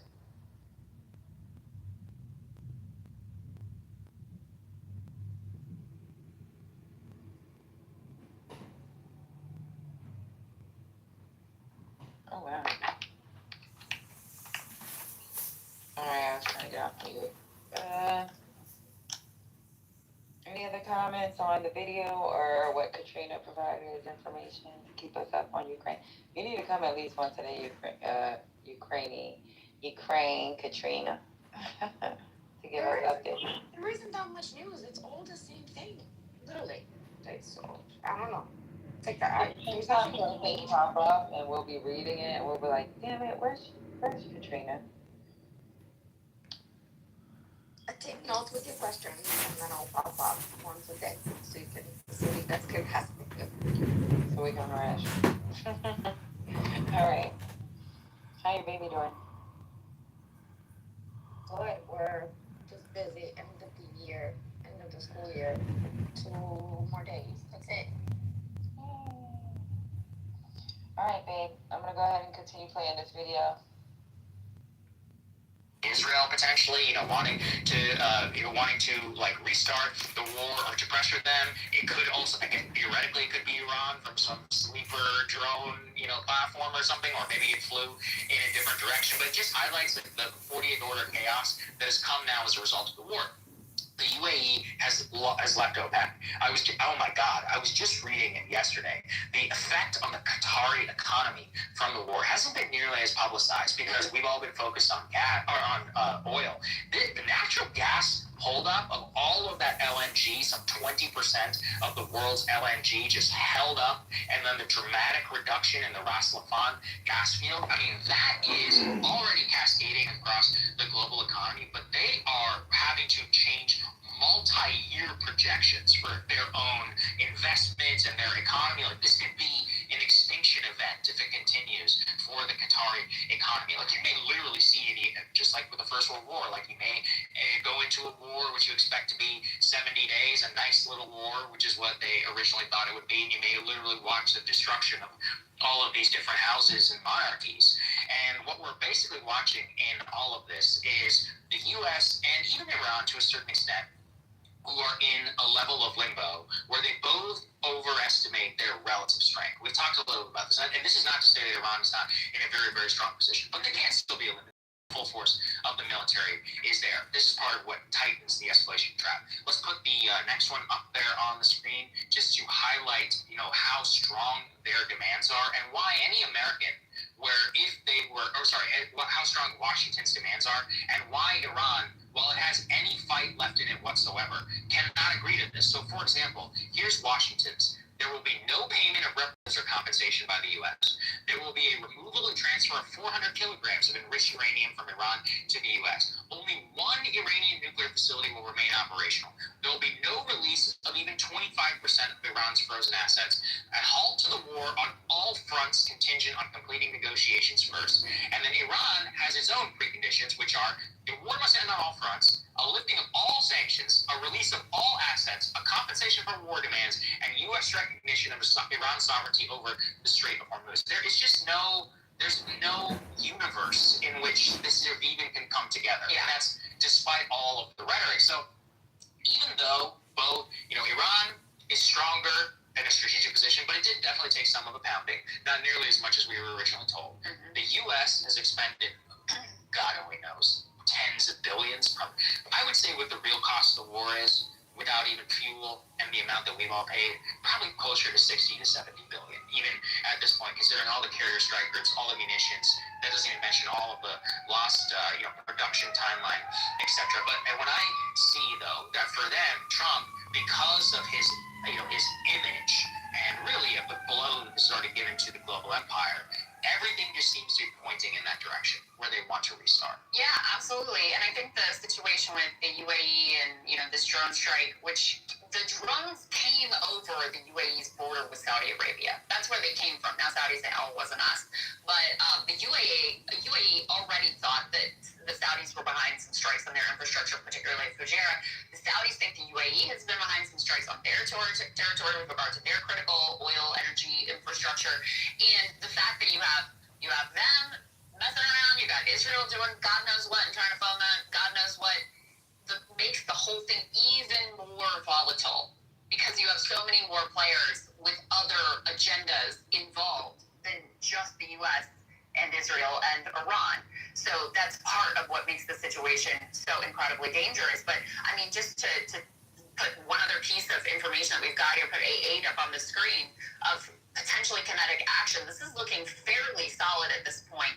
According to open source intelligence monitor, OSID Defender wreckage visible in circulating photos and videos shows an MQ-9 drone, Reaper drone, having been hit and struck by the Houthis in Yemen.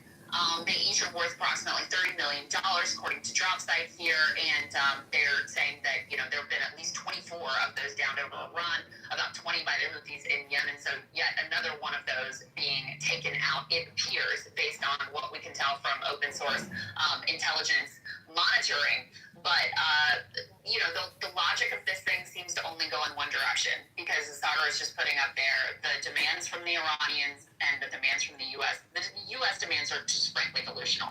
You know, we lost this war. We lost it strategically, not to say we couldn't go back in and, you know, pound the hell out of the Iranians again if we want to, but in terms of accomplishing our strategic objectives, we totally and completely failed.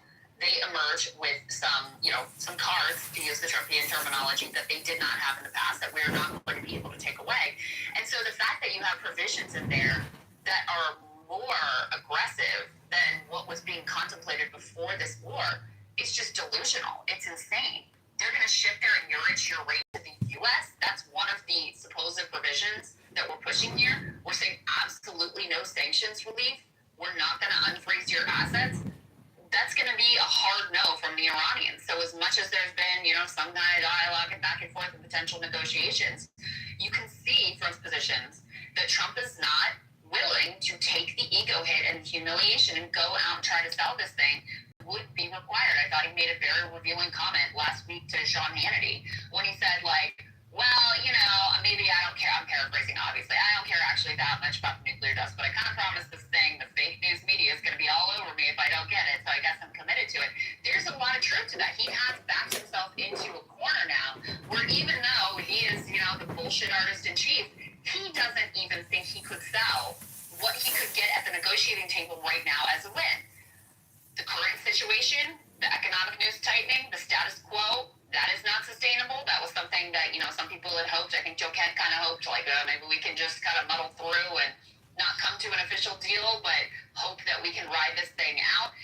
That is not looking like it's sustainable. And you've got all these neocons in his ear, and the Israelis pushing, like, let's go back in. One more bombing campaign, one more ground invasion. Let's do something so you can establish a win. And I fear that logic is going to be compelling to him. It's very LBJ-esque. LBJ, I'm not going to be the first president to ever lose a damn war. He would say it over and over again in the situation. And the thing that's always comforting about bombs and escalation is that there's a theoretical payoff, whereas you know what the actual outcome will be. That's why it takes genuine courage to say, this is madness. We can't keep doing this anymore. Like, that's heroism. What's cowardly is what every president did in Afghanistan. Like, oh, this time we're going to get him. This time we'll do this surge. This time we'll continue to go forward. Say, you know, first you go from 3,000 advisors to 6,000.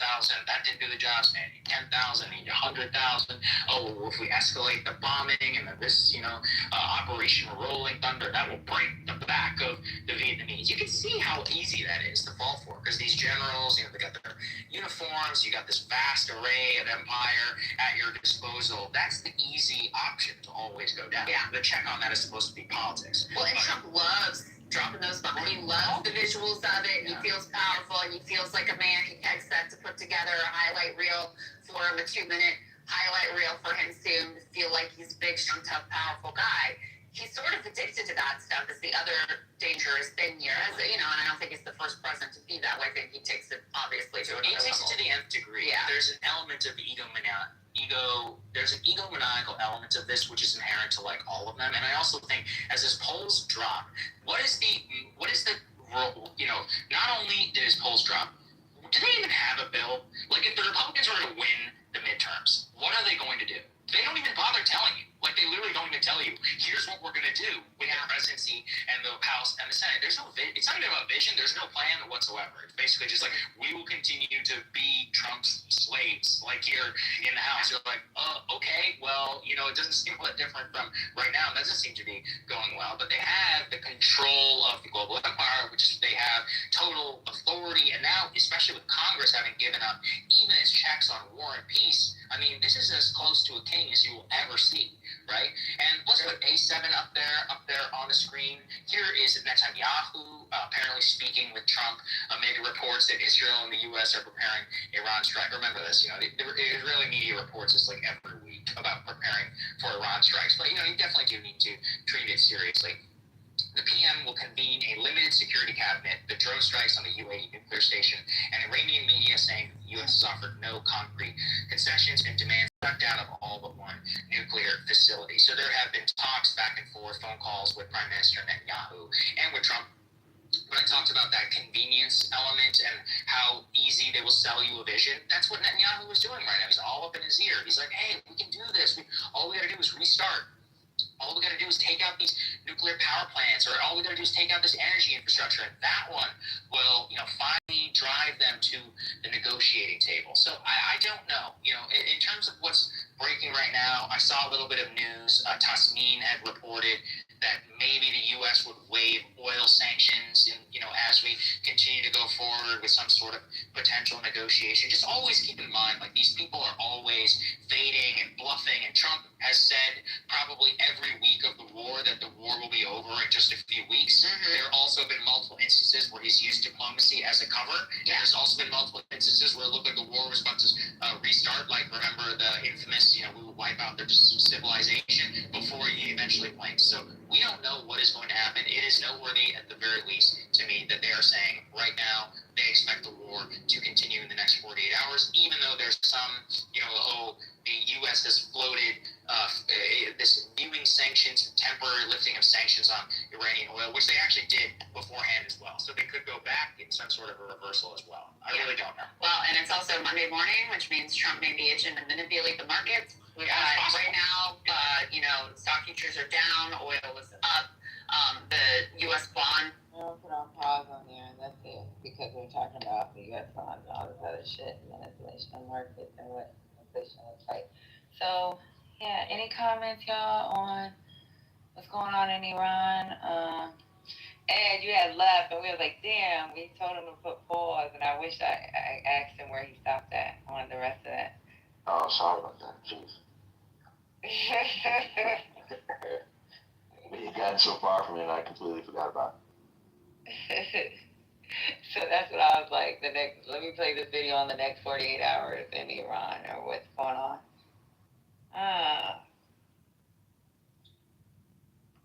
Hey, Reformed. You got my message? Mm-mm. You check your mail. I was busy today. I'm just logging in for the first time.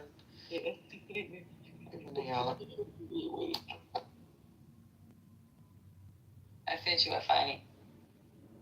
You had him going last night, girl. Oh my God. Let me finish. That was so crazy. Oh my God. Child, I walked into the middle of it. And when I walked into the middle of it, I was like, why in the hell is somebody top left? Because, you know, I don't know. I think and like... Wait. So I know you were late in the room because you were like number 4 or number 3 or something like that. But I was like, what the hell is going on? And then I'm just listening, coming in, and then it was a conversation between 2 people, and then someone trying to have the conversation too. So I don't know what happened before that. I really didn't care at the time. It's just, I was like, no, we're not doing that in here, y'all. You know what's funny about all that? They were born and raised in the South. I'll say that. All of them? No. Who? The one that's usually top left in their own room. Oh, I can tell. Okay. But the crazy thing is, after we did all that, I closed that room it was like 6 o'clock this morning. Ooh. And after we did all that, we started talking business. Like me, Gemini, Jonathan, and we had other people. And then we clowned a little bit, but then we literally started talking business. And then Jonathan was like, "You want to close the room?" I said, "Heck yeah." I said, "I ain't been asleep." And First Lady and Patty will set up. And I said, "Plus, if the room stays open like 24 hours, it messes up the algorithm." I remember you saying that in the past. So we fall down to the bottom. So he set up a new room, and I was like, "I'll advertise your room." But we made up and everything, and we were like, "Yeah, we'll have to do like some joint venture business rooms." But yeah, wasn't that crazy, y'all? We were just all hollering. But when I came into it, Petty, I don't know if y'all already talked about it. It was Mimi and Gemini, and Bonnet was talking about how they refer to people as the help. So that was the original argument, and then I guess the Californians came in, because a bunch of them came in. They tried to jump us. Uh, they tried to jump us, Butter. Remember? And then we started banging because it's like it was the South versus California, and then it became Texas versus California. So we were hollering, y'all. It's 2 o'clock in the morning. Then Patty came in and wrecked ship. Y'all stop! Like we all got fussed at. It was funny as Yeah, hell. because I was like, y'all, not tonight. And I said, then, that's what I said, and the wrong person is top left. I mean, y'all don't have no. Yeah, I'm not sure how that happened. When it comes to this room, like, I ain't got time. Look, I don't give a fuck about losing the house, but y'all not going to have me lose my goddamn profile. Yeah, that was crazy. I'm not sure how that happened. I'll be pissed off when we lost the house, but I'll be super pissed off if my account gets suspended, because my account gets suspended behind the goddamn house. Yeah, I was clipped. That is not fun to be clipped like that. All of those connections, all of that everything, like, yeah, that sucks. We can't let that happen, but 5 years of work. that was a crazy. But we ended up being nice. I was like, "Look, we made Patty proud. She's asleep, but everybody made nice. We had nice conversation for like what, y'all, an hour and a half, 2 hours." Lady, if you would have came in the room, you would have lost your mind too, because these motherfuckers was, oh child. And then the wrong, for me, definitely, the wrong person was top left. He cool and all, but no, you're not gonna be top left in here. You're not even supposed to be modded in here. So I was like, the hell y'all fighting about? I turned over at 3 in the morning and saw where they were opening, and it was 3 something, and they were opening another room. I was like, oh, hell no. They opened the room? Yeah, they opened another room after they closed this one. Oh, Lord. Oh, that had to be around 6. Well, no, this is the first time I've done Hurricane. I think Hurricane, Reformed, and all of them stayed together in that room until she closed it. Because when I went to sleep, Hurricane was still with. 3 is like 6 o'clock, East Coast time. Oh, yeah, you're on the East Coast, I forgot. I'm on the West Coast. West Coast. Sorry. I think sometimes, like, if there's a evening shift, I remember, sorry, y'all, supposed to be listening to a training I don't want to listen to. Oh, we tried to do that even just to help Lisa out when she was, like, taking care of some other things for about a week or two. That shit was too much, because, I fall asleep at a certain time. Well, I mean, I'm just a support for you and First Lady, but I can, we're talking house business, but I guess that's okay. I remember, like, oh, you a night owl. I think you better be at night. I am a night owl. Yeah. I'm a little, so I guess we'll go back to what we used to do. First Lady, remember, like, if one of us would close out the house, like if we were leaving or going to sleep. So, yeah, I can go back to that. But I can help support in the night. because y'all got the daytime going, because we got to keep politically correct. This is the jewel of Clubhouse, and so many people tell me how important this room is to them. I don't always tell y'all ladies because y'all hear it so much, but a lot of people really love this space, enjoy this space, need this space, and they get a lot of news, right? They get a lot of updates, and they like the banter, and this is home for them. So, because I get those back channels too. Why isn't the room open? Is everything okay? Did something happen? Yeah, that's a good point. I've never verbalized it, but I'm very grateful for the space, and I want to, thank you for that. Yeah, but I think we've gotten a little toxic over the last year. Let me be honest with you, last 6 months. And we've always would attack, but we've gotten a little too toxic. Like we've never gotten reported, but for somebody to tell me that my house got reported and it's been reported 3 times before, I was like, I said, yo, I know I be spazzing. But the thing is, he told me the reason why it was never a suspension is because I wasn't ever in the room. He just wanted to give me a warning because, I'm like, damn, I haven't been in the room. So obviously, when he said that, I know for a fact since around December, I've told myself, and then even me and my friend has been talking. And it's like, yeah, I'll do the morning thing, and if I pop in, it's because I'm bored as hell, and that's just popping in after I'm done with playing Meet the Press or whatever it is. So I know if he's saying that, because before I used to at least keep my PTR in the room. If I'm not in the room, I know this had to start around December. And then a particular thing that was said, now I have to text the lady and ask her if she remembers somebody saying this to somebody.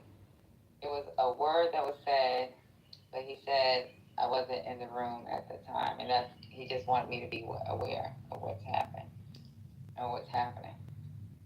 And it is hard. Like, shout out to First Lady, because I don't think people realize I run my own space, but not consistently having 100 people. In the past, I have, but I had core mods too to help support, and it's really difficult, y'all. So I'm gonna further give y'all your props. It is really difficult to cordon off your time, your life. Eat in between, schedule the rooms, even coming up with the title for these people. I had somebody to do my titles because I'm not good at titles, right? So I don't think y'all realize how much work goes into this. It's not like just logging in and, you know what I'm saying, having a room schedule. So I remember last time, ladies, we did the Cash App thing, but the ladies are shy, so we won't do that.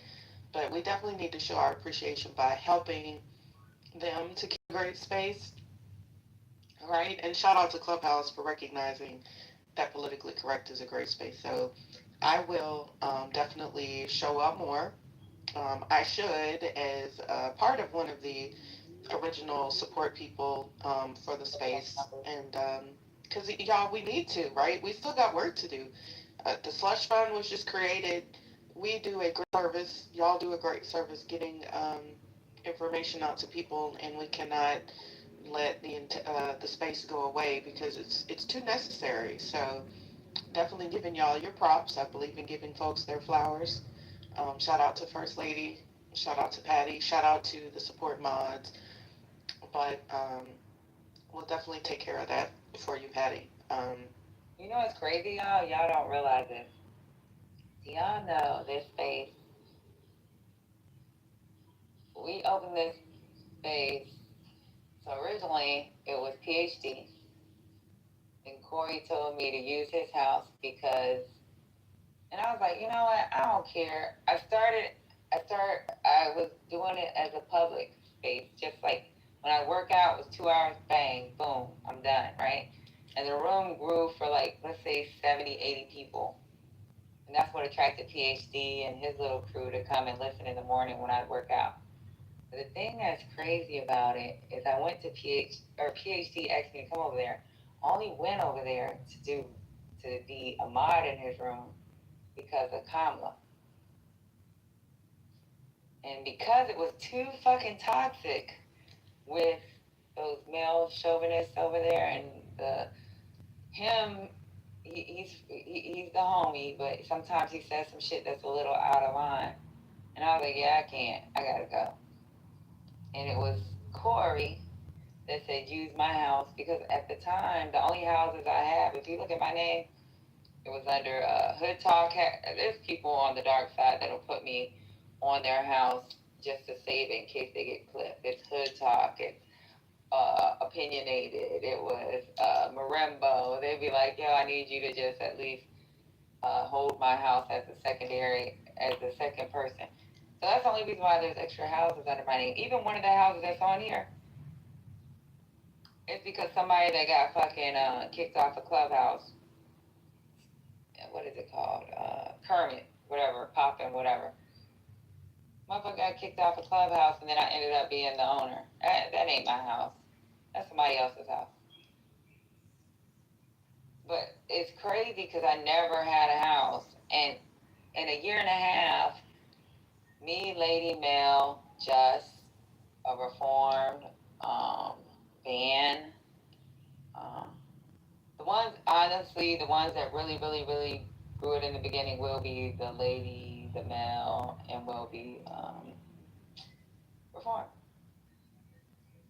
So those were the four major mods. Everybody else was in and out, in and out, in and out. I'll be a mod for about 5 months. I get mad, I'm gonna disappear for 3. Those were the major ones for at least a year. And to get to the numbers we got in like a year and a half, y'all, like we got 26,000 people. Is it 26, 22, something like that? What do we got? 24,000 people in a year and a half. And that's with us being biracial dummies.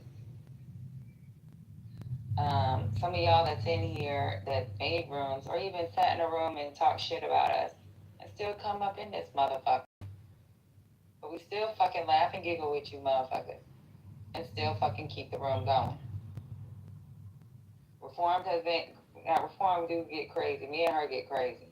That's why she told me be careful because I'm gonna end up being her. Yeah. We're family, y'all. We get on each other's nerves, but then we take breaks, and it's necessary. Y'all know this app can be a lot. Even Reform has been there every time. Even if it's a problem, it's like she might disappear for a week, but she come back. And a lot of times she just don't disappear from here. She just from the app because she got to take her mental health break. Oh yeah. She come in, even if she's pissed off, even if for an hour or 2 hours, but she come in. There's 4 major people that actually built this room, at least up until 16K, up until last September, that was here every fucking day, all day. Whether we popped in and out, it was, like I said, Mel, Reform, and Lady, and myself. Every day. And we created it for ladies. That's even in the original setup of the room, if y'all read it. And shout out to Patty for basically creating a space for women. And remember, that was a huge part, that she wanted women to have a safe space to come and have these conversations. Because it was not safe for women always across other rooms. And First Ladies and... Yeah. I remember how bad those other rooms got. Like, really, really, really bad. Like, women don't know what to fucking talk about. Women don't know politics. Like, we don't fucking know how to fucking read. Like, do you know what's so sad about this situation? Even up until now, sometimes we rely on some of these men to have the conversation. Because even if a woman has an opinion based off of some factual information that she may have read, y'all motherfuckers don't bow your head up and down like, yeah, she might be right, until another man says it. And that burns me up. Don't it? But that's the only reason why we have male lines, honestly. Because a lot of times we need the males to be like, yep. And then we can say in our head, we said it first. Right? We don't have to say it on here like, yo, didn't we just say it? I know at one time in the beginning, I used to be like, so it took this guy to say something for y'all to be like, okay. When we just said the same fucking thing. no, because he was saying, you know what, I don't care. But after a while, I had to be like, you know what, let the men speak, because sometimes you say enough as a woman, and then let the male fucking ride it out. Because a lot of y'all don't want to speak. Go ahead. That's what they do. They end up crashing out on each other. Most of the time, they end up crashing out. But yeah, there's a lot of smart women on here. Katrina Smart. I love Katrina. When it comes to Ukraine, let me tell y'all a secret. You know why me and Katrina are attached at the hip? Because she's one of the females. She know more about motherfucking... y'all motherfuckers be on here, including Brad. And Brad know I love him. I know a lot of y'all hate him and call him a racist. When we talk about weapon systems and shit, that's the only other chick I can talk to on this whole app. I can't even talk to another male about fucking weapons. Me and Katrina could talk about fucking equipment, weapons, trajectory. We be on it. Like, I'll be like, yeah, you know. The first time, I'm like, what the fuck you talk about? Who told you? I was reading something. I don't know. She might be a little touched or something, because she ain't even in the military. So I think she might be touched. She might be a serial killer in the future, or she might bomb one of these buildings. I ain't a friend at that moment. But I loved her because, like, I could talk to her about Pack 3s, Pack 2s, freaking HIMARS. Like, she knows 5.56. She knows. She knows stuff when it comes to fucking weapons. And I hate guns, but I love knowing about trajectory. I love, like, watching shit go boom. I just don't want it in my house like that. But women are smart, and sometimes we like just ignore what we're saying because we can get really emotional. Some of us, I know I do. Oh yeah, Men be getting emotional too.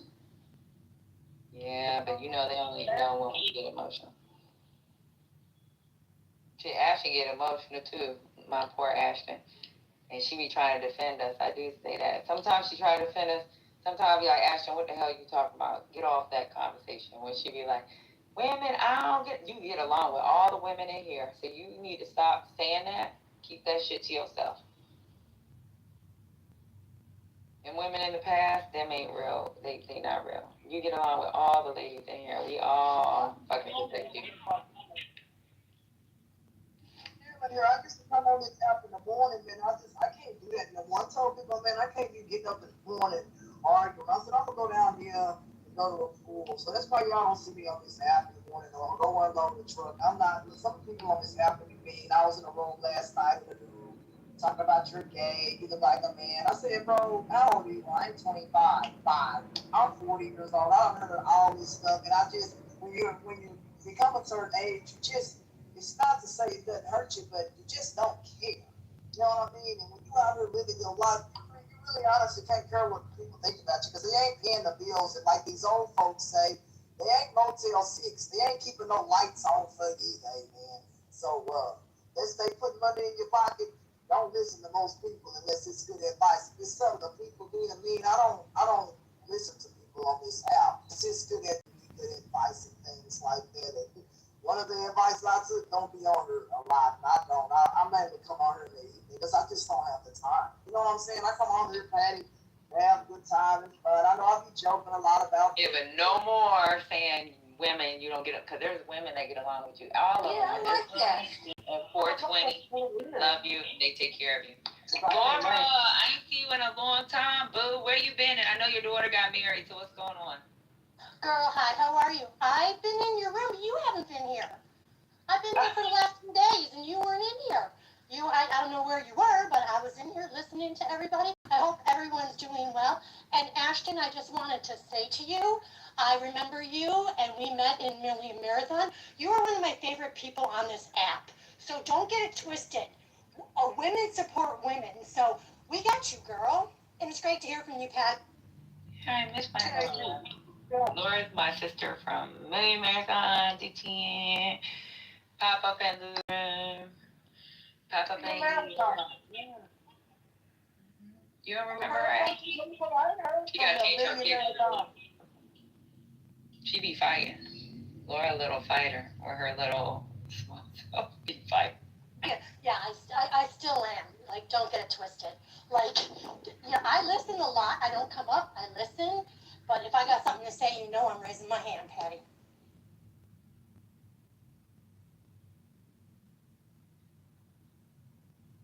Yeah, y'all.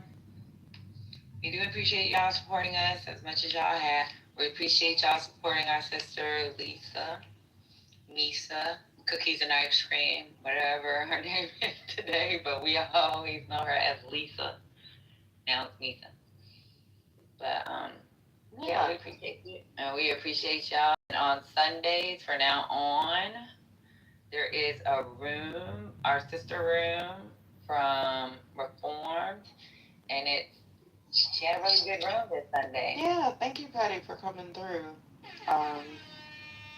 Because I think we all need a political break, right? Like, I know a lot of us, we talk about this on the app, we talk about it off the app because we just talk about politics and we're well informed, and there's just a lot that's going on.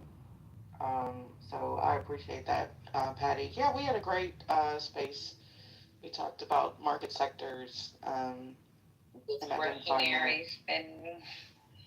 Discretionary, consumer discretionaries, consumer staples. We talked about energy. And I have some really awesome people that can talk about investments. Ed be in there. Ed be contributing. Shout out to Ed. We can't get him on stage in there, but in the chat, there's a lot of investors on the app. Some people have their own spaces. I don't do the trading and options, but if anybody wants to learn that, I know some people that do. Like I've literally seen their portfolios and their numbers. I need to learn actually because they do really well. They're not like they don't have a nothing against the people with the master classes, but they have their own spaces where they talk about stuff. Like they really get into the detail. Um, my house is called Money Markets and Power, and y'all know Zobama. So people can search. Oh, well, thanks, Patty. Zobama is crazy, but Zobama is Haitian, young, married, let's see, double income, no kids. Y'all know a lot of young people have that. He basically came from being impoverished to having a net worth over $2 million, and he tells the world about it. He's like my little brother. We argue like how we argue, y'all, we argue. I argue with Obama. Obama is crazy, but he is happy to teach anybody about. He just loves investing and how it basically learning about it really helped him. Yeah, because do you think that you grew up poor in this country until you really hear from someone grew up in Haiti that had it really, really, really hard? His personality is crazy. Shout out to Haitian too. Um, I don't know. Every single Haitian that I know, there's something about that resilience, y'all. I don't know what it is. I mean, even like ML, they just, business minded, I guess, at least on the app. So, but thank you. But yeah, shout out to y'all. You gotta pin your room to the top, cause Oh, I am. I'm slow, child. Y'all join the room. Her room starts at 7:30. 7:30 Eastern, 6:30 p.m. Central. And it's completely different me, y'all. I know that like we bang. Even TC came in there. Yeah, TC came in there one day and we were talking business, and y'all know I can't stand his ass. So yeah, it's a good educational space. And that comes through Jane, so we appreciate it. It's just information, no financial advice. It's just information. I was there to troll. Patty ended up giving some great info, though, y'all. We talked about stock certificates, and it's just a good space, good sister space. So thank you, women supporting women. We are family. Me, First Lady, and Patty. Y'all know, like we're family. Just like family gets on your nerves sometimes. I know I get on their nerves. We take a break, but we're here for each other. That's a fact. We support each other. You're not our family. Not crazy. No, I'll say that I confirm that she gets on. I love these ladies, and we may not get along. We may get on each other's, but I support these ladies. Love their families. Pray for their families, actually. These are two wonderful mothers. I'm just going to put the praise on y'all. I know First Lady rolling her eyes. these are great ladies, y'all. These are great people. So anywho, back to you, sis. Yeah, so do that, and then also Jen and myself and Lady, depending on what her schedule looks like on Sunday, and Reform are going to do the books again. And the book that was chosen, I don't know if Jen told you, because she hit me up. Yeah, she did. I love Dr. Jen. Yeah, I think that's a great idea. So the book that was chosen, and it's Sunday, is Obama. We're trying to keep it within interest because, or somewhat with politics, but I'll tell you which one. Because there was 2 books we looked at. Let me see what she. Prepare to get sick of us. No, it's Dreams from My Father. That's one. It was Dreams from My Father. And it's 1 chapter. We're gonna do, because each of those chapters has chapters so long. With the audibles, the chapter is like, each chapter is approximately, I think the longest is like 15 minutes. They're about 40 some odd minutes, and there will be breaks in between to talk about something's coming out of the book. And that'll be, I think, to start that room around, because your room starts at what time your room starts again? My room starts at 6:30. And 6:30, and she wanted to start at 5. Yeah, and just to have a nice clean play the audio. And I think that would be a nice chill thing. And Sunday, I know a lot of people, because I used to do my space for years at 6:30 on Sundays, because everybody, nice little chill combo listening to that. So I'm looking forward to that too. So yeah, we're excited, y'all. We're excited. But we made some great connections on this app. Have you ever made at least a couple of great connections? All the time we spend on here, we're all addicted to this app like little baby crackheads. The good kind of crackheads, though, not the bad ones. So, yeah, we've made some great connections, ladies. So we definitely want to keep positive, good content going because it blesses us too, So thank y'all for helping to bless me and bless us. And hopefully we have to put at that time, around that time, so she can have her anecdotal. These clients, you know how she likes to explain something. It's funny as hell. And Dr. Jen is really cool, y'all. Her background and stuff is super cool. So, yeah. Oh, we just needed the love. Where is First Lady so we can hear that melodious voice? We need a song. I think but Lady, you on? Lady. I think she's here on PTR like I used to be. And then, because she had something to do tonight. Hence why she was driving. And then Deborah, if she's not busy, she'll be there too. Right, Deborah? That's right. Y'all know I'm slow coming off mic. I didn't know about the room, but I'm looking forward to that, Nikki. No, we were still trying to work out the book situation because it was this book, that book, and I was like, yo, it's got to be something that people resonate with. And we know a majority of our room is black, and then we have to also look at so I know a lot of people don't like Beaver, a lot of people don't like Matt Cool, but they have supported us in every room. No matter what room I've been in, they'll be there attacking me in the chat, but it's fine. They show up. No matter how bad things get, they show up to be my enemy. And guess what? They're still here. Right now, they're here. They're here. And they have their own goddamn room. So, it's when we wanted to use a book that would be something that they could listen to and probably get some information that could maybe help them change their stance. Okay. Shout out to and Matt Cool. They are pretty cool MAGA, at least to me so far. I wanted to give flowers to Reformed as well because over the years I sit and listened to her rooms and rooms that she was in speaking. You guys should really listen, to what she's got to say about a few things. It has really made a difference in my financial life. So, I mean, just small changes, but big differences. Big differences. So, flowers to her, and I wish you the very best. I'm not going to be able to come this Sunday because my ass is going to be in Cabo, but I will be next weekend.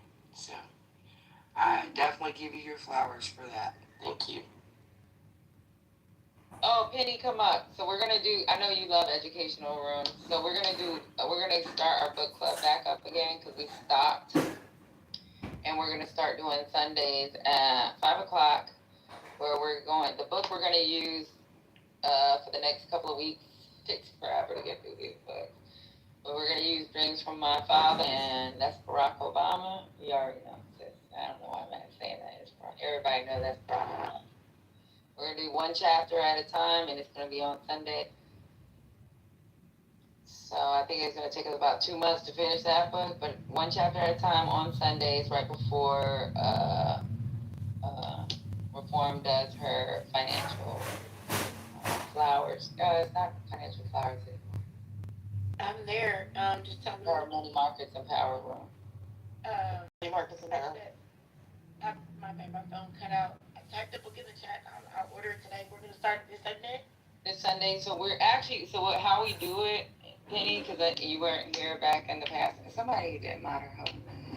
In the past, how we did it was whether they had the book or not. We just told them what the book was, and we played the audible. So I got credits. I get my credits, my audibles, and we play the book, and we do the breaks in between whatever like with 107 days, the chapters were quick, so we can go through 3 or 4 chapters a day. With Obama's book, we're only going to be able to do 1 chapter. And with the 1 chapter, it's about 40 minutes. Each chapter max is 50. We talk about chapters while we play the audible, but we break it down. You know how we break down about 10 minutes. Talk about that first 10 minutes, what people got, or how they interpret it, so we can come up with some good information, and then go into the next 10 minutes. But it'll be 1 chapter. 1 chapter on Sundays at 5 o'clock. And then we'll move whatever we have as a crowd over to Money Markets and Power, so that Reform can talk to people about trust. She has special people that'll come in the room that'll help you if you got questions about certain things that you're investing in. And then basic teaching of basic stock teaching, just basic teaching. Something as simple as her having a conversation with me back in the days about, you got the zones, why haven't you set this up and that up? And I was like, oh.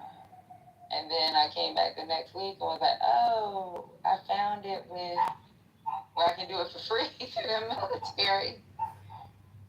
It's just simple things that you can learn from her and that you may not have in play in case there was some type of accident that happened to you, because shit happened to us, right? Oh yeah, we talk about everything from budgeting to how to invest to. Before I have a favor to ask. Everything.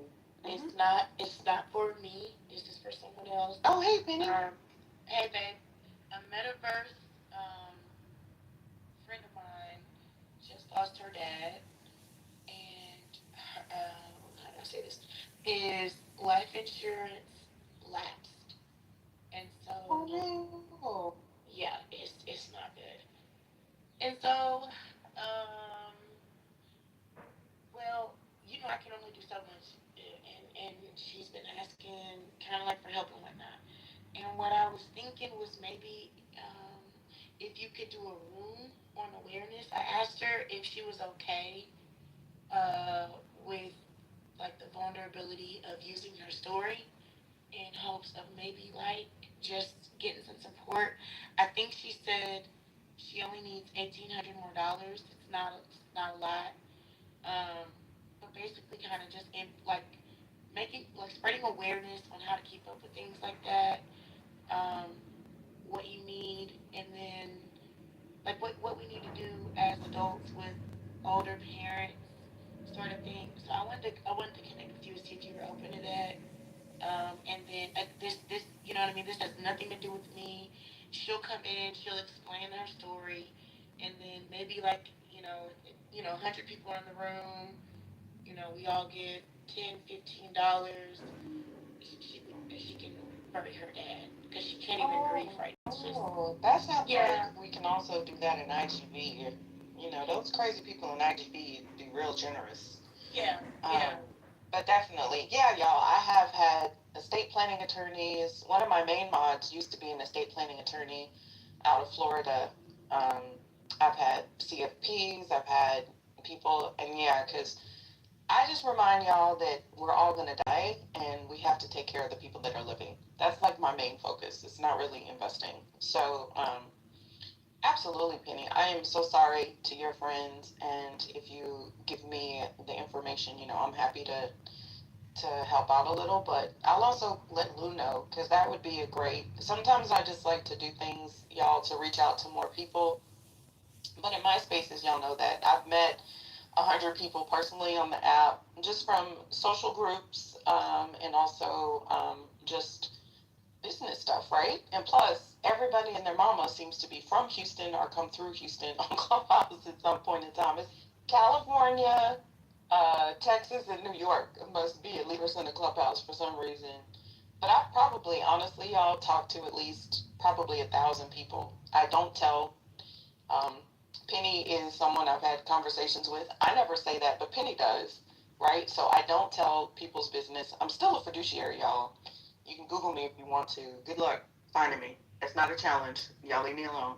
Y'all not gonna mess up, you know, my business with them people. So I don't trust you Negroes like that. But y'all can trust me. So I don't care if I cuss you out to the deacons. If you reach out to me like Nikki, you know, da da da da da.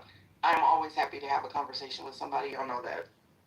Like seriously. So definitely, Penny. I probably talked to at least 1,000 people during the duration of the entire app. Because I do this off the app too, y'all. I love to mentor. I go to resources. I talk about this stuff a lot because I believe in it. I love it personally and professionally. So I am always happy to be a resource for y'all. I actually love being a resource. It's part of like my happy place, to be perfectly honest. So just putting that message out there. Thank you, Patty, for letting me address it. And sure, Penny, I'll text you, and I'm happy to speak to your friend. Because this is something that happens a lot, y'all. A lot of us are Gen X. We're in the sandwich generation. I personally shared how my father had a stroke, and with everything being in place, the powers of attorney, the documents, y'all, it was like I had to pull over on the road to Louisiana and die because it's like, holy shit, it's happening. Like, none of that, you don't think about none of that shit. It's like, oh my God, whew, I'm tearing up now. Thank God my father is fine. Everything is okay. But it's like, that's why we have to talk about it because when the reality hits, the fucking reality hits. You're not going to be like, oh, I'm so happy we have the POA.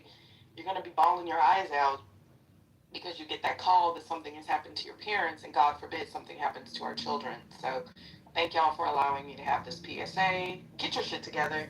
That's all. And I'm happy to help you get your shit together. So back to the state. She's, let me see if she'll come on stage. Okay, there she is. Christy, are you there? Yeah, I'm here. Okay, y'all, this was the friend I was just telling y'all about that's just dealing with a very unfortunate circumstance. Um, Mickey, if you guys connect and do a room or something, that'd be great. I'll definitely be there to support. And if there's anything you guys can do, tap in with her. I'm gonna be quiet and let y'all do your. Wait, I'm happy to meet you. Nick, do you keep going on about this? I don't just have a high school diploma. I don't have a Series 6. You have been perpetuating this for years. And I have people that are in real investing rooms, sir. Do you not know that Marcus and Vintage? Marcus is in my room, sir. You're literally in the Telegram with Marcus. So you're saying that Marcus doesn't come in my rooms? Marcus is a mod in my rooms, boo boo. Do you want to speak to that? You just said no one who goes into real investing rooms doesn't know Miki. I have Marcus's number. Do you want me to ping him in here? Because you're in Marcus's Telegram, sweetheart. Do you have anything to say now? Who, Marcus Bowers? No, Vintage Marcus. Oh, okay. Yeah, sorry. Yeah, Marcus that has. Oh, and of course I know Marcus Bowers. Right. So you got anything to say now, Nick? Anything to say now? Are you trying to say that Marcus prays on the? Because y'all, he goes saying this him and Beaver, which is why I have Beaver blocked. Just because I read his ass like about the economy, like season 2, and he's been going around saying shit like this. I don't charge people for my information, but you cat got your tongue, Nick? You need to block him. No, because I love these opportunities. Cat got your tongue. Him and Beaver go in these because Beaver is just in love with me so much. So, Cat got your tongue, Nick? Huh? Yeah, I'm gonna screenshot this and send it to Vintage. Uh-huh. Yeah. Whatever, crackhead. Ooh, child, you little mega racists get on my nerves. I actually mentioned to Vintage that you were in his spaces, and you know what he told me? He was like, oh, Beaver is a A1. He was like, you behave in those spaces. Because, yeah, I told him how you were a mega person and you call people the N-word. So you're tolerated in those spaces with the black man, sweetheart. Yeah. Oh, you didn't know that? You didn't pay attention when I joined the Telegram? Yeah, I just had to tell him about himself, y'all. Talking about don't go to me. And what are you going to do, I just crackhead? want to let y'all know, Nugget's a white man, and I got beef with Nugget. I thought you talking about my dog. Leave Nugget alone. I am talking about Nugget. I can't stand it. Leave him alone. He didn't do nothing to. Leave my dog alone. And also, so just because somebody only has a high school diploma, don't we have like tons of people who are like college dropouts? Yeah, Mickey doesn't have a high school diploma. Yeah, but that's what they don't. I would have mentioned that Mickey's the Hosea. Yeah, I do not just have a high school diploma. You stupid. Crazy. Before Mickey, this is not for totally whatsoever, just in general, right? Trying to insult somebody by saying, "Oh, you just have a high school diploma." Like, I only have a high school diploma, but that doesn't mean I'm fucking. No, but this is Nick. But we're not gonna minimize the black woman's accomplishments, right? Me personally. Oh, you're right. That and it's no shade to you, Katrina, at all. For me, if somebody has a PhD, don't come here and plan. And I'm not saying Mickey does. What I'm saying is Mickey doesn't have just a high school diploma. First of all, she's pledged a sorority. You cannot do that unless you have some type of college experience.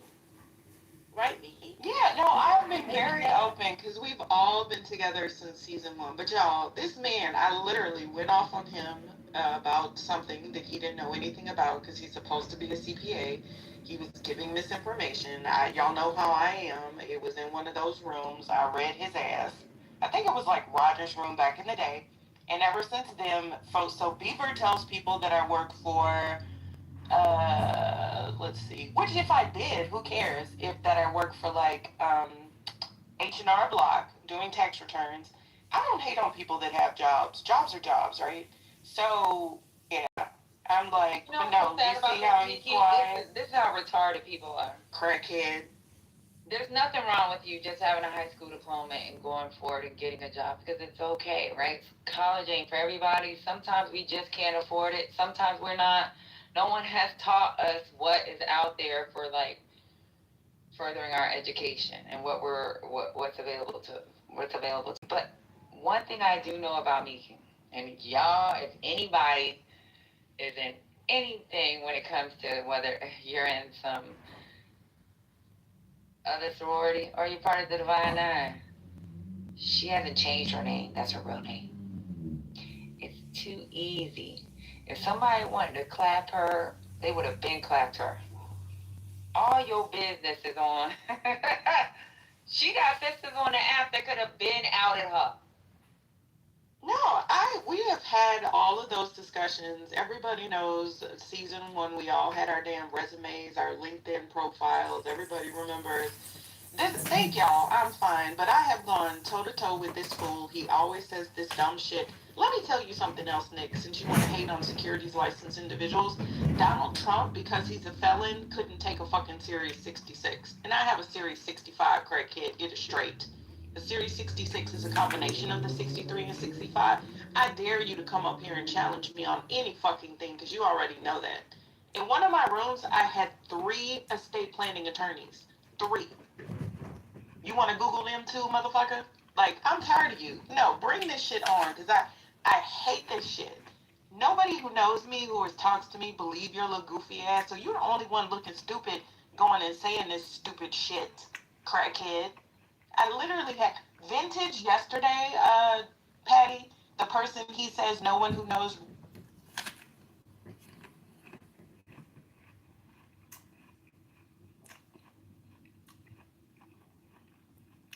The other person, I don't know. I don't have an age for them. But The 1,000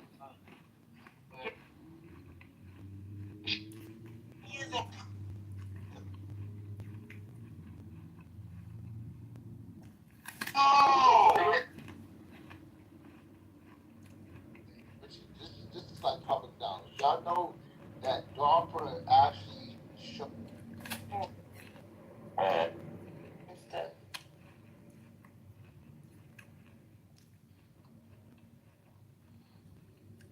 That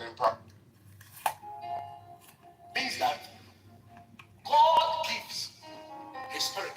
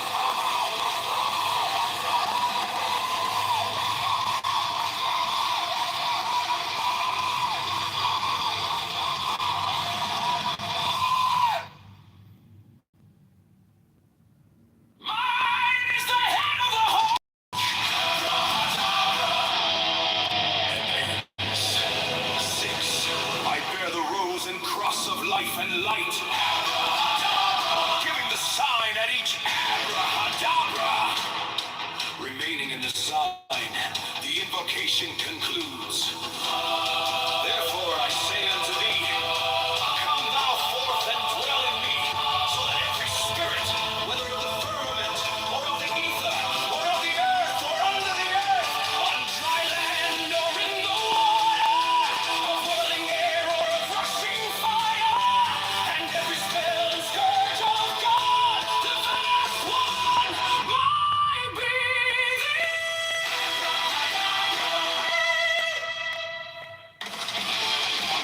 Mine is the head of the hawk, abracadabra, and ends. 6. I bear the rose and cross of life and light, giving the sign at each abracadabra. Remaining in the sign, the invocation concludes. Therefore I say unto thee, come thou forth and dwell in me, so that every spirit, whether of the firmament, or of the ether, or of the earth, or under the earth, on dry land, or in the water, of whirling air, or of rushing fire, and every spell and scourge of God, the vast one, might be abracadabra.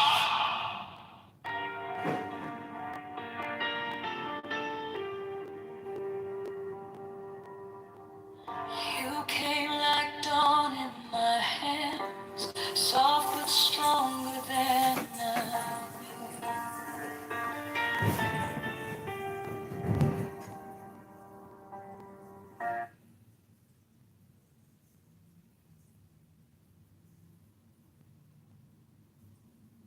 Vibe, that's the most important. A lot of us talk, but listen, people do a lot outside of you. And to me, they're just being characters. But the real picture is who you are when you're with your significant other. And are you a person of chaos or a person of calm? Lord, Let me ask you a question. why you had to? When you be going out with people, right? Let's just say we was out partying and stuff, and you was out with us. If we was was like, I don't know, probably at the bar buying like 2 or 3 drinks. Would you come up to the bar and be like, guys, that's too much, okay? It's too much, guys. Would you do that the whole night? I would just leave because one thing I'm not going to do is be in a pub. No, I'm just, listen, for me, I like peace and I like calm. I'm not a chaotic person of chaos.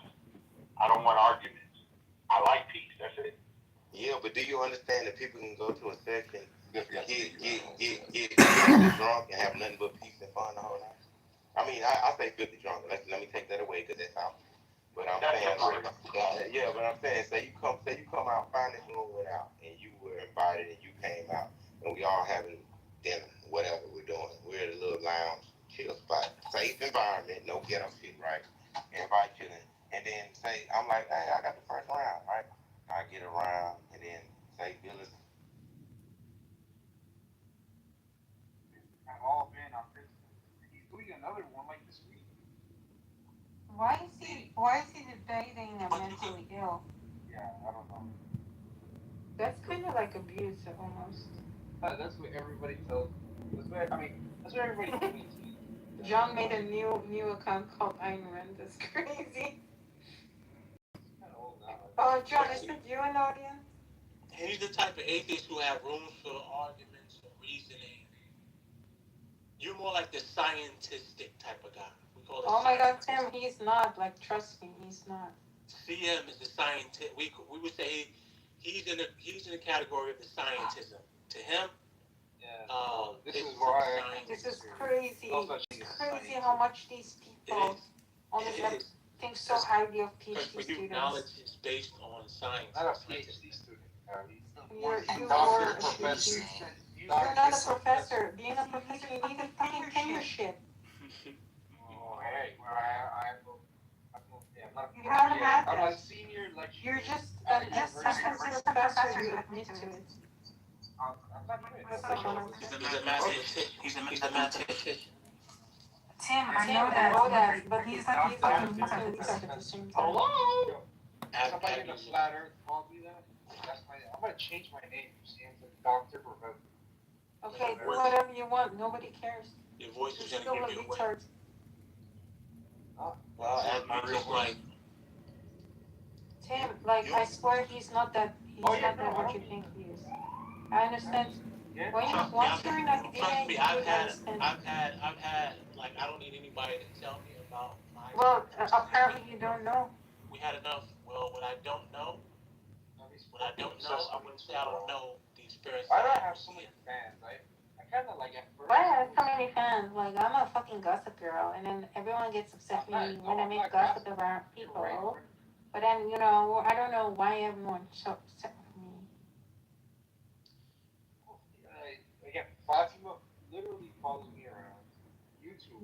We were here before you came in. No, I know. Well, because you were in our room the whole day. You were in my own room. Oh, shut the fuck up, Abby. Fucking annoying bitch. Yeah, you're gonna get blocked. Block me. Do it. I don't give a shit. All right, Abby. You're getting blocked right now. Oh, thank God. Thank fucking God. I literally begged God, like, let's see him, please block me. You sound like a woman scorned. See, God exists. It literally gives me You what I sound want. like a woman scorned, Abby. If you want me to attack you, just ask me. Why would you have to attack me? That's what If you want that, I can do it, and you will not shut up afterwards. I can literally handle everyone in this room, so. You don't have to attack anyone. You can just say, you know what? No, I'm not. Or, you know what? I am, and that's why I'm gonna attack you too. No, I prefer to attack. Whoever it was, don't worry. One door shuts, another one opens. Exactly. So whoever he was, forget about him. Let him go. I'm literally biting my tongue. I'm on to something. And you should be grateful I'm biting my tongue.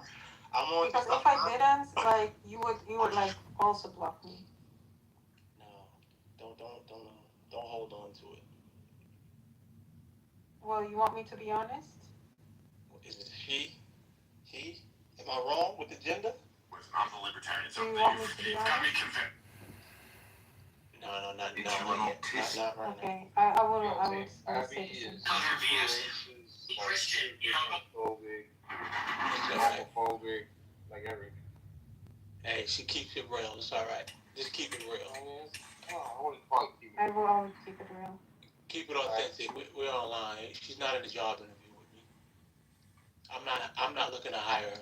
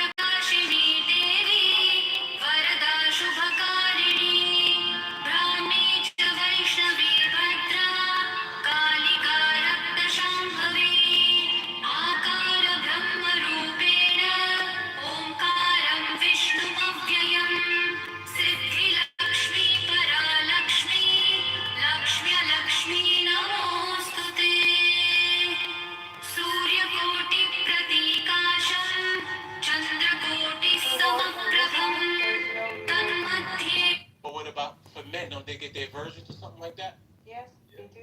Being a man is a blessing. Being a woman is just pure agony, pure pain. Yeah. Straight up with that. There's nothing good about being a woman. So I don't understand why Piper wants to become a woman, when you're blessed. It's why. Because it only, when you're a man, be that fucking pathetic. Yeah, I mean, I'm talking about the Muslim world, of course.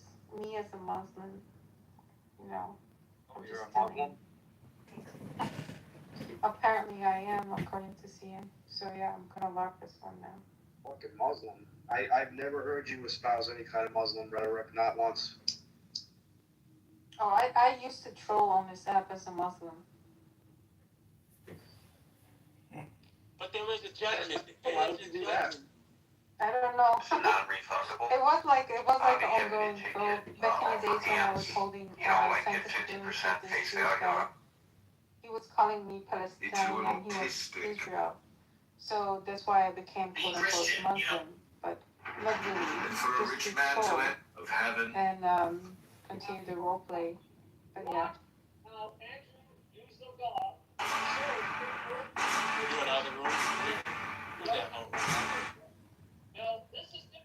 What? I hear somebody hot mic. Oh, yeah. I'm watching fucking Sam Shimon react to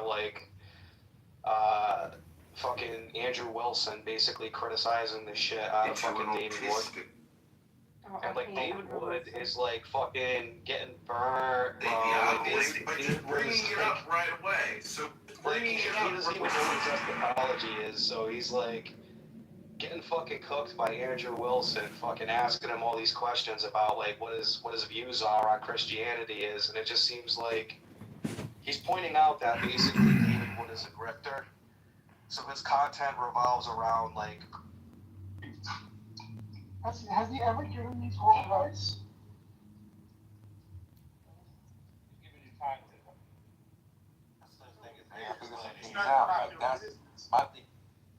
Oh, you got affiliation with paying for it. Yeah, and I'm still ruling the fucking fight for America. I don't think your fat ass can climb a fucking molehill. What? I can make it real. Seriously, just tell me, do you really work there? I'm 50 years old. 20. در قبالش ایران حمله موشکی پهپادی میکنه خیلی گسترده به اسرائیل که اسرائیل جواب بیاد بده جلوشو میگیره بایدن. So that's the end of the South. Finished. End of the point. Finished. تموم شد. Symbolically, that makes it the same vibe as climate change activism. High civilization, high Western civilization. I mean, it's the technology that you just get. I mean, it comes out of a war, it comes out of the military. It's this just extraordinary feat of scientific ingenuity and blood, sweat, If you keep tears. zoning out mid conversation and forgetting what people just said, the next 30 seconds will change your life. See some of it. I'm 43, and my manager says I have the best memory on the team. I started training 9 minutes a day a month ago. These left-wing religions is essentially an anti-civilization view that My fear turned gold in your eyes, and my old night broke in two.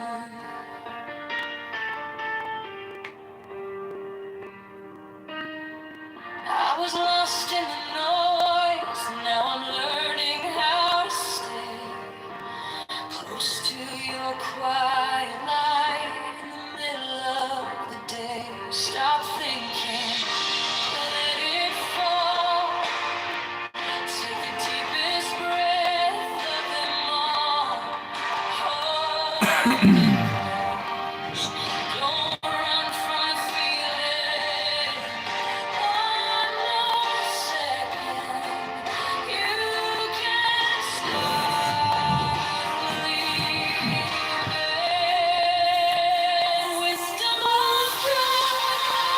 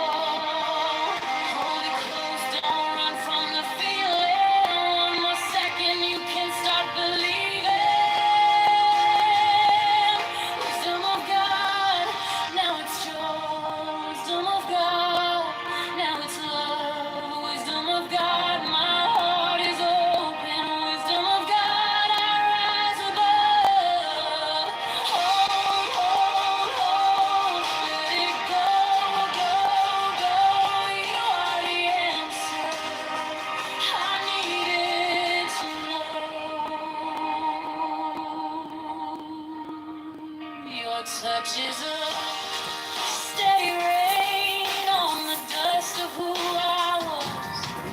Every wound gets named, then it fades in a hush. I don't need 1,000 signs when your name is in my chest. One deep breath, one brave step, and the rest can be blessed. I'm thinking, let it fall. Take the deepest breath of them all. Hold it close, don't run from the feeling. One more second, you can start believing. Wisdom of God, now it's joy. Wisdom of God, now it's love. Wisdom of God, my heart is open. Wisdom of God, rise above. Let it go, go, go. You are the answer. I needed to know if I tremble. Stay near if I break. Pull me through, teach my hands to break. What I cannot hold with you. Tend not night, tend not casualty. In your holy calm and the storm in my head lays down like a palm. Wisdom of God, now it's joy. Wisdom of God, now it's love. Wisdom of God, my heart is open. Wisdom of God, rise above. Let go, go, go. You are the answer. I needed to know. Wisdom of God, now it's home. Wisdom of God.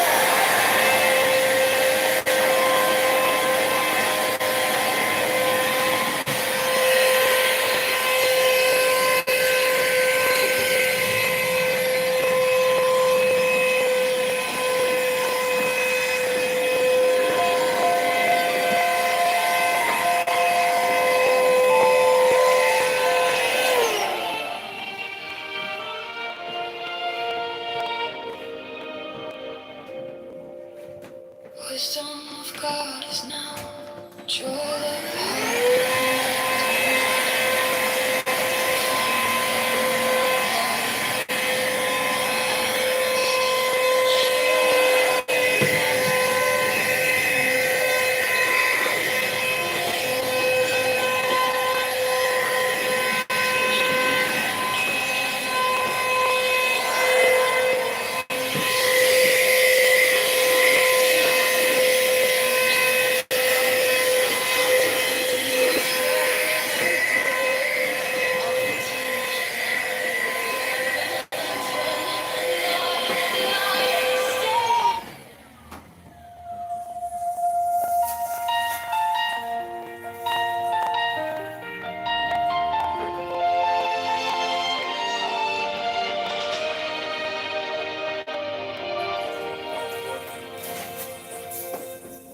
Wisdom of God is now joy, love, heart, enlightenment. You found me in the quiet, with my hands still shaking. I was carrying the hurt, like a name I couldn't drop. Then you touched my trouble, and the whole room stopped. Stop thinking, and your problems take the deepest breath of the day. Hold for 10, not 11, 10, not 9, stay.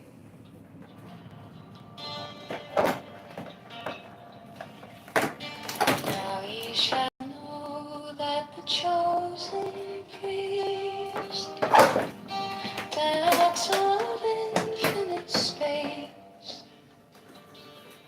is the prince, priest, the beast, and in his woman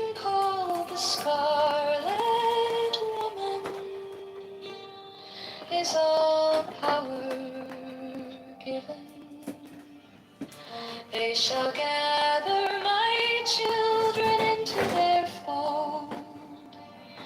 They shall bring the glory of the stars into the